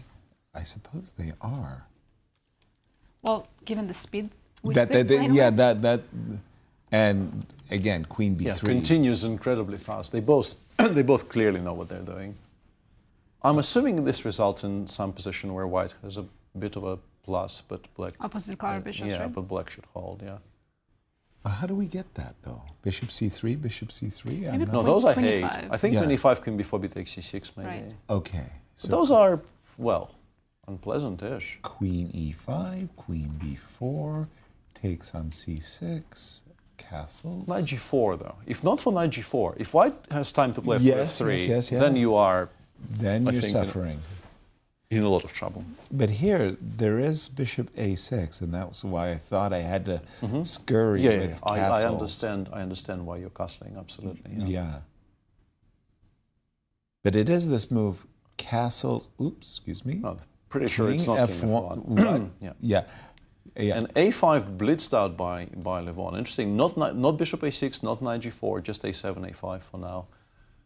Surprise. Yeah, I think my initial reaction was go to h4 so that knight g4 is no longer a problem. And now I've got once again, you have about 2 moves here with black before you're much worse, right? Yeah, the moment I go rook d1 and f3, so, okay, aha. Yeah, that's the point. I just spotted something. Rook b4? Yes. Yeah, rook about to come in. I spotted some counterplay. That's a very, very important resource. Although, honestly, I think maybe the bigger problem is b3, rook d8 for now. Okay. But there's a back rank issue. I was wondering if rook d1, rook takes d2 might work, but it doesn't, at least immediately. Is it crazy to play something like knight a4? You want the bishop on c3. Knight a4, knight e4, maybe, just in time? Yeah, just in time to... Because, yeah, if it lands on c3, black is busted. Of course, of course. So what we're talking about is knight a4, make a bad move for black, h6, bishop comes to c3, and then we've got complete control. The problem with the immediate knight a4 is, as Peter just mentioned, knight e4 with a tickle against the bishop. So what do we play? Just simply developing moves with the rook? Well, b2, b3, rook b4, f4. Well, queen g3 even. Honestly, those endgames are not that pleasant either. You want to give up the pawn? To start with b3. Yeah. I'm waiting for rook b4 and then going queen g3. Okay. Rook b3, rook d8 played. I think we can go rook d1. I don't know which one. He's gone with the f rook, bishop. Yeah. So this is now... So now he's threatening rook takes f3, rook d2, yeah. But Liem clearly sees something. No, I've got queen e1, Peter. Oh, bishop d7. And? No, I'm confused by this. I think maybe we're looking at rook takes d2. Yeah, I think it's rook a1 anyway. Queen takes d... Yeah, we will see in a moment. Yeah, rook d2. I think it's rook a1 anyway, and it ends up being very level. Well, there's e3. Queen f2, because I will still win some material at the end of the last that one. rank still hanging. Yeah. Gotcha. Okay, so what we had thought was this very, very seductive move. Queen e1 defends a1, attacks the bishop, threatens rook d8. But Peter pointed out bishop d7. Liem has taken on e3. Yeah, Levon included this first. What does this change? Levon included e3 check. Queen f2 and then took on c3. And then took on c3, so we're probably coming to the same position. Yeah, we have position. to play rook d1, and black probably plays bishop d7, and is a bit better. Because not only your pawn up, your king is safer. White has this f2, f3 played onto the board, which is not really, as we know. There's also queen a1, queen a2. And there's also queen a... I've got to take the two pieces off the board. I'm not going to let you... Do we play... No, we can't play g4 here. Knight g5 will win on the spot. No. I'm not going to let you do this. Oh yeah, once knight comes to d5, black resigns. Honestly, I'm a bit shocked the engine doesn't say black is winning, because it doesn't for some reason, but it looks black horrible. Is better. Not winning, but better. It looks horrible. Well, once again, why isn't he just winning? Rook takes d7, knight takes d7, rook takes d7. I guess queen c4 in the end. Queen a1 check, queen f1, queen c4 in the end. Well, queen... I don't have queen b3. Yes. And then I will finally get to take on Just c7. queen b1 check and queen f5. Yeah. Should still be a little better. No, it's unpleasant. The king is on f2. You're never very happy in these types of positions with the king on f2, because if black manages to give some checks to it, they might be this made. Line, by the way, exactly. Oops, sorry. Yeah, I think queen c4 is queen c4 is about to happen. Black has to choose which square to return the queen to. There's also just rook f8 if you want. Although in that case, rook c7, I feel a little bit more comfy.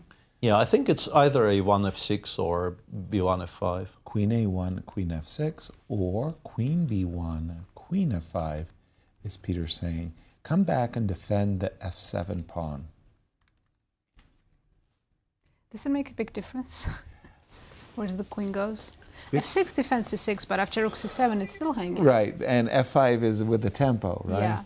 It's the type of thing in classical chess you might think figure 30 it out. minutes Yeah. for which square is the better retreat. In Blitz, if you're so inclined. Yeah.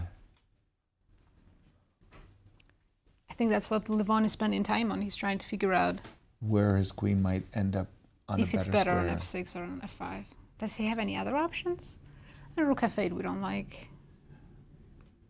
My first thought is queen f5. We don't, but he does. Rook He does. f8, okay. He must have some idea here. Queen a1, e5 takes h2. He's just gone a4, interesting. What And then about he wants to queen start giving checks. b1, c2, and kind of get closer to the king. So he is trying to actually play against the king much more than... Okay, Oh, let's also rook e8, but rook e8, rook e7, right? Maybe he thinks rook e8 wins here. But both rook e7 and queen e4 maybe even. Queen e4 is the most in your face. You can take the queen as any way you want. I still have a back rank mate. Offensive, honestly. I know, disrespectful. Windmill slam queen e4 in your opponent's face. Yeah. And we do have the king on f2. And this is where also there is this other door slam shot kind of move, right? Mm. You're not playing queen e1 checkmate. Yeah. You are not playing queen e1 checkmate. What if we give a few more checks first? Queen c2? Okay. Or b2. B2, so you don't. You can still go to g3. I definitely wanted to head. And at first you were about to stop me from losing the rook, but I do have queen f4 as you noticed. Yeah. Levon is down to 1 minute. He's trying to figure out where to squeeze something. Well, there was that moment when Peter said there was something hanging on h2. There was a queen a1 check and a queen e5. I think a4 might have thrown away his last chance. Yeah, I don't see anything now. I think his plan was to play rook e8 here with quote-unquote mating attack, but as we've established, there's not much of one. And by the way, that's an easy move to, from your perspective, queen e1 mate. If only the pawn was on h6, right? Yeah, and queen b2 and Levon is... Okay. Yeah, now white I think is completely safe. Wait a minute. Oh, no. Maybe he just wants a draw. I was about to say 3 results? No. Not particularly. No, dead draw. Queen g4. Queen h6.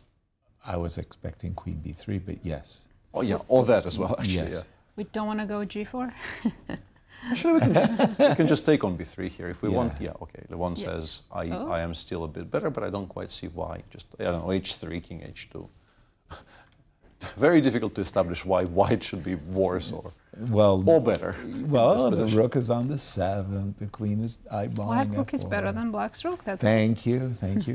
I am going to call this game a draw. Okay, I would like to. The sharpest position we have left is a game between Shankland and Gukesh. Shankland and Nodirbek. But if you don't mind, I'm going to go to the sharpest game under the sun, and that's Sam Shankland versus Nodirbek. Look at this tremendous amount of very beautiful looking pawns in the center on the board. But wait a minute. What's the material here? Bishop b6 and d7 wins a piece. Rook and 3 pawns for 2 pieces, something like that.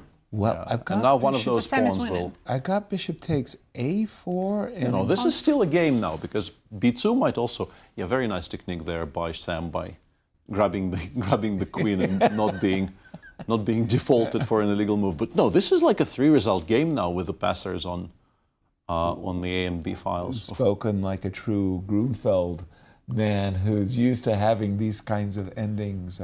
Obviously, I preface this by saying objectively completely lost for black. There's absolutely no doubt about the objective evaluation of this position, but yeah, b5, rook c7, king f6. 5 seconds against minute and 20. Yeah, no, I mean, I'm pretty sure Nodirbek is playing this for a win now. Rook. But he's getting mated on the other side. g4, g5 is a very nice spot by Sam. Yeah, that is. Rook c6 followed by g4, g5 is a mark of a man who is very calm under pressure. Wow. Okay, I would have included g6. I don't want to flirt with g6, f g6, king g7 or something. I would have included g6 there. Agreed. Rook e7, I'll have 2 rooks there still. f6, gf, whoa. Oh, whoa! Oh! And Sam, having done all the hard work. Blunders the rook. Having done all the hard work, blunders the entire game away. Oh, that's hurtful. That's just sad. Oh, very, very, very painful. But not for Nodirbek. Not for Nodirbek. It's a nice gift. Definitely. Does he have some? Bishop no, f8? I get queen, right? Just the queen. There's no perpetual. Yeah, there's no perpetual. Yeah. Oh, and Sam is like, you lucky. So-and-so left. So-and-so. Fabi against Gukesh. Fabi is still playing, yeah. Let's jump to Fabi only versus has 5 seconds. And he's slightly worse, maybe. Oh, yeah, he's down a pawn. No, he is down quite a bit worse now. But he is giving checks, which are kind of annoying here, because I think Gukesh thought these checks will run out kind of automatically, but they don't. Queen h8, and then you have to deal with bishop b4 check if you play knight. Yeah, I don't know why we've done this. Queen takes a5, right? This is very surprising to me. I wouldn't have done this. b5. I guess we play bishop b4. You need to get rid of that. Yeah. I think now we lost basically. Now. Because queen and knight is just going. Yeah. What? Queen d5, knight c6. No. Yeah. Queen and knight. You should have played queen a7. Yeah. Once again, white needs to be trading and black needs to be avoiding this trade. Probably keeps making moves with 1 second. Yeah. Now even queen d3 check, I'm pretty sure is completely winning. But. It's c4. Fabi is not having a good day. No. Oof. Not at all. And remember, guys, how yesterday ended? Gukesh beating Fabi? Yes. It's happening again. I don't like misplacing a queen this way. I think Fabi might now give a perpetual of some sort, queen e4, although knight d6 probably still controls it, but the queen should not have been on b3. The queen should always be. Very awkwardly placed. Yeah. Queen c6. Just in time to stop queen c2 check, queen too. d7. I'm thinking and back to e4. Yeah, no, this is very tricky now. Now it's... Whoa, whoa, whoa. Is Fabi better? Wait, Fabi's winning now? G4. G4. What? We have seen some incredible turnarounds. But I mean, winning is a bit strong because you still have to convert this. I'm not sure if... Oh, you only have 1 pawn. Yeah, I think it's actually still a draw. Still a draw now. But so blundering an entire piece, Gukesh. Yeah. A bit of a miraculous save there by Fabi. He was completely busted. Let's not call this, you know. No. I mean, after what we just witnessed. Yeah, I get the feeling he will actually have to defend some kind of a... Yeah. A1 makes an immediate draw, but do you play for a win maybe with black, considering how shaky your opponent is? I think he is playing for a win. Yeah. I would have played A1 and taken on F3. Yeah, but then you don't win. And this way, and this way you present your opponent with a better chance of blundering something. I think that's the argument Gukesh is making. He's making, and G3 is making his argument. But he can also... He's saying what I'm doing presents Fabi with a much... and white actually is maybe in trouble now. The bar kind of panicked there for a second, but now it's back to being okay. Yeah, Fabi's doing the right thing by getting the king over to like B2 and A1. Where things will be a lot more... Yeah, actually you can just take it. Take on it, so yeah. Okay, we don't lose this with white. Or with black. With worst that can happen for white now is that the g-pawn does actually end up costing you. There is a thing called the chess clock, though. Yes. Yeah, worst. Somebody. No, this is very good. Okay. Very good by Gukesh. Yeah, let's get it over with. And Gukesh says, "Take my queen." Fabi says, "Let's make a draw and get out of here." Nice save by Fabi. Wow. How did the other games finish? So Levon clings to a half a point lead thanks to both. There's only one decisive game, so Nodirbek won his game, the rest were drawn, so... But you saw how he won the rook on... I did. I mean, Sam had this beautiful G6 checkmate on the back rank.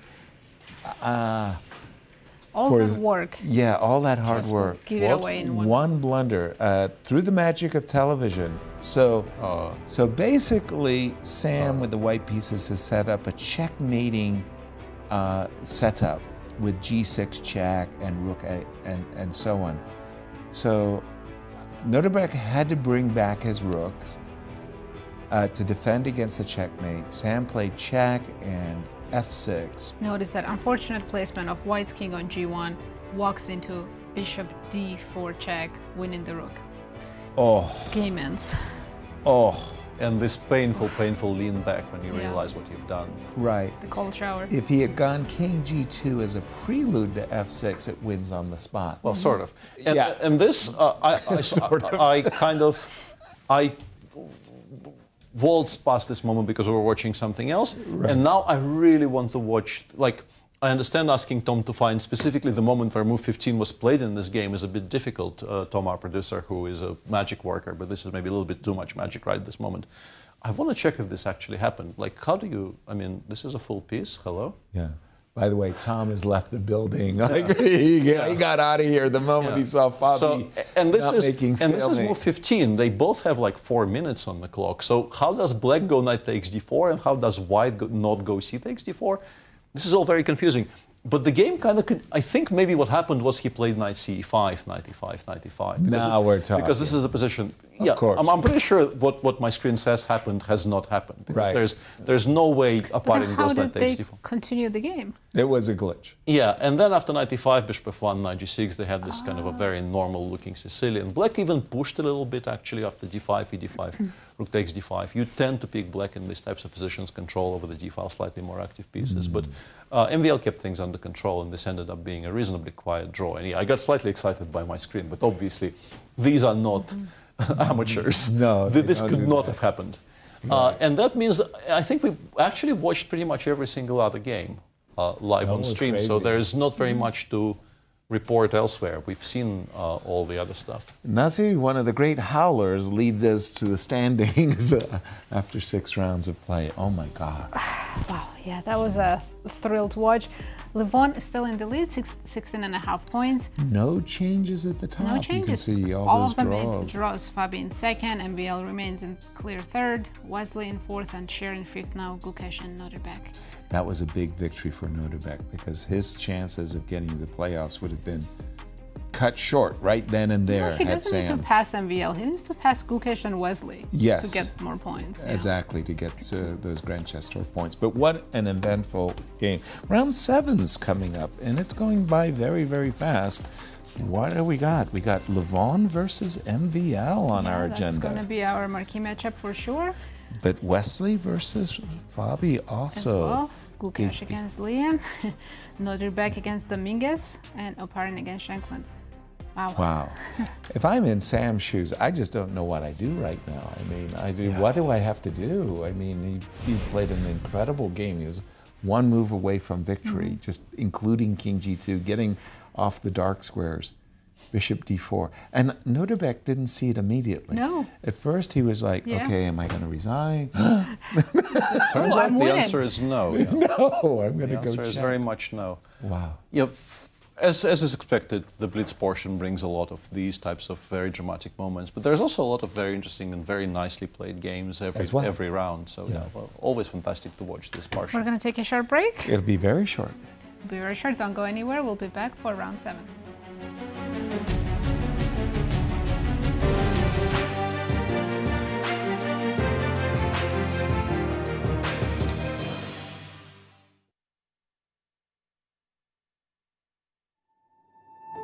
The 2025 Grand Chess Tour heads to St. Louis for 2 thrilling back-to-back events, the St. Louis Rapid Blitz and the prestigious Sinkfield Cup. Watch top grandmasters battle in fast-paced time controls and intense classical matches as they fight for points in the race for the GCT title. It's a chess showdown you won't want to miss. Be there to witness the drama unfold live from the chess capital of America, St. Louis, Missouri.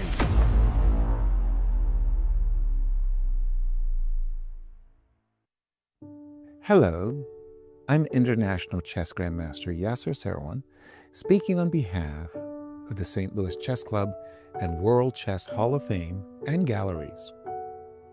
Our neighborhood in the Central West End and surrounding areas were hit by devastating tornadoes that scarred our neighborhood and hurt countless families.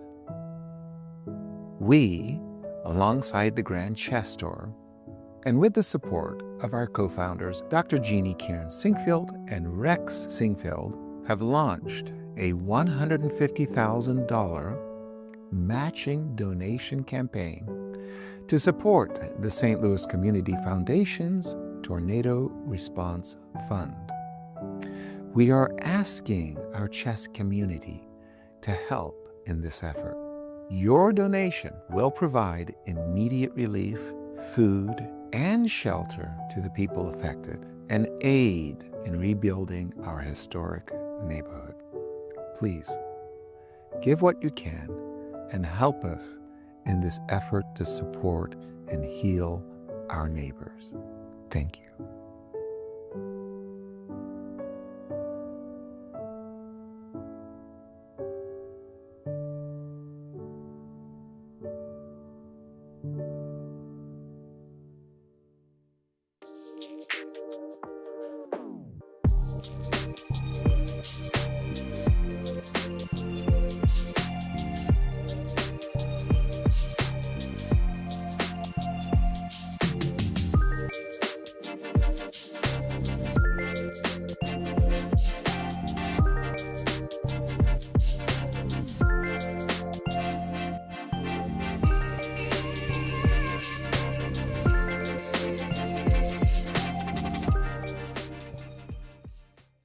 Corporate Chess League started in 2018, and we started it because we wanted to get the corporations around St. Louis to get together, casually play chess, and network together. So each corporation has their own team. They bring 4 to 6 people every week, and they play over the board in-person chess. In our team, for all of us to be here, we don't see each other throughout our week. We work in different departments in different areas. So yeah, I think it's a good thing to hang out with your other peers at the club. So what myself and my coworkers get out of playing in the Corporate Chess League is camaraderie, getting to hang out with people from work, from different departments, getting to meet people from other companies, learn what they do, and obviously just enjoy the game of chess that we all love. We have about 10 teams right now. We average 10 to 12 teams every year. So if your corporation is interested, or if you work for a corporation and you're trying to get a team, all you need to do is go to our website, stlouischessclub.org, and all the information is there. Are you a lady looking to hone your chess skills? Did you play as a girl and want to get back into it? Have you ever wanted to know more about chess but were afraid to ask? Ladies' Night is the perfect opportunity for you to get in the game. It's a special class held every Wednesday night by women, for women, plus St. Louis Chess Club members can attend for free. Whatever your age or skill level, you're welcome at Ladies' Night. The World Chess Hall of Fame Music Series is coming to your neighborhood with the returning Chess Pocket Park concerts. Every month through September, you can enjoy pop-up concerts featuring local musicians at parks across the St. Louis area. And best of all, these shows are completely free and open to the public. Be sure not to miss any of these upcoming performances. And for more information, please visit worldchesshof.org. Hey everybody, what's up? This is Brian Owens, Music Director and Creative Resident of the World Chess Hall of Fame, and I just want to invite you to come out to just a great musical experience. The culture here at World Chess Hall of Fame around our music series has been growing. Audiences can expect an array of genre, everything from pop and soul to R&B and country, and I really love that because it's just indicative of the creative and cultural excellence that we have here at the World Chess Hall of Fame.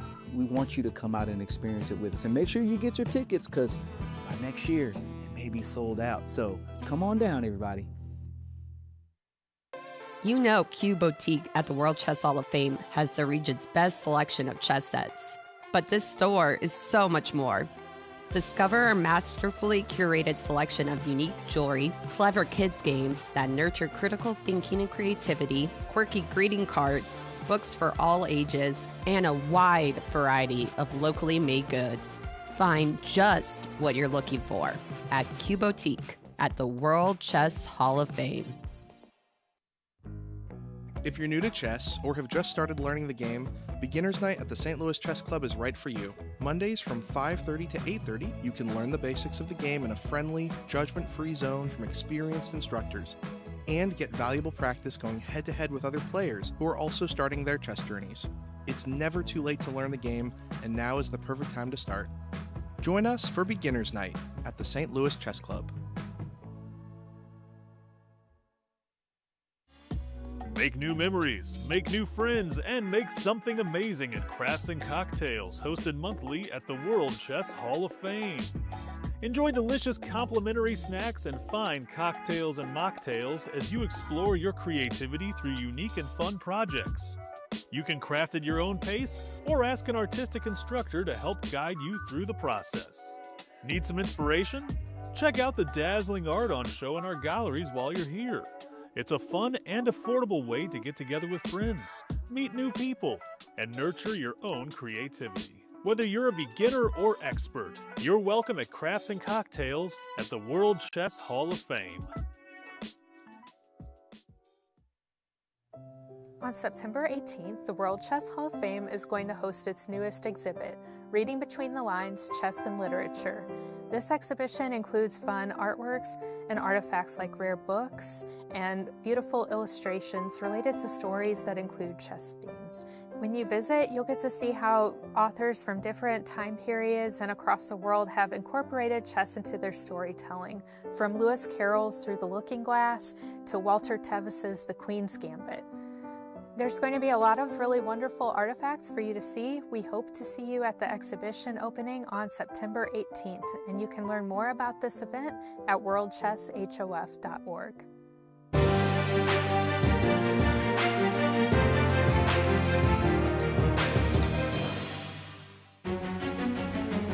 Welcome back, everybody. We're about to see the start of round 7. Very exciting.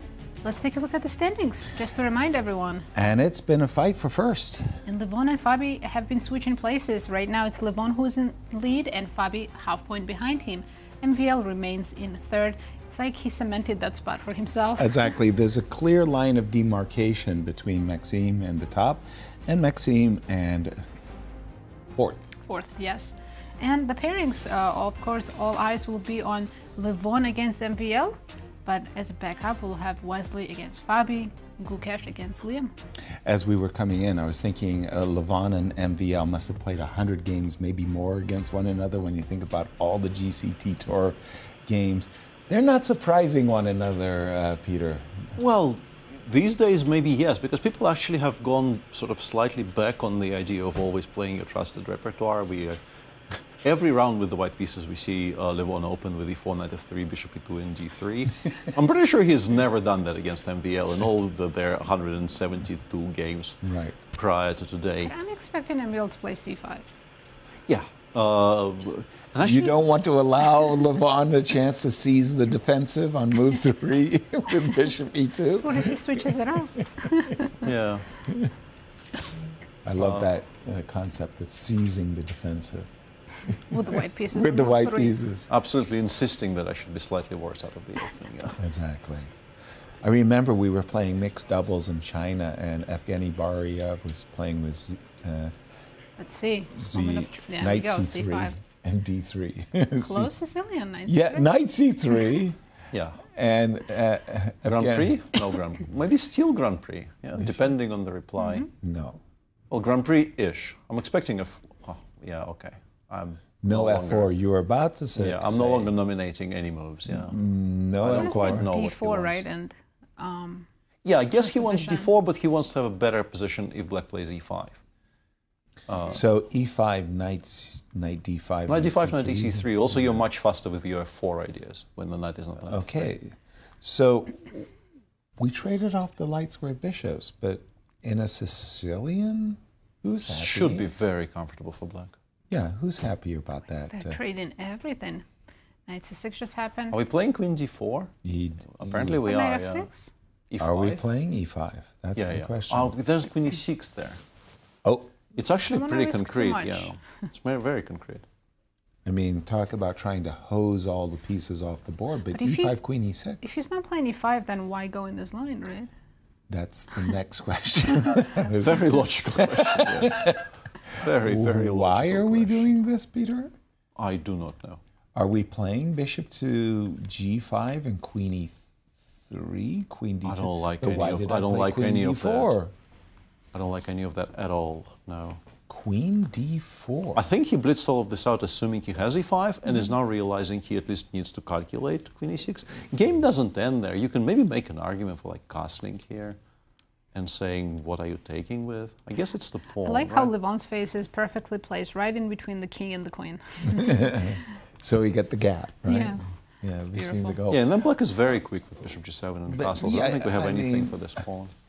I understand that Levon wants to cement his first place position by drawing one of his closest rivals, but the way he's gone about it is not... Yeah, I don't think he came into this round with the idea, let's draw. No. No, I don't think this enters. But from the opening, the move knight takes c6 and queen d4 otherwise doesn't make much sense. I think he just forgot about queen e6. Really? That's just, it's that simple? I think it's as simple as that, yeah. Okay. Because he's also taking a long think here, realizing that e5 is not an option, and what do you do here with white to fight for an advantage? Never mind fight for advantage, fight for, make sure you equalize. g7, castles, and knight d5. And he has gone e5, and MVL leans in because obviously he knows this was an option, but it seems like it's not working, and now you have to figure out why your opponent is insisting on it. Queen e6, and you're looking. How do you defend but you're worse. f4? I think. No. Whoa. MVL just trusted him. Very surprising. Wow. And now previous play is sort of justified. You're still not better as such, but at least you There's can a sort of split pawn. Yeah, you can tell yourself, I know why I've done all of this. You know. Castles, rook d1, queen. But yeah, that was queen e6 was begging to be played there. I can't understand why MBL trusted. Don't trust Levon. He can trick you. We'll learn that. And in particular, when trickster. you actually kind of badly want to try and beat him with black. That would bring him within half a point of Levon if he won that. I mean, he still might. It's not like the game is over, but yeah. In terms of his fight for second and first, I mean, that if is he a wins this, he'll massive, be massive playing game. for the first place. Absolutely. I want to include rook d1. I don't know about yourselves. Rook Yeah. d1? Yeah. Knight d5 and then queen goes where? I guess all the way to e1? E1. But then black is I'm not completely happy fine, with right? that Queen position. f5 or he started with Okay. queen e2. He needed to get out of the knight d5 discovered attack against the queen anyway. And so he's thinking, okay, go ahead and play knight d5. I'll play knight e4. Maybe on a good day I'll play c3 or maybe even c4. Yeah, depending on how this So I shakes don't out. expect we will see that one. I just still can't believe that e5 bluff worked. Also, if he played it quickly, it'd be one thing, but he thought for almost 2 minutes. Right? And Will could have thought for extra 30 seconds and played queen e6. Rook b8. I like rook b8 because we would like to keep the bishop on c1 for as long as possible. Kind of freezes. And playing b3, I mean, I'm sure I can find a tactical justification for it. I'm sure it, knight d5, maybe knight takes d5 works out or something, but you don't really want to do that in a blitz game. It's scary. No. Played knight a4. Knight a4. That doesn't feel right either, though. Rook to b4. Then I will play b3. Rook. Apparently queen d4 was here interesting. for Queen Black. d4 was actually very interesting because we're stopping b3 and asking the knight, Would you would you like to go back?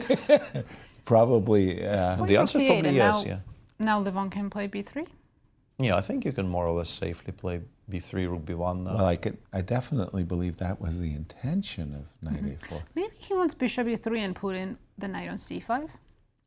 I like that. I think we need to we need to make sure we don't blunder that knight somewhere. Yeah, b3, knight You d5 have a couple on the of board. moves. Sorry, let me Knight just d5 and rook. refresh my board. Rook b1. I still like black, of course, but white is few moves away from completely equalizing, I was right? about to say one move away. If I can play c4 and bishop e3, I don't Okay, see since any. you showed me your hand, queen f5. I like I'm that not move. going to share from now on. I like that move even without the the shared info because white, if white doesn't play c4 immediately, maybe white plays bishop d2. We're also sort of stopping that. I like queen f5. Yeah, I think queen f5 is very logical here. And if you go bishop b2, there's issues with maybe knight f4. Yeah, exactly. He's done it. Queen f5 played.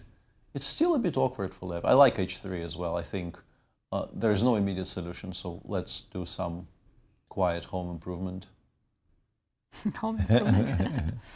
we call that maybe? tidying up. We just tidy up. Rook b4, maybe? Some sort of a rook lift via the e4 square? h5 is never a mistake either.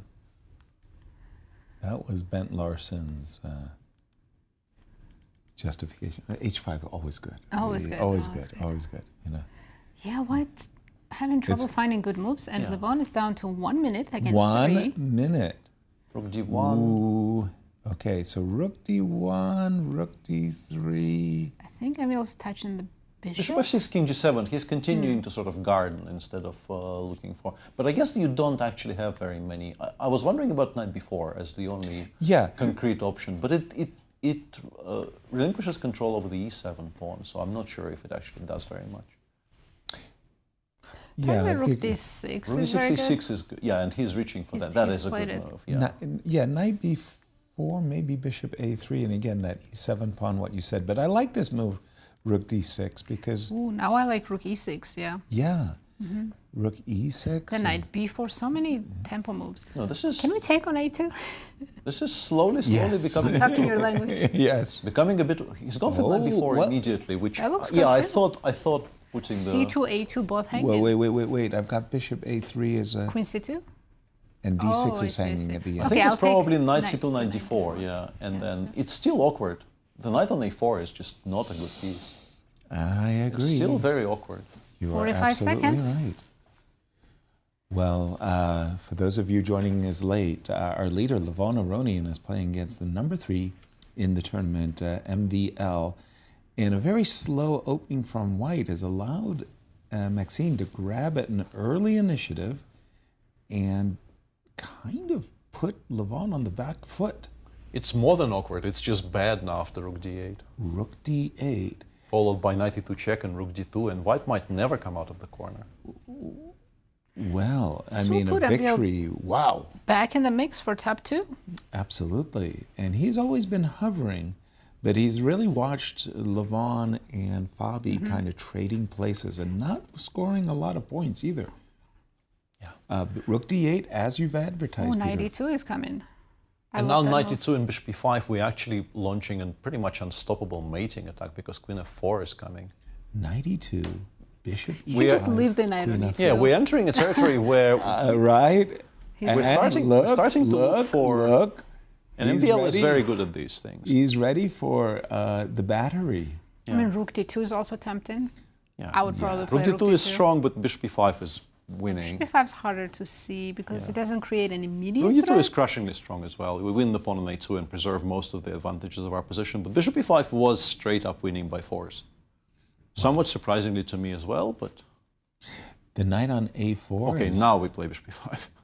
Or take on a2, but... No, I think with the rook on Yeah, g2, yes, now yes, it actually is just mate, because we will play Yes, queen f4, knight takes Hold g3, on, queen takes bishop g3. e5, bishop e3, Peter? Rook d3? He's played bishop e5, he's played bishop e3. Rook d3, because on queen e2 I have... Okay, he didn't just play that. Rook a2 for now.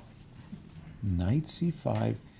At the moment, you're not playing queen f4. That's my Knight whole point. c5 is a losing mistake. You had to play knight b6 in order to put it on c4 and stop the black queen from reaching this diagonal. Now bishop c7 Bishop d6, anything? or bishop d6. Yeah, knight He's c3 followed black by is better, queen but those moves were e5. winning. MVL is playing a kind of a positional game instead of playing a tactical one-for-one move in a row and So just winning. Bishop to d6, followed by queen e5. Yeah. That and was queen pretty much h2 mate. 94 back, maybe? Ooh, wait. What? Can Levon bishop d4? He's surviving. He's fine, but he didn't play it. He's surviving. Yeah, I mean, this is still big relief for him. He's still Truly. worse, but there's Well, no rook way in a1 the was second losing to such a beautiful tactic. Knight e4, knight g3. Will have to show us at the end of the game. At the moment, I'm looking at queen f2 for Levon. Pardon me, for MVL. 11 seconds against 50. You're still in a lot of trouble here. Your king is so unsafe. Bishop c7 here. Queen f2 wins a pawn, but allows white to trade the... Yeah, now you have to go knight g3 takes e5. No, he didn't. No, I think... Queen g3? What? Are you really... Queen Yeah, G1. actually queen g3, king King g1. G1, Maybe we are overstating it a little bit. Yes, yes. Queen g1. Yeah, I mean, it stopped on f1, but... Again, King g7. 94, he's kicking the queen out. Knight to d2. Oh, to he's Yeah, fine again. this is a massive improvement. Of course, Wow. yeah. Knight f3 and then queen g1 in some order. You should now be probably saving this. This Yeah, is a... the worst is completely over. Yeah, or even knight Knight c4, c4. bishop g3, queen g1. I would have wanted the knight on f3. I really would have preferred that. But check. Of course, with 7 seconds, you can still lose this with white, but... Easily, easily. You don't want to leave your back rank vulnerable to... Black seems to be dominant, but how do you create a single threat is the problem. And now, yeah, the king is now coming out via Play the on the F1 clock square.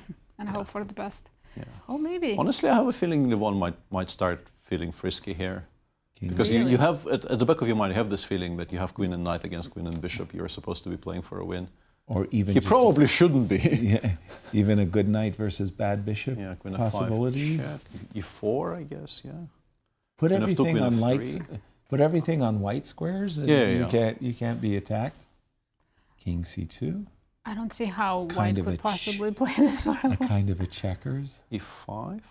Okay, queen a2 check now is maybe a bit annoying. Queen f1. Yeah, queen f1. E5. King g7, nice move. Wait a minute. Queen f5 check was on tap there. But there was queen d3 there. I think things were still kind of controlled. Bishop f4 maybe? Bishop f2. Ooh, Oh, he wants bishop careful. d4. Careful. But Oh, queen f7 f1, is bishop hanging. d4. Whew. Yeah, and MVL is back in very much, and this is now very awkward for white. Queen e4 might still hold, but this is Queen now very... f3 maybe. Ah, queen f... But this endgame is... Unclear? Bishop takes e5, knight e4, and then king g3. You're probably still fine, or knight b7 even, yeah, with the same idea as bishop g... Yeah, probably a draw, yeah? I've got b4 on the agenda. With accurate play, yes. Oh, c takes b is winning right now. And he didn't see it. Yeah, c takes b was winning. King d4, b3. And then let's go on the king side. Let's go gather. Missed opportunity there. Ooh. Wesley and Fabi have drawn their game. Ooh, 96. That's a cool move. That's a real visual move. Knight f4 check. I've got a feeling that Levon is scrambling here. Liem has defeated Gukesh. Yeah, Gukesh is still having a very difficult tournament. Okay, so can I... Whoa, he didn't play knight here.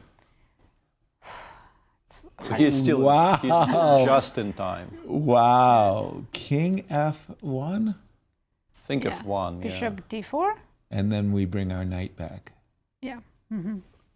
Wow, this was a very, very close... It was a scare for Levon. 95 check, yeah. Nice. Get me. Yeah. Very nicely done. MVL's master of stalemates in Blitz. What's going on? The games have finished. 3 decisive results.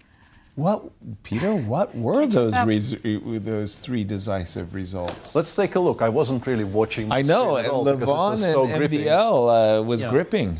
Yeah, Nodirbek has beaten Leinier, but honestly, at this point, I don't really want to even show Leinier's games because it feels like we're picking on somebody who's having a really, really horrible day. Gukesh. Yeah, let's start with this, and let's actually try to figure out what happened there. So the opening was yet another quirky Spanish, where black went a6, knight e7, knight g6, and then e4, cd4, d5. A line which is obviously very, very risky, but sometimes knight c3, you play queen h5. I mean, it looks like it should be punishable. Actually, queen knight c3 wasn't played. Castles, bishop g4, knight c3, queen h5 was played. Rook e1, bishop e7. And this is already a relief, because I think maybe Gukesh thought he is much, much better after d5, but actually after long castles, it turns out this is not that bad. Bishop takes c3, c6, bishop takes f3. You include bishop takes b7, and you get this endgame where you are currently a pawn up, but your pawns are somewhat disjointed. And later on, you get a position like this where material is equal. Black has a slightly broken up the structure on the queen side, but this is a very poor bishop, and this weakness probably is more relevant. f4 is an ugly move to make. Knight b6, b3, rook e2. And you can start seeing sort of the outlines of how white will be in trouble. And if we look at the position a bit further down the road, maybe it's an improvement because white hasn't lost anything, and maybe one rook became active, and the engine disagrees with rook d7, says h6 was stronger. But still, positions like this are very awkward to play. You're basically currently playing a piece down. This is really not doing anything at all. Rooks should have been traded. Actually, this is very, very cute. This was saving the game, attacking both the rook on e7 and the rook on b2. And that was the only saving move. Yeah. And once this hasn't been played and white got locked into defending this position with the bishop on g3, defended he did not. And Liem continues a very, very promising start to today. It's a pity he began from such an lowly position in the standings, because he is currently, both Liem and Grigoriy Oparin are on 5.5 out of 7, I want to say today. Well, take a look at the standings, Nazi. Well, top 3 remains unchanged because they drew their games. Levon in first, Fabi in second, MVL in third. Look at tie for Nodirbek. 4. Wesley and Nodirbek after that win. Yeah, Nodirbek joins Wesley, and Gukesh drops down to 6th place, sharing it with Liem. Well, Nodirbek is getting a little wind in the sails after that Sam Shankland turnaround where Sam was completely winning. Wow. And Liem, as you're saying, also having a nice Absolutely, yeah. And I'm trying to keep track of the sort of the Blitz tournament today. And the Blitz tournament today is being led very convincingly by Oparin and Liem. Yeah. Nobody else is, like, the next closest pursuer, who are Nodirbek, I think, and Wesley, they are a full point behind. They're on 4.5 out of 7. And those two guys are on 5.5 out of 7, which is +4, which is a very, very good result considering the field. None of our leaders are really showing any particular fluency. MVL is on +1. Levon is on +1. This is not a poor result, of course, but they would have hoped for more. They're both legends of Blitz, and they would have wanted more points. Yeah. Which results in this strange situation where, like, nothing is happening at the top. The very top. They're all playing this kind of a so-so tournament, but the people who are having a very good day begin so far below that they really aren't reaching the top just yet. When I think about the GCT Tour, and we're celebrating our 10 years of the GCT Tour, we've had some outstanding results, but one of the most outstanding results I've ever seen in chess, and that's not hyperbole, is Magnus going 9-0. Let's go down memory lane and remember this outstanding achievement by Magnus.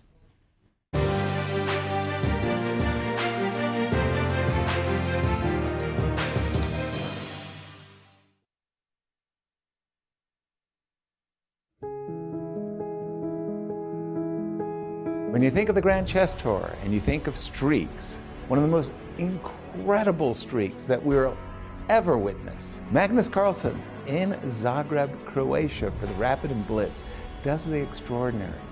As Magnus said, his competitors are going to have to do something incredible to try to catch him. A lot can happen. A lot can happen now in Blitz. Both Jan and Fabi will probably need to do something they've never done before.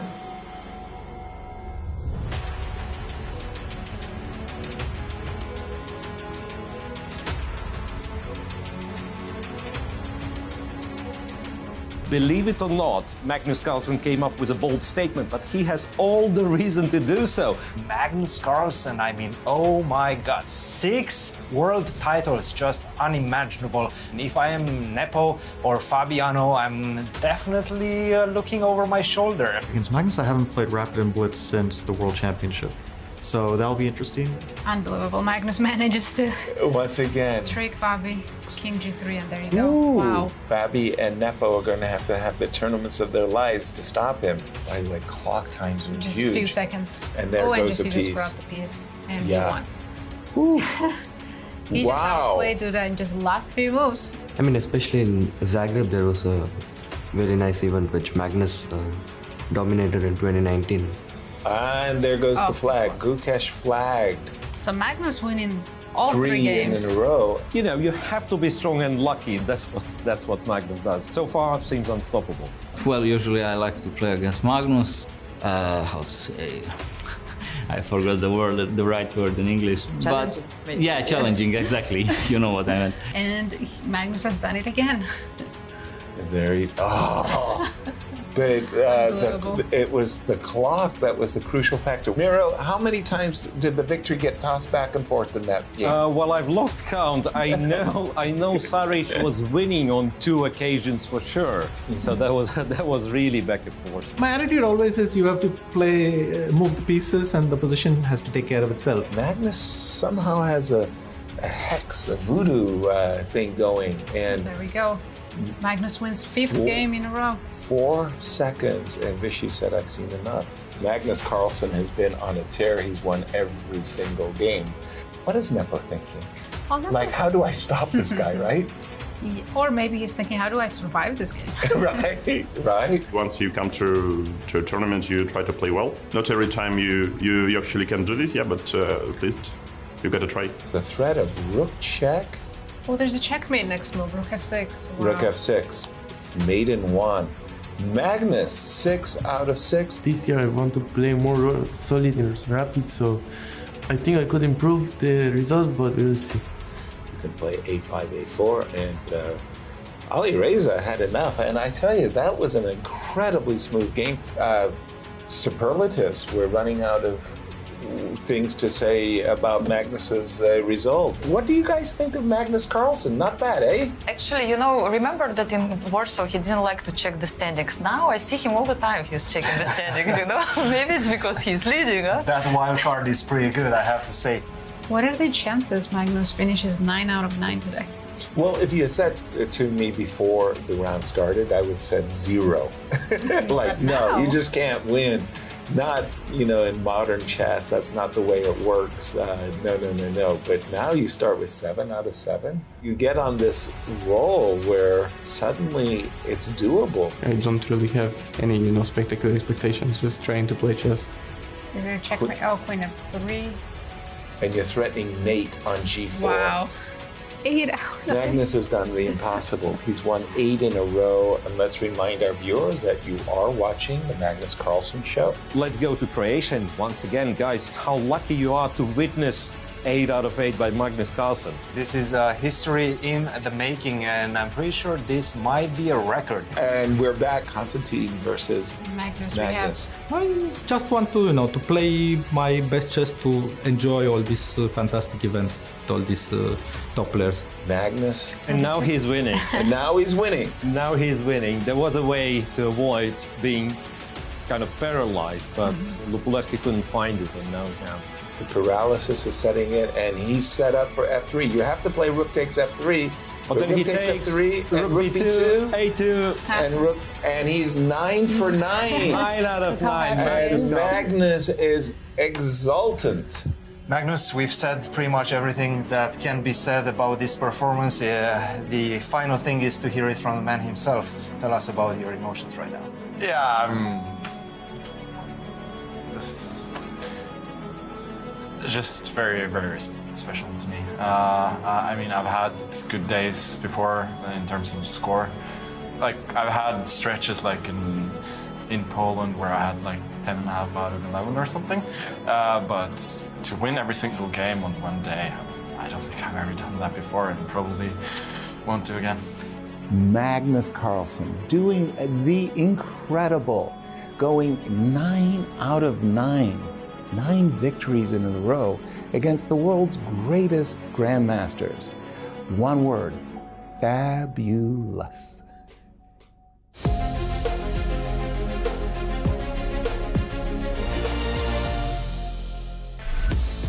Welcome back, everyone. We only have 2 more rounds of Blitz to go. Yeah, one word with 3 thumb snaps. Fabulous. Let's start with the standings after round 7. Indeed, let's do it. We have Levon Aronian in the lead with 17 points, Fabiano Caruana closely following, just half point behind, MVL in clear third, and Shankland in fourth are 2 players, Wesley and Nodirbek. Nothing changes in the top 3. It's that big fight for the 4th place that's exciting. How about the pairings coming up for round 8? Let's see, we have Liem playing against Wesley, MVL against Gukesh, that's a cool matchup. Nice. Fabiano against Nodirbek. Very nice. Shankland against Leinier, and Grigoriy Oparin, who's having a fantastic day, playing the leader, Levon Aronian. Let's go with Grigoriy and Levon Aronian. You got to give Grigoriy credit where it's due. He's having a spectacular day. He's playing the tournament leader, and we'll have Fabi as our backup. Can he help his friend Fabiano by taking down the leader? Maybe. He certainly played it very well thus try. far. You've been keeping a steady track. Yeah, Peter. and once again, because it's very much back of the napkin, I was rechecking it against the standings. I think my piece of paper is correct. 2 players are on 5.5 out of 7 today. That's Oparin and Liem. That's +4. I think neither of them have lost a game. I think that's 4 wins and 3 draws. Very, very difficult in this field. Yeah. Next to best performances are Nodirbek and Wesley, who were tied before the start of the day and are still tied now. They have scored 4.5 out of 7. And then we have some people on 4 out of 7. There's actually quite a lot of those. That's not true. That's not a very readable piece of paper. Levon is on 4 out of 7. MVL is on 4 out of 7. Very creditable result, but in terms of separating themselves further from the field, or perhaps putting distance between themselves and Fabi, this is not that spectacular. And Fabi is not having a good day at all. No. Fabi is on 2.5 out of 7. That's -2. That is not what you would expect from him. As you see the players getting ready for round 8, let's just remind everybody about the Grand Chess Tour and what's coming up. Right after this, we will have 2025 Singful Cup. It will be classical chess. And after that, we will know who is in Final Four and who goes to Sao Paulo, Brazil for Grand Chess Tour finals. And just want to remind everybody, anyone who's in town for August 16th, we've got the Grand Gala is coming up. St. Louis Gala, our annual fundraiser, and it's going to be a great fun. Just only top 4 move on to Brazil. Right now it's Ali Reza, MVL, Prague, and Wesley, but after this event we're going to have a very different picture. Yeah. And once again, if the tournament stopped right now, MVL would be on 28. Yeah. Now Levon would be on 23.5.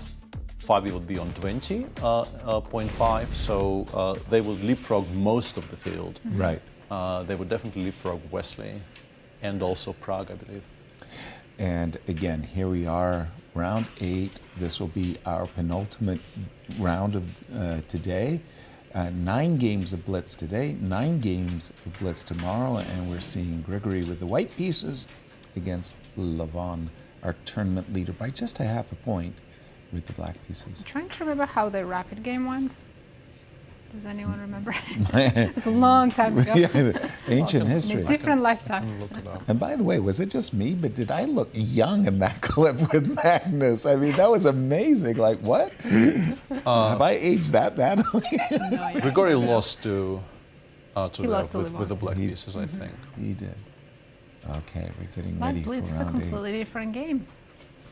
And he's proven it with very different results today. He has 3 draws and the rest of the games he won. And interestingly, it seems like it's a kind of a shared repertoire they're trying out with Fabi, because that E4, Knight C3, D3, G3 thing that Fabi has been doing quite a bit. I've also seen it done by Grigoriy in this Blitz tournament. F4, H3, G4 business. What opening do we expect? Well, that. I'm expecting E4. Although Lev has consistently been playing the French, by the way. He's also played some French in this Blitz, so maybe a French. And by the way, for somebody who's consistently playing the French, there we go. People are not getting advantages against him. Not a ton, no. No, and here we go. Yeah, and now already a bit of an interesting choice for Grigoriy, because E5 you have to have something in that very, very forcing line with Queen B6 takes B2. Yeah, I think because Levon had shown this D4 Bishop D7 line, which the engine doesn't really agree with, let's put it like this, yeah? Rubinstein with... yeah, okay, Lev says, okay, enough, once is enough for that, and goes for Knight B7, which is by far the more popular move. This used to be incredibly topical. People like Mikhail Gurevich and some others have played dozens of these games with black. And by the way... Knight F6, Bishop E3, I think, is the central line. And by the way, Michael Gurevich in that particular line, he just seemed unbeatable. I mean, I did win a game against him in Gibraltar, but I was much worse by move 15. Yeah. And then he misplayed something. And now, this is actually quite sharp, because white often will try castling queenside, at least wait until black castles kingside, and then if black castles kingside here, white instantly goes queen d2, long castles g4, and let's go. But for black, you can be a lot more flexible. You can absolutely try playing b6 here, for instance. Especially after the move bishop d3. If I play b6 right away, they irritate me with the move bishop b5 check, and then they retreat the bishop. Can white go knight e5? Yeah, I think it's a major option, but instead Grigoriy goes for... Yeah, I think if you were playing knight e5, I would have preferred it on the previous move, but this also makes some sense. He's still going to castle long, right? White. In most cases, yeah. In most cases. I'm just pausing here. Bishop takes e5, knight d5 is sometimes playable, but it's a kind of a grim-ish position you don't particularly want. Okay, so help me out again. I'm throwing down the gauntlet. Castles, long castles, c5. You don't get to play g4 Not right immediately, away. no. We get maybe we... Can I take after c5? Because your queen is... e5 is hanging?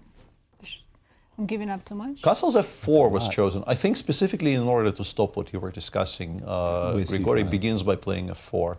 Okay. Makes sense to me, yeah. It does. Makes sense to me. But it's also telegraphing he's definitely got long castles. Knight d5 seems logical here. You could also just go c5 anyway, c5, dc5, bc5, then queen c7. Because the knight on e5 is not supported as well as maybe you would have preferred. Mm-hmm. So you would still go c5 here? c5 or knight d5? I'm actually more attracted personally to knight to d5 because I figure if you're going to go g4, g5, I want to get out of the way. Absolutely, and knight d5 looks good. Knight d5? Yeah, bishop d2 played by Grigoriy. Start to look at queen h4 check. g3? Yeah, maybe I just kind of hang around. And I'll castle long. Yeah, all right. Yeah, I think it's time to get back to the important business of fighting for the center. I guess c5 we just ignore now, maybe. Ignore me? I can stand anything except. Why would or you want to go? You want to go? But queen e4 f5 is completely fine for black. That was my initial idea, but then I realized I am not in love with it whatsoever. Is it just me or Levon stuck? Yeah, he's taking a lot of time. Grigoriy has only spent 30 seconds so far. 30 seconds? Oh my. Levon has used half of his time. That's usually not a good sign. It's so early in the opening. This is move 13. Okay, it wasn't that the move g3 was... I mean, I think Levon is basically saying, I want to force you to castle long because you don't want to castle short. I'm happy to castle long anyways. But I think you are. I mean, I think you're very happy to castle long. And after I do, I guess you're going to go maybe a5 and start pushing. Oh, c5 now. c5 now. I'm going to take that and play maybe just a rook e1 for now. Makes sense. Or f. I don't know where it's best to put the rook. Although you really want g4, h4, do we want rook on g1 or f1? Exactly. Or e1 even? Yeah. That's... He decided e1. e1. Yeah. Asked and answered. In principle, queen e4, f5, the c4 square can be useful. It will be a gorgeous square for the knight in particular, I think. Yeah. Once I've provoked the move f5. Rook f g8. We could still be interested in the ideas of playing g4, g5, to be honest. It's not like we've completely ruled out continuing to play for mate. Black probably wants to play knight b4 somewhere. Is tucking the king in ridiculous? But I mean, putting it in front of the x-ray along the b file, it has both its advantages. Yeah, I actually kind of like a3. Although now we constantly have to watch for c4, bishop takes a3 ideas, but with the knight on e5 always capturing on c4. Yeah, I understand rook b8, at least you have to hint at some counterplay. And he has gone for knight c4, as you kind of... He's going the positional route. I think bishop c7, f5 is an issue, exactly as Yasser is pointing out on his board. Bishop a6? Bishop a6. That's a very, very decent move. I was thinking queen e4. But then knight f6, I guess, exists. f6, queen c6, sorry, bishop b5. Excuse me. Yeah, knight c4 probably wasn't required this early. You could have waited for... I've got an idea. Bishop a5, followed by knight takes d6. Wait. Queen b7? I have some ideas of my own. Good point. Queen b7, hello. My idea was bishop a5, rook d7, knight takes d6. And then I get c4, thanks to my... And you win on the d file, right? Yes. Fabiano is really suffering, by the way, with the white pieces against Nodirbek. If Levon does well here, he might be... Who's suffering? Fabi? Fabi with the white pieces against Nodirbek is basically busted by move 20. That's not good. No. By the way, bishop a5, queen b7, b3? Yeah, you do have just b3. Not anymore. You was the one move wonder? you frightened me because of one move? I can take on c4 and then go bishop c7. True that. But b3 is nice. Yeah. Because I thought I actually had something, but I forgot about b3. But I think you should play bishop a5. But it was a moment for me to panic. And I said it confidently. Yes, yes. I was set up for that one. Long think for Grigoriy and down to 2 minutes, catching up on clock with Levon. This move, bishop a6, kind of just threw him off a little bit, Peter. I think he Grigoriy didn't was expect playing, it. playing very, very smoothly up to that moment. And why is it throwing him? Because is he thinking about f5? What stopped him? Maybe he missed queen b7. Maybe queen b7. I think he thought he's completely safe, and now he has to come to. F5 is apparently a really bad move. Now Levon is better. Queen b7 or taking on f5? Queen f6 is strong. f6 is Queen, even stronger. Because that stops b3. Nice. White normally would react with b3, but with the queen on f6, b3 would not be a particularly You just good win a move. pawn. I have to play c3 or something? Yeah, just That shows because mate. our requirements as chess commentators show every checkmate in position. I was actually present, I think, when there was a game played between my good friend Sergei Rublevsky on the white side of a similar French, actually, against, I believe, Alexander Bilavsky, where white had a2, b3, c2, and black had a bishop on a3, and Bilavsky played queen f6, and Rublevsky just made a move of some sort. The queen and then Bilavsky played queen b2 mate, and Rublevsky looked somewhat shocked. Levon did not find queen f6. He played queen b7 instead, and now b3 white is fine again. And captured. And the missed shock of queen takes b2 just kind of... Not takes, it was an empty just square. queen b2. An empty square, yeah. And sort of like, well spotted. Yeah. Nicely done, sir. Yeah. Bishop takes I tip my hat to you. Yeah. kind of thing. Here we are in round 8, the penultimate round of today, and Levon Aronian leads the tournament, and he's playing against Grigoriy, who's actually down in the rankings, but having a fantastic blitz outing thus far. But Levon just had a fantastic opportunity to get a huge advantage, and he missed it. With queen f6. He played the move queen b7, and now what are we back? Are we back into fair territory? It's By the about way, equal. Oh, he's worse. I Knight was about f6. to say, After knight d6, white is Followed by much queen better. e7, and we're forcing endgames, and those endgames will be very, very knight unpleasant takes for black. d6, queen e7. By the way, knight takes d6 comes with... Hasn't been played. Bishop c3 is also good there. Also not good. bad, not bad. But I love knight d6 and queen e7. And whoa, what is going on? Bishop takes f6. Can't we set up checkmates? Queen g4 check. And Bishop. drop the bishop, right? And queen? Oh, What? that looks good. What? Yeah, I'm following you. Okay. Okay, Grigoriy is eyeballing a light square attack. Finessing things, but interestingly, the engine wasn't even taking on f6. It was saying you could actually you could preserve that as a threat. It was playing bishop f5, d3, and just playing that position calmly. By the way, clock times, if you don't mind, Nazi. 40 seconds against 15. 40 seconds against 15. This is a new one for me. Okay. Dropping a piece off the board and then basically instructing your opponent to correct it. I should learn this trick. Check. G4. And rook d7, and rook takes a7. Knight d6 should be winning. Rook d7. Yeah, but that is also Knight that is also d6. very strong. Yeah, queen e6 only chance. You Bishop can't really f5. play this. Yeah, bishop f5. You have to realize the king is completely safe on b2, but I think it's possible to realize that. Can I take I think even taken is. Yeah, the endgame is also horrific. Just take on a7. Yeah, I mean that a pawn goes fast. Well, Grigoriy the- has a chance to take down the leader. He's going into this endgame. Yeah. And f5. Is this too soon? I think he could have done it even stronger. He could have waited to take on a7 for a move, played bishop d3. This is maybe salvageable for Levon, although of course still very, very unpleasant because of how strong the passer is. Yeah, bishop c3 probably the intention, but there's bishop d7. Bishop d7 is a very nice move. King f7, f6 though. MBL won his game against Gukesh. MVL 1? Yes, and 5 is no longer worse. It's equal. And Yeah. I think... Fabi is getting away with one. Yeah. Is Levon fighting his way back into this game?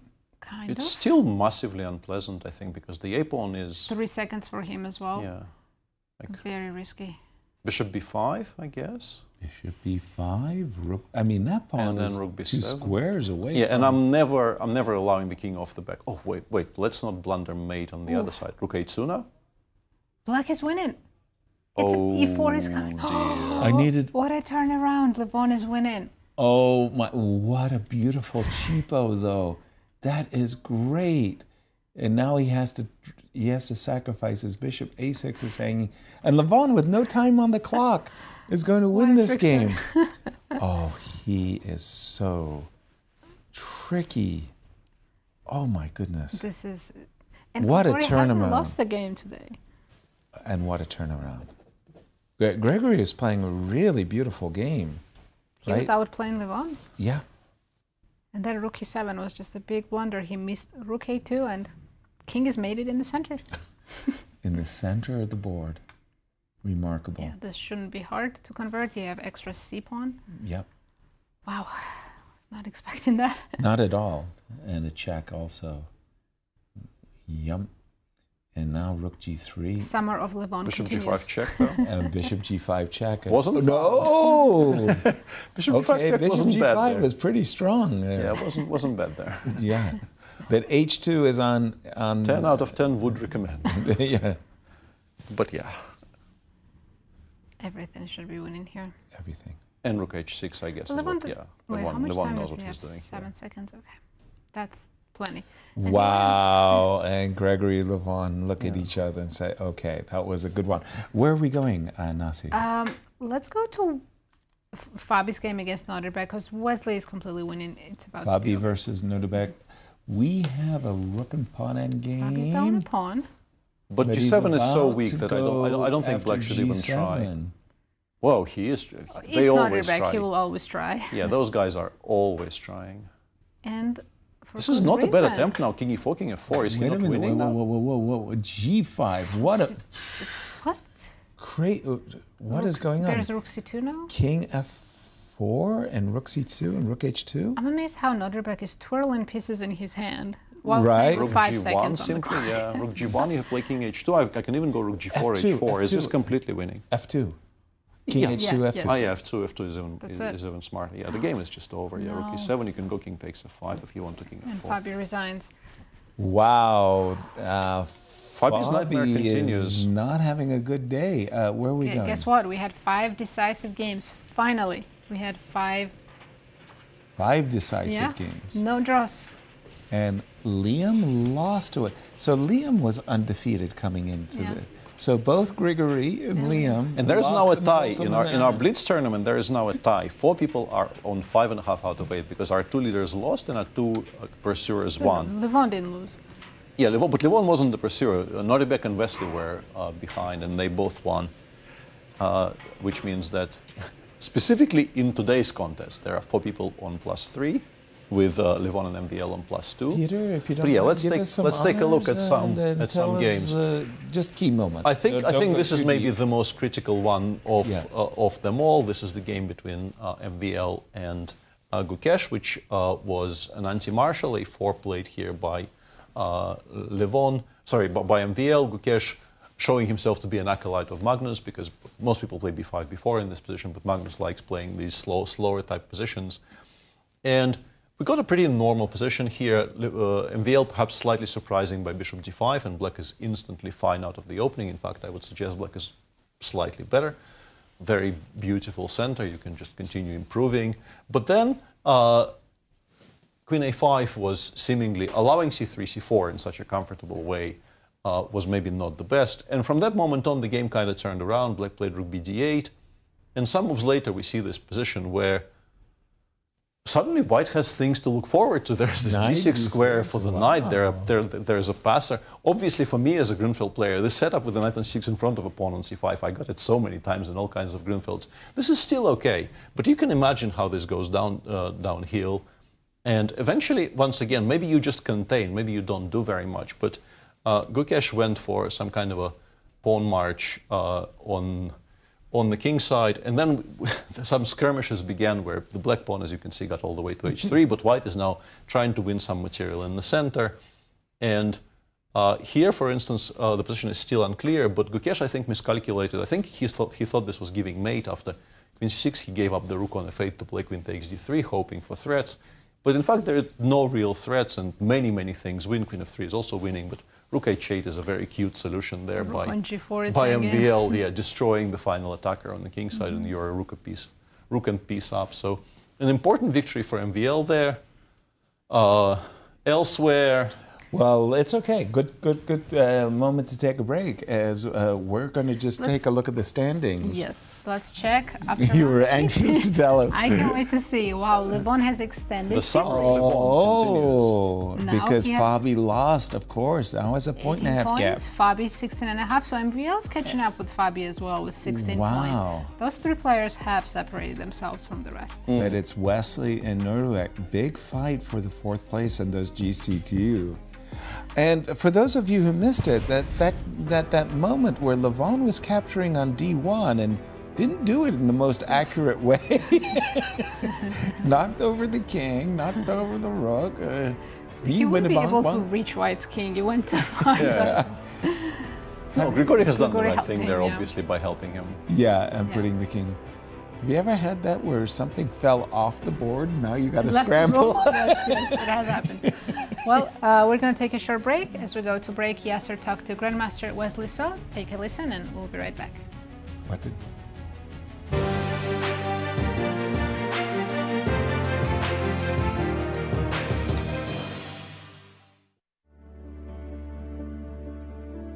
Wesley, thank you for joining me for the interview. Thank you, Yasser. It's very good to see you. And likewise. Wesley, for me right now, this moment, I feel chess is in a kind of a golden period. Yeah. There are prize money tournaments that are huge. Your thoughts? Yeah, that's what Gary says. That's what Levon says. Yeah. I mean, that's what you would know, right? Yeah. No, we never had such. You retired because there was very little money in your... And it was going down because of the even split. going down. It was the split in chess. Yeah, I think for sure. Now also we have the Esports World Cup with big money, and there are 65 teams in Saudi. Oh, wow. So I mean, if they sign a chess player each, and that's 65 chess players, right? That's fantastic. Yeah, I mean, I actually got signed by a Ukrainian team, but I didn't qualify, unfortunately, because...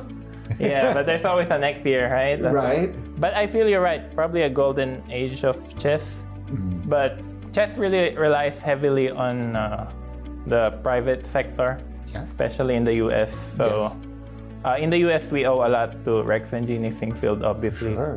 Before they came in 2008, US Championship was held in a basement, right? Right. Which Fortunately, I never experienced, but you did. So you can tell me about it. Yes. Yeah. That's exactly but right. I think it really started the US with Rex and Jeannie St. Louis, because before that there was no big money. Like you never see prices for $100 or $100,000. Absolutely. I think the Singfield Cup on 2013 was the beginning of it. Exactly. And then now, 5 years ago, the online chess was born thanks to pandemic. Yeah. And after that, everything changed. Yeah. Now we got guys like Hikaru and Levy. Yes. Yeah.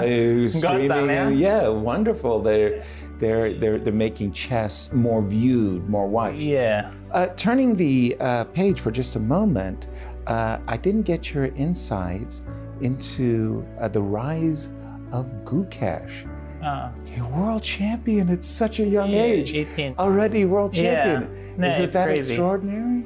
Yeah, it's crazy. But I think, well, not only Gukesh, but now he's not even the #1 player of India anymore. Exactly. Yeah, Arjun and Prague. Yeah. Amazing. Like freaking monsters. Too crazy, right? Yeah, Nodirbek, also Vincent Keimer, Firouzja. Well, that's the thing, because back in Gary's time, players lasted very long. Like Karpov had extremely longevity. Exactly. And you don't see strong players just pop up. But nowadays, you're born with the internet, so you can play anyone from home. Yep. I mean, not only India, Uzbekistan, but also China, Turkey. They have very strong young players. Right? Like this kid, Erdogmus, he just beat Peter. I know. Our buddy Peter. And the kid played great. And he's 14. That's crazy. Yeah, I mean, I can't imagine anyone beating Peter at 14. No, so me too. So the thing, they're born, like they probably learn chess at 1 year old playing playing online. And then they're wired for it. Yeah, I mean, there's Something is this going 3-year-old I met in India last year who was already a good chess player, and you can actually watch on Chess Base India. Really? Yeah, Amazing. and then he's 3 turning 4, and he's already a good chess player. So, That's crazy. But that's the thing. Like all the information is accessible. Yeah. Maybe you can even install you can even install a chip in your brain like a cyborg one day. Eh? It's coming. It's coming. Final question for you, Wesley. We just spoke about the rise of the millennials, the rise of Generation Z, and they're getting younger and stronger. What do you have to do? What does Wesley So have to do to keep your seat? That's a good question, yeah? Yeah. I need to be a cyborg. No, I think basically their advantage is that these youngsters, the teenagers, they're playing a very different style of chess. Right. So they're not playing like Kramnik or Karpov. No. So it's a very different style of chess. Like I was analyzing some Gukesh games recently, and the way he plays chess, even in the opening, is very, very different. Very dynamic, different kind of game. Yeah, so I have to learn their style, try to adapt, because as Gary said, chess is all about adaptability, right? Absolutely. Like I was reading his book, The Great Predecessors, and one of the few criticisms he had against Karpov was content on keeping the same style, just constant practice. Right. But Gary was doing like heavy research. So I think just have to get used to their style, their openings, and yeah, it's not easy, but it's very doable. Right. Wesley, so thank you so much for joining me. Yeah, thank you so much. Good luck in the Grand Chess Club.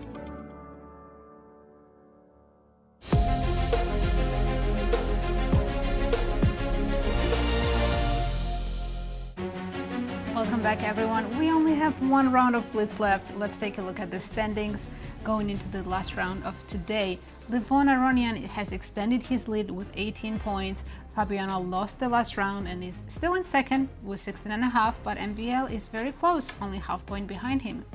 And then there's a big fight for fourth, Wesley and Nodirbek. Wesley is going to be playing MVL in this, the ninth and final round of the day. I'm going to make that the marquee matchup, but tell us about the pairings coming up for this ninth round. Let's have a look. We have Leinier, Dominguez playing Fabiano Caruana, Levon against Shankland, Gukesh playing Oparin, Wesley So and MVL, like you said, Yasser, we should watch that game, and then Nodirbek against Liem. Leinier seems stuck in time. I mean, he's just been having a horrifying tournament, Blitz tournament, and Fabi not very pleased. Although I believe he did win in the previous round, I think. He finally won again. And once again, we're going to be looking at Wesley So and MVL as our marquee matchup, just because of the GCT Tour, and a victory between these two could really, tip the scales. Peter.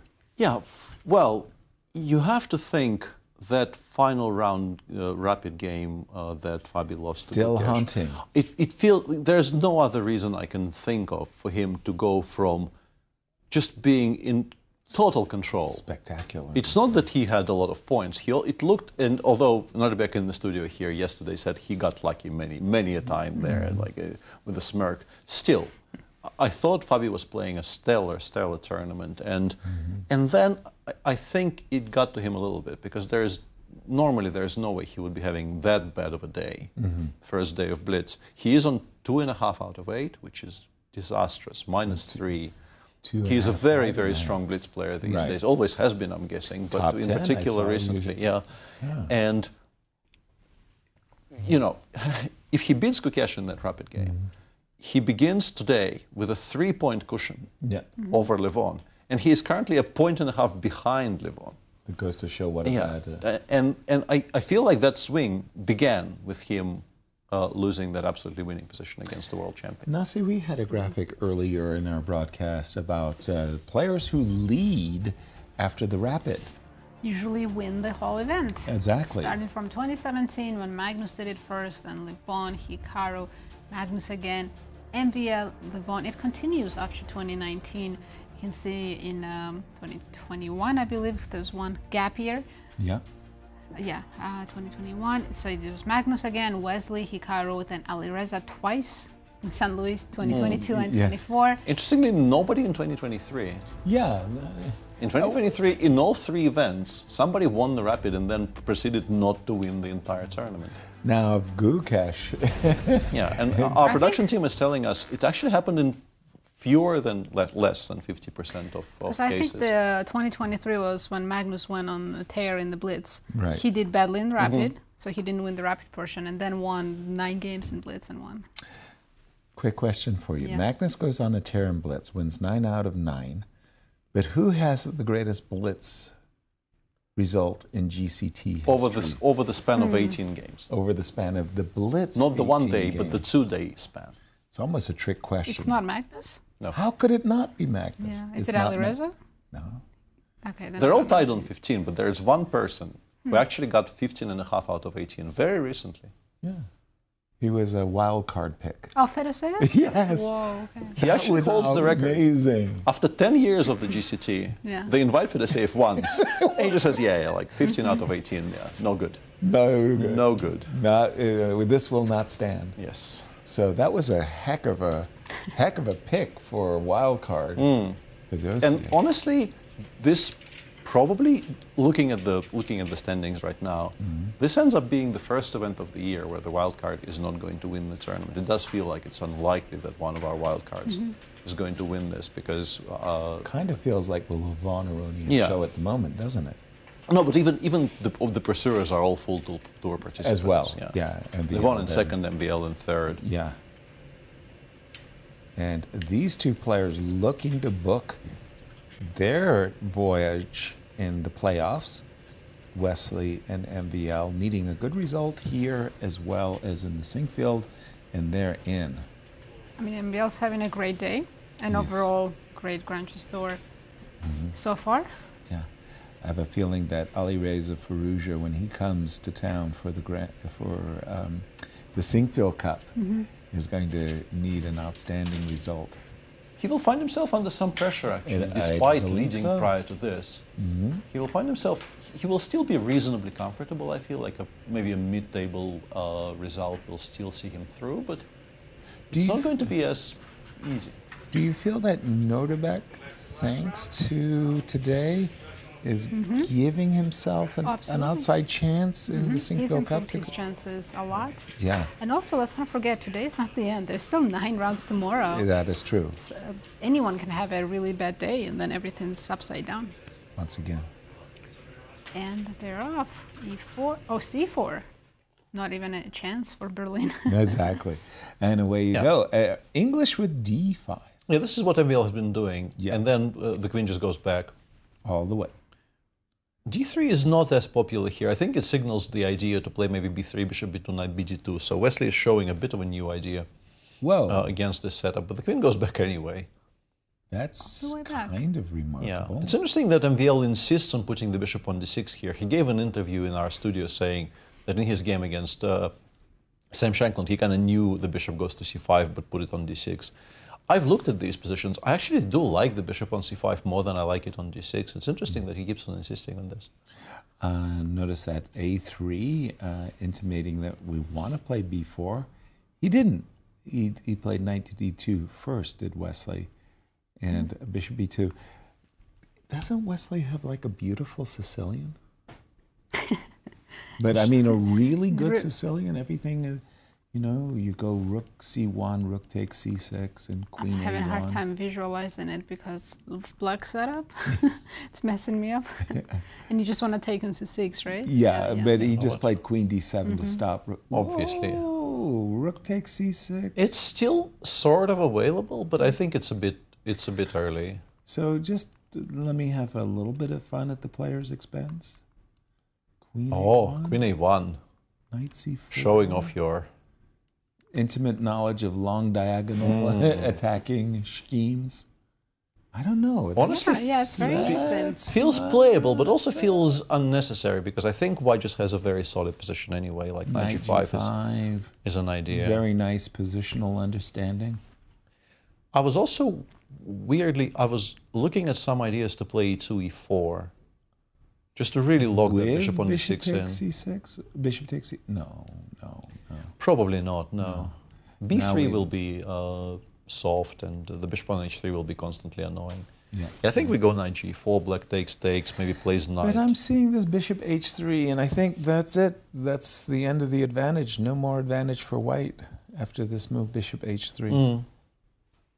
Yeah, I don't disagree. I think this was maybe not the most critical continuation.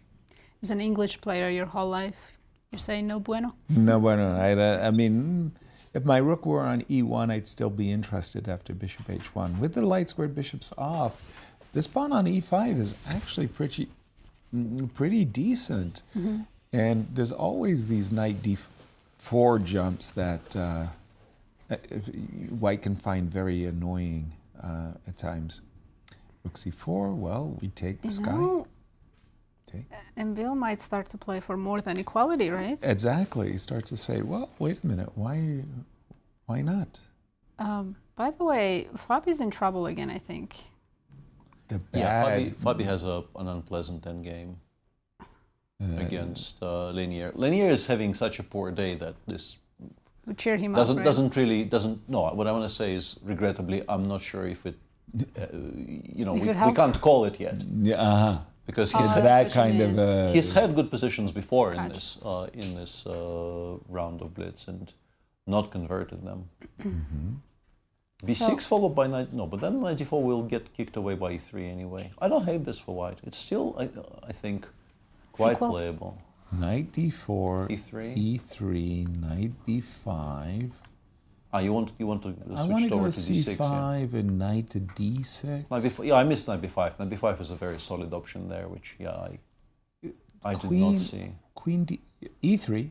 There's also e3, queen d5 check.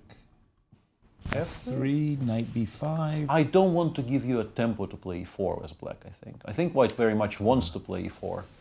I think it's either knight b5 or you can go knight e6 here maybe, because bishop takes e5, queen takes, queen d5 check wins a bishop. It's awkward. So if you want to do that, maybe you can do that. No, I kind of like the whole setup with knight b5, c5. Then I've got the Maroczy bind, if you will, and knight to d6. Yeah. Oops. Played knight d6. E4 maybe? E4 to block the long diagonal and pretend that we're threatening bishop takes e5. I'm worried I might get mated after f4 though. Bishop e5, knight g5, some kind of shenanigans. It's not mate there because I have bishop takes f4, but I am worried. You start to say, don't play too many games. But where's the mate? Bishop f4? Yeah, there's no mate currently. No mate, yeah. But it's just the type of thing that you don't want to be pushing fate. Yeah. You don't want to push your luck. A bit of an opening catastrophe in the game between Gukesh and Oparin. Oparin slightly fading towards the end of the day. I think it's, if you haven't played very many of these before, get tired. You do get tired because this is an exceptionally strong field. And knight c5, maybe d3, d4. Pardon me? d3, d4. Knight d4. Knight d4. G takes e5. There is knight d2 though, and then queen c6 check. I don't know. This is weird. So knight very c5. messy. Yeah, knight c5 played. So we will find out why one way or another. I think he was intending to play g4. Yeah, and he's done it. So there. Knight e4 f3 maybe. Knight e4 f3. Knight d6. But then the knight and will then be d5. Beautifully blockading. Yes, I don't disagree. Yeah. Well, no, I think you would like to go g5. The question is, do you have a response to knight d2? Not a good one. F3? F3 Yeah, was now played. just knight g5. Now we no longer try to calculate, we just get it to the best square on the board, and we are quite happy about things. So what we're saying is that the knight will come, once you play d4 takes e5, the knight will be blockading. Yeah, we can even snap on g1, to be honest. Yeah. Take, go rook a d8, maybe even. Try to fight for the g file, and then plant the knight on e6. And By the way, the better. leader, Levon, is doing great in his game. Much better against Sam Shankland. Right. Yeah. By the way, no, seriously, it's not a joke, but you play knight e6, king f7, I think you're just winning this ending handily. Very often, yeah. I think maybe you need to try rook cd4. Do you win it if all 4 rooks come off? You're still better, but do you win it if all 4 rooks come off? if you get your king nicely to d5, I would think you do. Yeah. But Honestly, I think you can actually allow pretty much any simplifications as well because of how dominant that knight on e6 will be. Exactly. But for white, if you don't play rook cd4, I think you're kind of doomed. Without the d file, you will not survive here. Yeah. No play. Wesley, so down on the clock too, right, Nazi? Yes, by almost a minute and a half. Yeah. By the way, the last move, the desirable rook c7, was allowing rook to d2 check, picking up the bishop. So we had to play bishop c1. And this is the position that we were thinking. The degree to which the engine disagrees with our complete consensus about this, it says slightly better for black. I would think I was borderline losing with white here. Me too. Me too. The engine says, you know, stop vibrating. Come on. This is not exciting. It's fine. What's the problem? What are you hyperventilating about? A moment there, I would have been anxious to even look at rook to d4 because I would be thinking that I'm winning with the, well, here we go. Can he play rook to d4? Rook d3, b3 maybe is even more attractive. Just put it on b3. Rook d4? White's pieces will never move again in this life or the next, frankly. And Or then the slowly find a way to improve. I don't know. But help me. Looks horrific to me. Me too, but rook to d4? Rook takes d4, knight takes d4. Aren't I threatening knight to c6? I guess somehow that's not winning. Bishop White b2, has some setup. Bishop b2, maybe knight c6, e6 check or something. I don't know. Maybe there. Yeah, There we go. Yeah, bishop b2 instantly played by Wesley. Wesley realizes in how much danger he's in, so he knows he has to generate some sort of counterplay straight away. So Zambiel is not allowing e6. So he has it in mind to try But to... this might, I mean, it's gorgeous, but maybe it's simply not enough because there's such limited material on the board. Maybe this is the point. I don't know. I would still feel that I have tremendous winning chances here with black. Well, and at what point then do you at all include h5 and g6? I would play h5 here. King e7 is not running away. I would play h5 and g6. And with white, I would be very interested in g3, g4, by the way. I don't know why none of this is being tried. Taking a little space on the king side with g6 and h5 makes a lot of sense. You know, it's the weirdest thing. Sometimes you do have it in mind that you might get in some kinds of king and pawn in-game where sometimes you need the tempo. Maybe, yeah. It's a very long and far away consideration. Right. But it might be something MVL is thinking about. And just to update everyone, Fab is no longer, well... Here you caught yourself.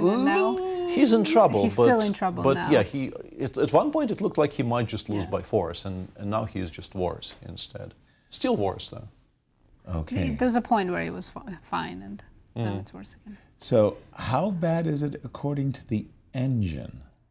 I think it's very bad. This one says triple zeros. Yeah, triple just zeros, yeah. crazy. I assume so, because I see Valpar's right in the middle. But I mean, I would be just petrified thinking that my opponent... Yeah, you're panicking here. Yeah, for no reasons, huh? I don't think Wesley's panicking. He seems pretty I don't chill. like h5 though. I thought knight e6 and g5 might be interesting because I want to ask white. Do you want to allow me to play g5, g4, fixing the pawn on h2 and maybe he has the idea of knight e6 and h4 anyway, h3. Wesley said, "I see you, and I'm about." Well, there is g3, knight e3. Knight e3, allowing e6, but actually e6 doesn't really do very much. Wesley goes to a5. 4 seconds for Wesley, by the way. Knight Let's not c3. forget. 4 seconds. Knight c3, e6, knight e4. Yes. But then e7, king takes b5. And the knight from g3 doesn't actually collect things fast enough. Maybe it's just fine for white. Knight e4, e6. But you still have to try it. e6. You have to. No, he hasn't played e6. He wants passive defense with the bishop on e1. Bishop to e1. There's no way to put white in Zugzwang? No. I don't see any. No. Yeah, the e-pawn. Strong. Wow. Okay. Okay. I think we're going to see a balanced game here, and I know that we can come back. But do you mind if I take a look at the game of Levon for just a quick moment? He's still better. Levon versus Sam Shankland. And it's a queen and knight versus queen and bishop. He was Extra better pawn? before. This is still very unpleasant for black, but I think Levon was completely winning at an earlier spot. Knight. It's very. Whoa. 10 seconds for both. 10 seconds? Mm-hmm. I wanted to. Yeah, this is not easy. I mean, black's queen on e5 is very nice. It's a very nice defensive piece. Can and your I extra play pawn is a knight doubled f3? pawn, doubled Can I play pawn on knight the f3? g-file. So. Yeah, finally, knight f3. c5. Queen d4, probably. Queen d4. King e7 back. Persistent, isn't he? Maybe queen d4 was good enough to hold, but you don't have time Yeah, to think. I don't think anybody ever does that. Those types of endgames are. All right. Yeah, we're Levon going actually into forces endgame. that endgame now. Now he's got the endgame he wants. And again, one of those good knight versus bad bishop positions. I'm very interested in getting g4 and g3. Oh, dear God. b5 just fell. Yeah. Oh, he just Oh. Levon Let's- again. Let's go to Fabi. As Levon. Oops. I think Leinier made a huge blunder earlier, and now it's Fabi who's playing for a win, and he is winning. Yeah, it is now winning. Yeah. And as I mentioned, Leinier is just 4-1. having such a nightmare of a day that... There it is. Oh, poor Leinier, yes. But maybe he can hold this. It's such a strange setup. How You do just you got to move the make a pieces? tempo move. They must have repeated 3 times, no? Rook to h7, And Wesley and MVL drew their game as expected. right? But we're a piece up. But rook h7? Rook h7? And then how do you improve after that? No, I wanted with my king on c5. So king back to c6, c5. And then I was trying to zugzwang you, but... Oh, I see. Ooh. C5 is not great because what he was can take the that? pawn. I think he That thought was he could his play rook blunder. c2, but then, yeah. There was... I'm pretty sure he thought rook c2 was very strong, but rook takes h5. Now he's winning. Yeah, It's now completely Fabi's winning. winning. Knight e6 check and king g8. And it's very comfortable suddenly. The victory And Fabi will remain close. plays Levon. itself. Yeah. Now it's very easy for Yeah, we can pick up on h5 and go from there. King Yep. g6 and rook c8, c7, I think, is the cleanest. Yep. Rook c7. Oops. Yeah, just F6. stay, go to g6 and go knight g5, and that's where Leinier will shine, I think. Yeah. Oh, hang on, stalemates? But no stalemates. Well, some stalemates. Wait a Yeah, minute. some. Rook f1? Wait. Rook What? takes f7. Rook f6 check. Is this a draw? This is a draw now. King g7, rook f7. Rook f7. Rook f7. Insane. Draw.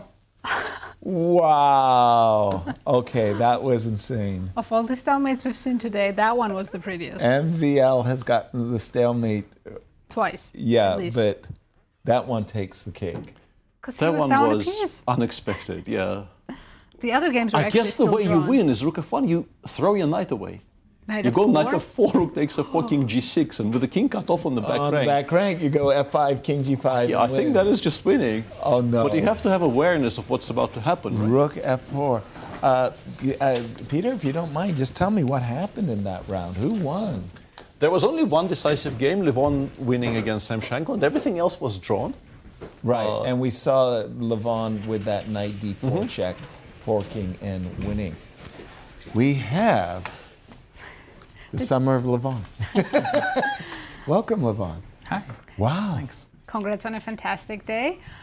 Which games stood out to you the most? And I have one question. How did you manage to trick Fabi in that endgame? Yeah, that was definitely a dramatic game. I think I had a completely winning position, and then I don't know what I did. Couldn't explain, and then he also couldn't explain what he did. So. Which round was that you played, Fabi, by the way? I'll try to, round 5, I'll try to fish it out for us. Yeah. Round 5, so, well, including Yeah. Rapid, that would be Levon. 17, right? Oh, yeah, this is the beautiful Yeah, ridiculous, stalemate. yeah. Yeah. Yeah, definitely that game stood out as we said with the guys, with Maxime and with Fabi. We said we have to write a book about tricks. Yeah. Tricks. Not really would the be the tricks, cover, right? about idiocy of all of us.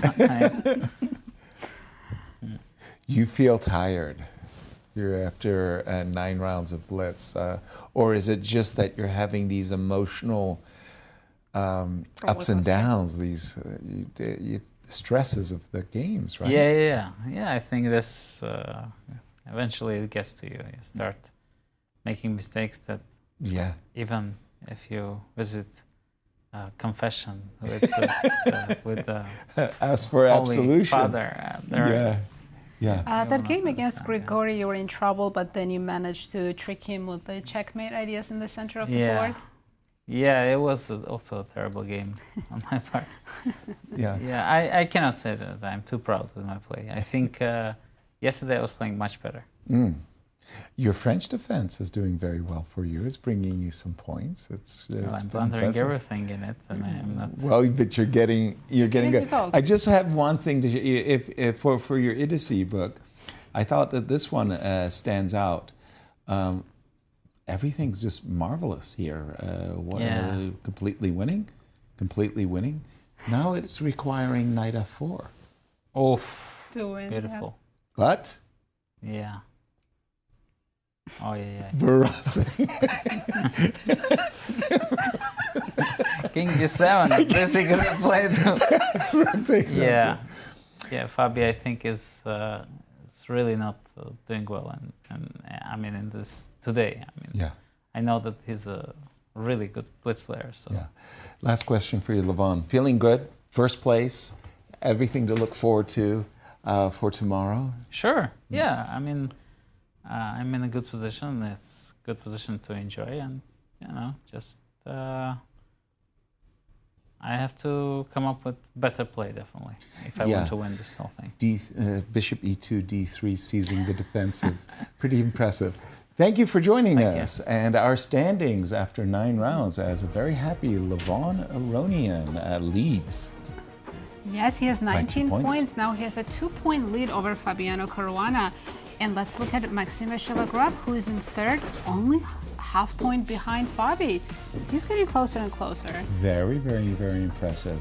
However, Levon is separating himself. But there's still 9 rounds tomorrow. 2 players had outstanding results, Liem Lee and Grigoriy Oparin, and it's very nice to have Liem in studio. Liem, thank you so much for joining. You're a hell of a blitz player. Thank you for having me. It's my goal to make it here once. So at least I had a good day today. You did. Tell us about it. I started well with 3 out of 3. Got a little bit of luck, but that's normal in blitz. And then necessary. I play a bit more solid in the next 3 games, make 3 draws, and then 4 draws actually. No, 3 draws. Then I beat Gukesh. And then the 8th round, I should be able to make a draw with Wesley, but time scramble and I blundered and I lost that one. And the last game was again solid. So +3, not a bad day for me, but I guess I'm in no contention for the top 3. So, but I'm just trying to enjoy. But when you think about it, you're coming into this blitz game today, and you say to yourself, I'm going to have an outstanding day, and another player is going to join me to have an outstanding day. Grigoriy, also a big surprise, but he was playing very well too. Yeah, he's a very strong blitz player too, and I guess because we both didn't do so well in the Rapid, we felt that we had to up our game and overcompensate for the But Rapid. of course, if we had a more decent Rapid portion, then probably we could be talking about different things now, but I'm gonna take a guess. Is Blitz your favorite format? Yeah, probably. Although I still like Classical a lot. Rapid, I also like it, but for some reasons I'm not doing very well. And you probably don't play a lot of Rapid tournaments, right? Yeah, this year I play only 2 other Rapid tournaments. One in the World Rapid Blitz Team Championships in London, and the other one was in Lyon last month. So I did well in both these tournaments, but I guess I didn't have too much practice coming into this tournament. Time flies by so very fast, and a dozen years ago, I have to remind you, 2013 World Blitz champion, 12 years ago. Wow, what have you been doing for 12 years? Because you impressed today, Liam. Yeah, that feels like a lifetime ago, right? It did. No, actually, every time when I sit down and play Blitz, I still feel the joy and the thrill, and it's still so fun to play, and I enjoy it a lot. So hopefully I'll have a good day tomorrow, and then we'll see. I have one more question before we let you go. Do you prefer to play Blitz over the board or online? I think I would prefer over the board. Yeah. Really? Yes. Yeah. Nice. Well, best of luck tomorrow. Hope you have another good day. Thank you. Thanks for you for all joining the us. thrills. And our schedule coming up tomorrow. It's our final day of the Rapid and Blitz. I can't believe it goes by so It goes fast. by so fast. Crazy, right? We are loving the Blitz, and today we had the first 9 rounds. Tomorrow will be the final 9.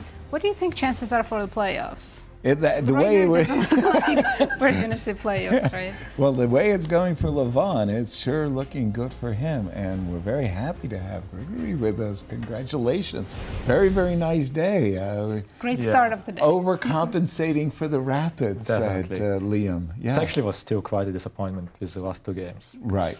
Such a winning position against Levon. Yeah. And not converting this opponent game against Gukesh in the Yeah. last one is impressive. I don't know, why would I give this e4 check? We It can is just pull like- it up.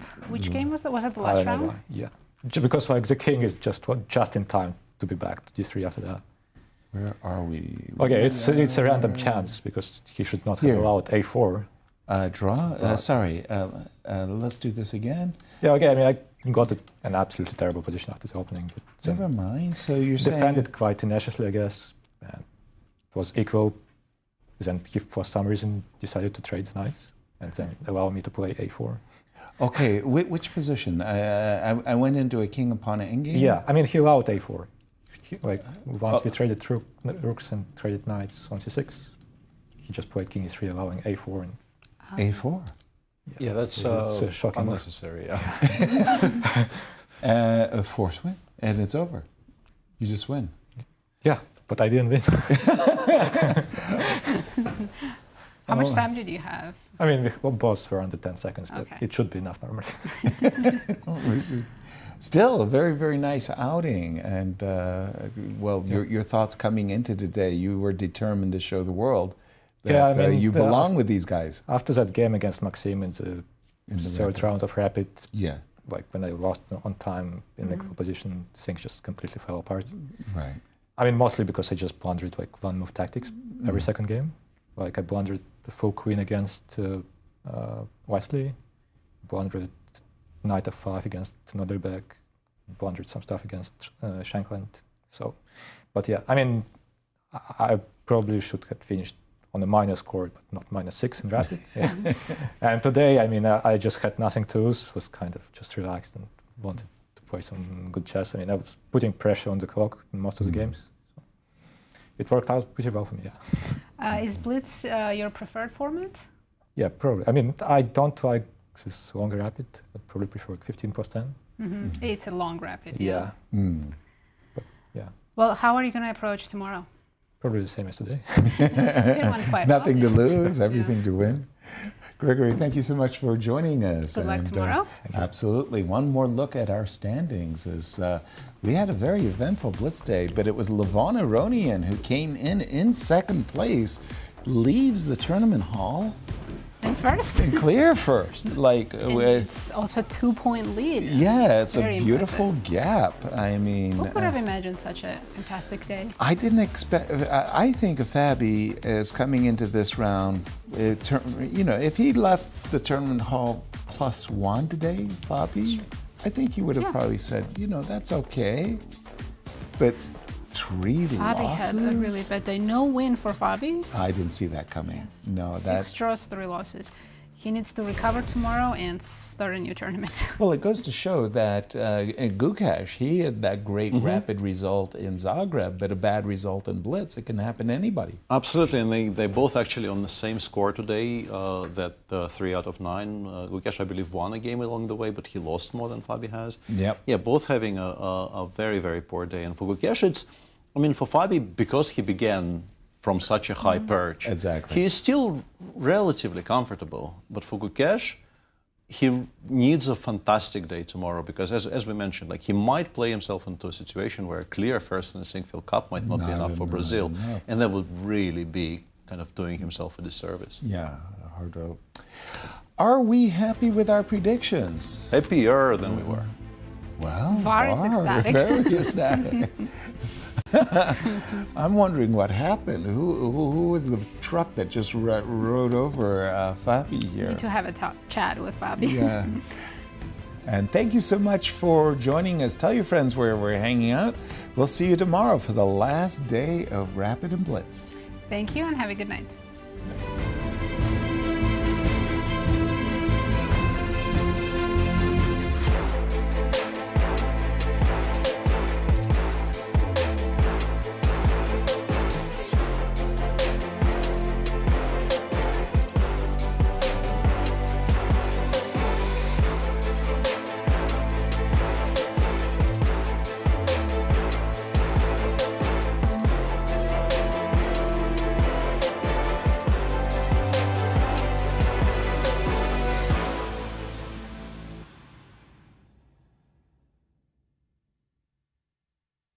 This has been a presentation of the St. Louis Chess Club.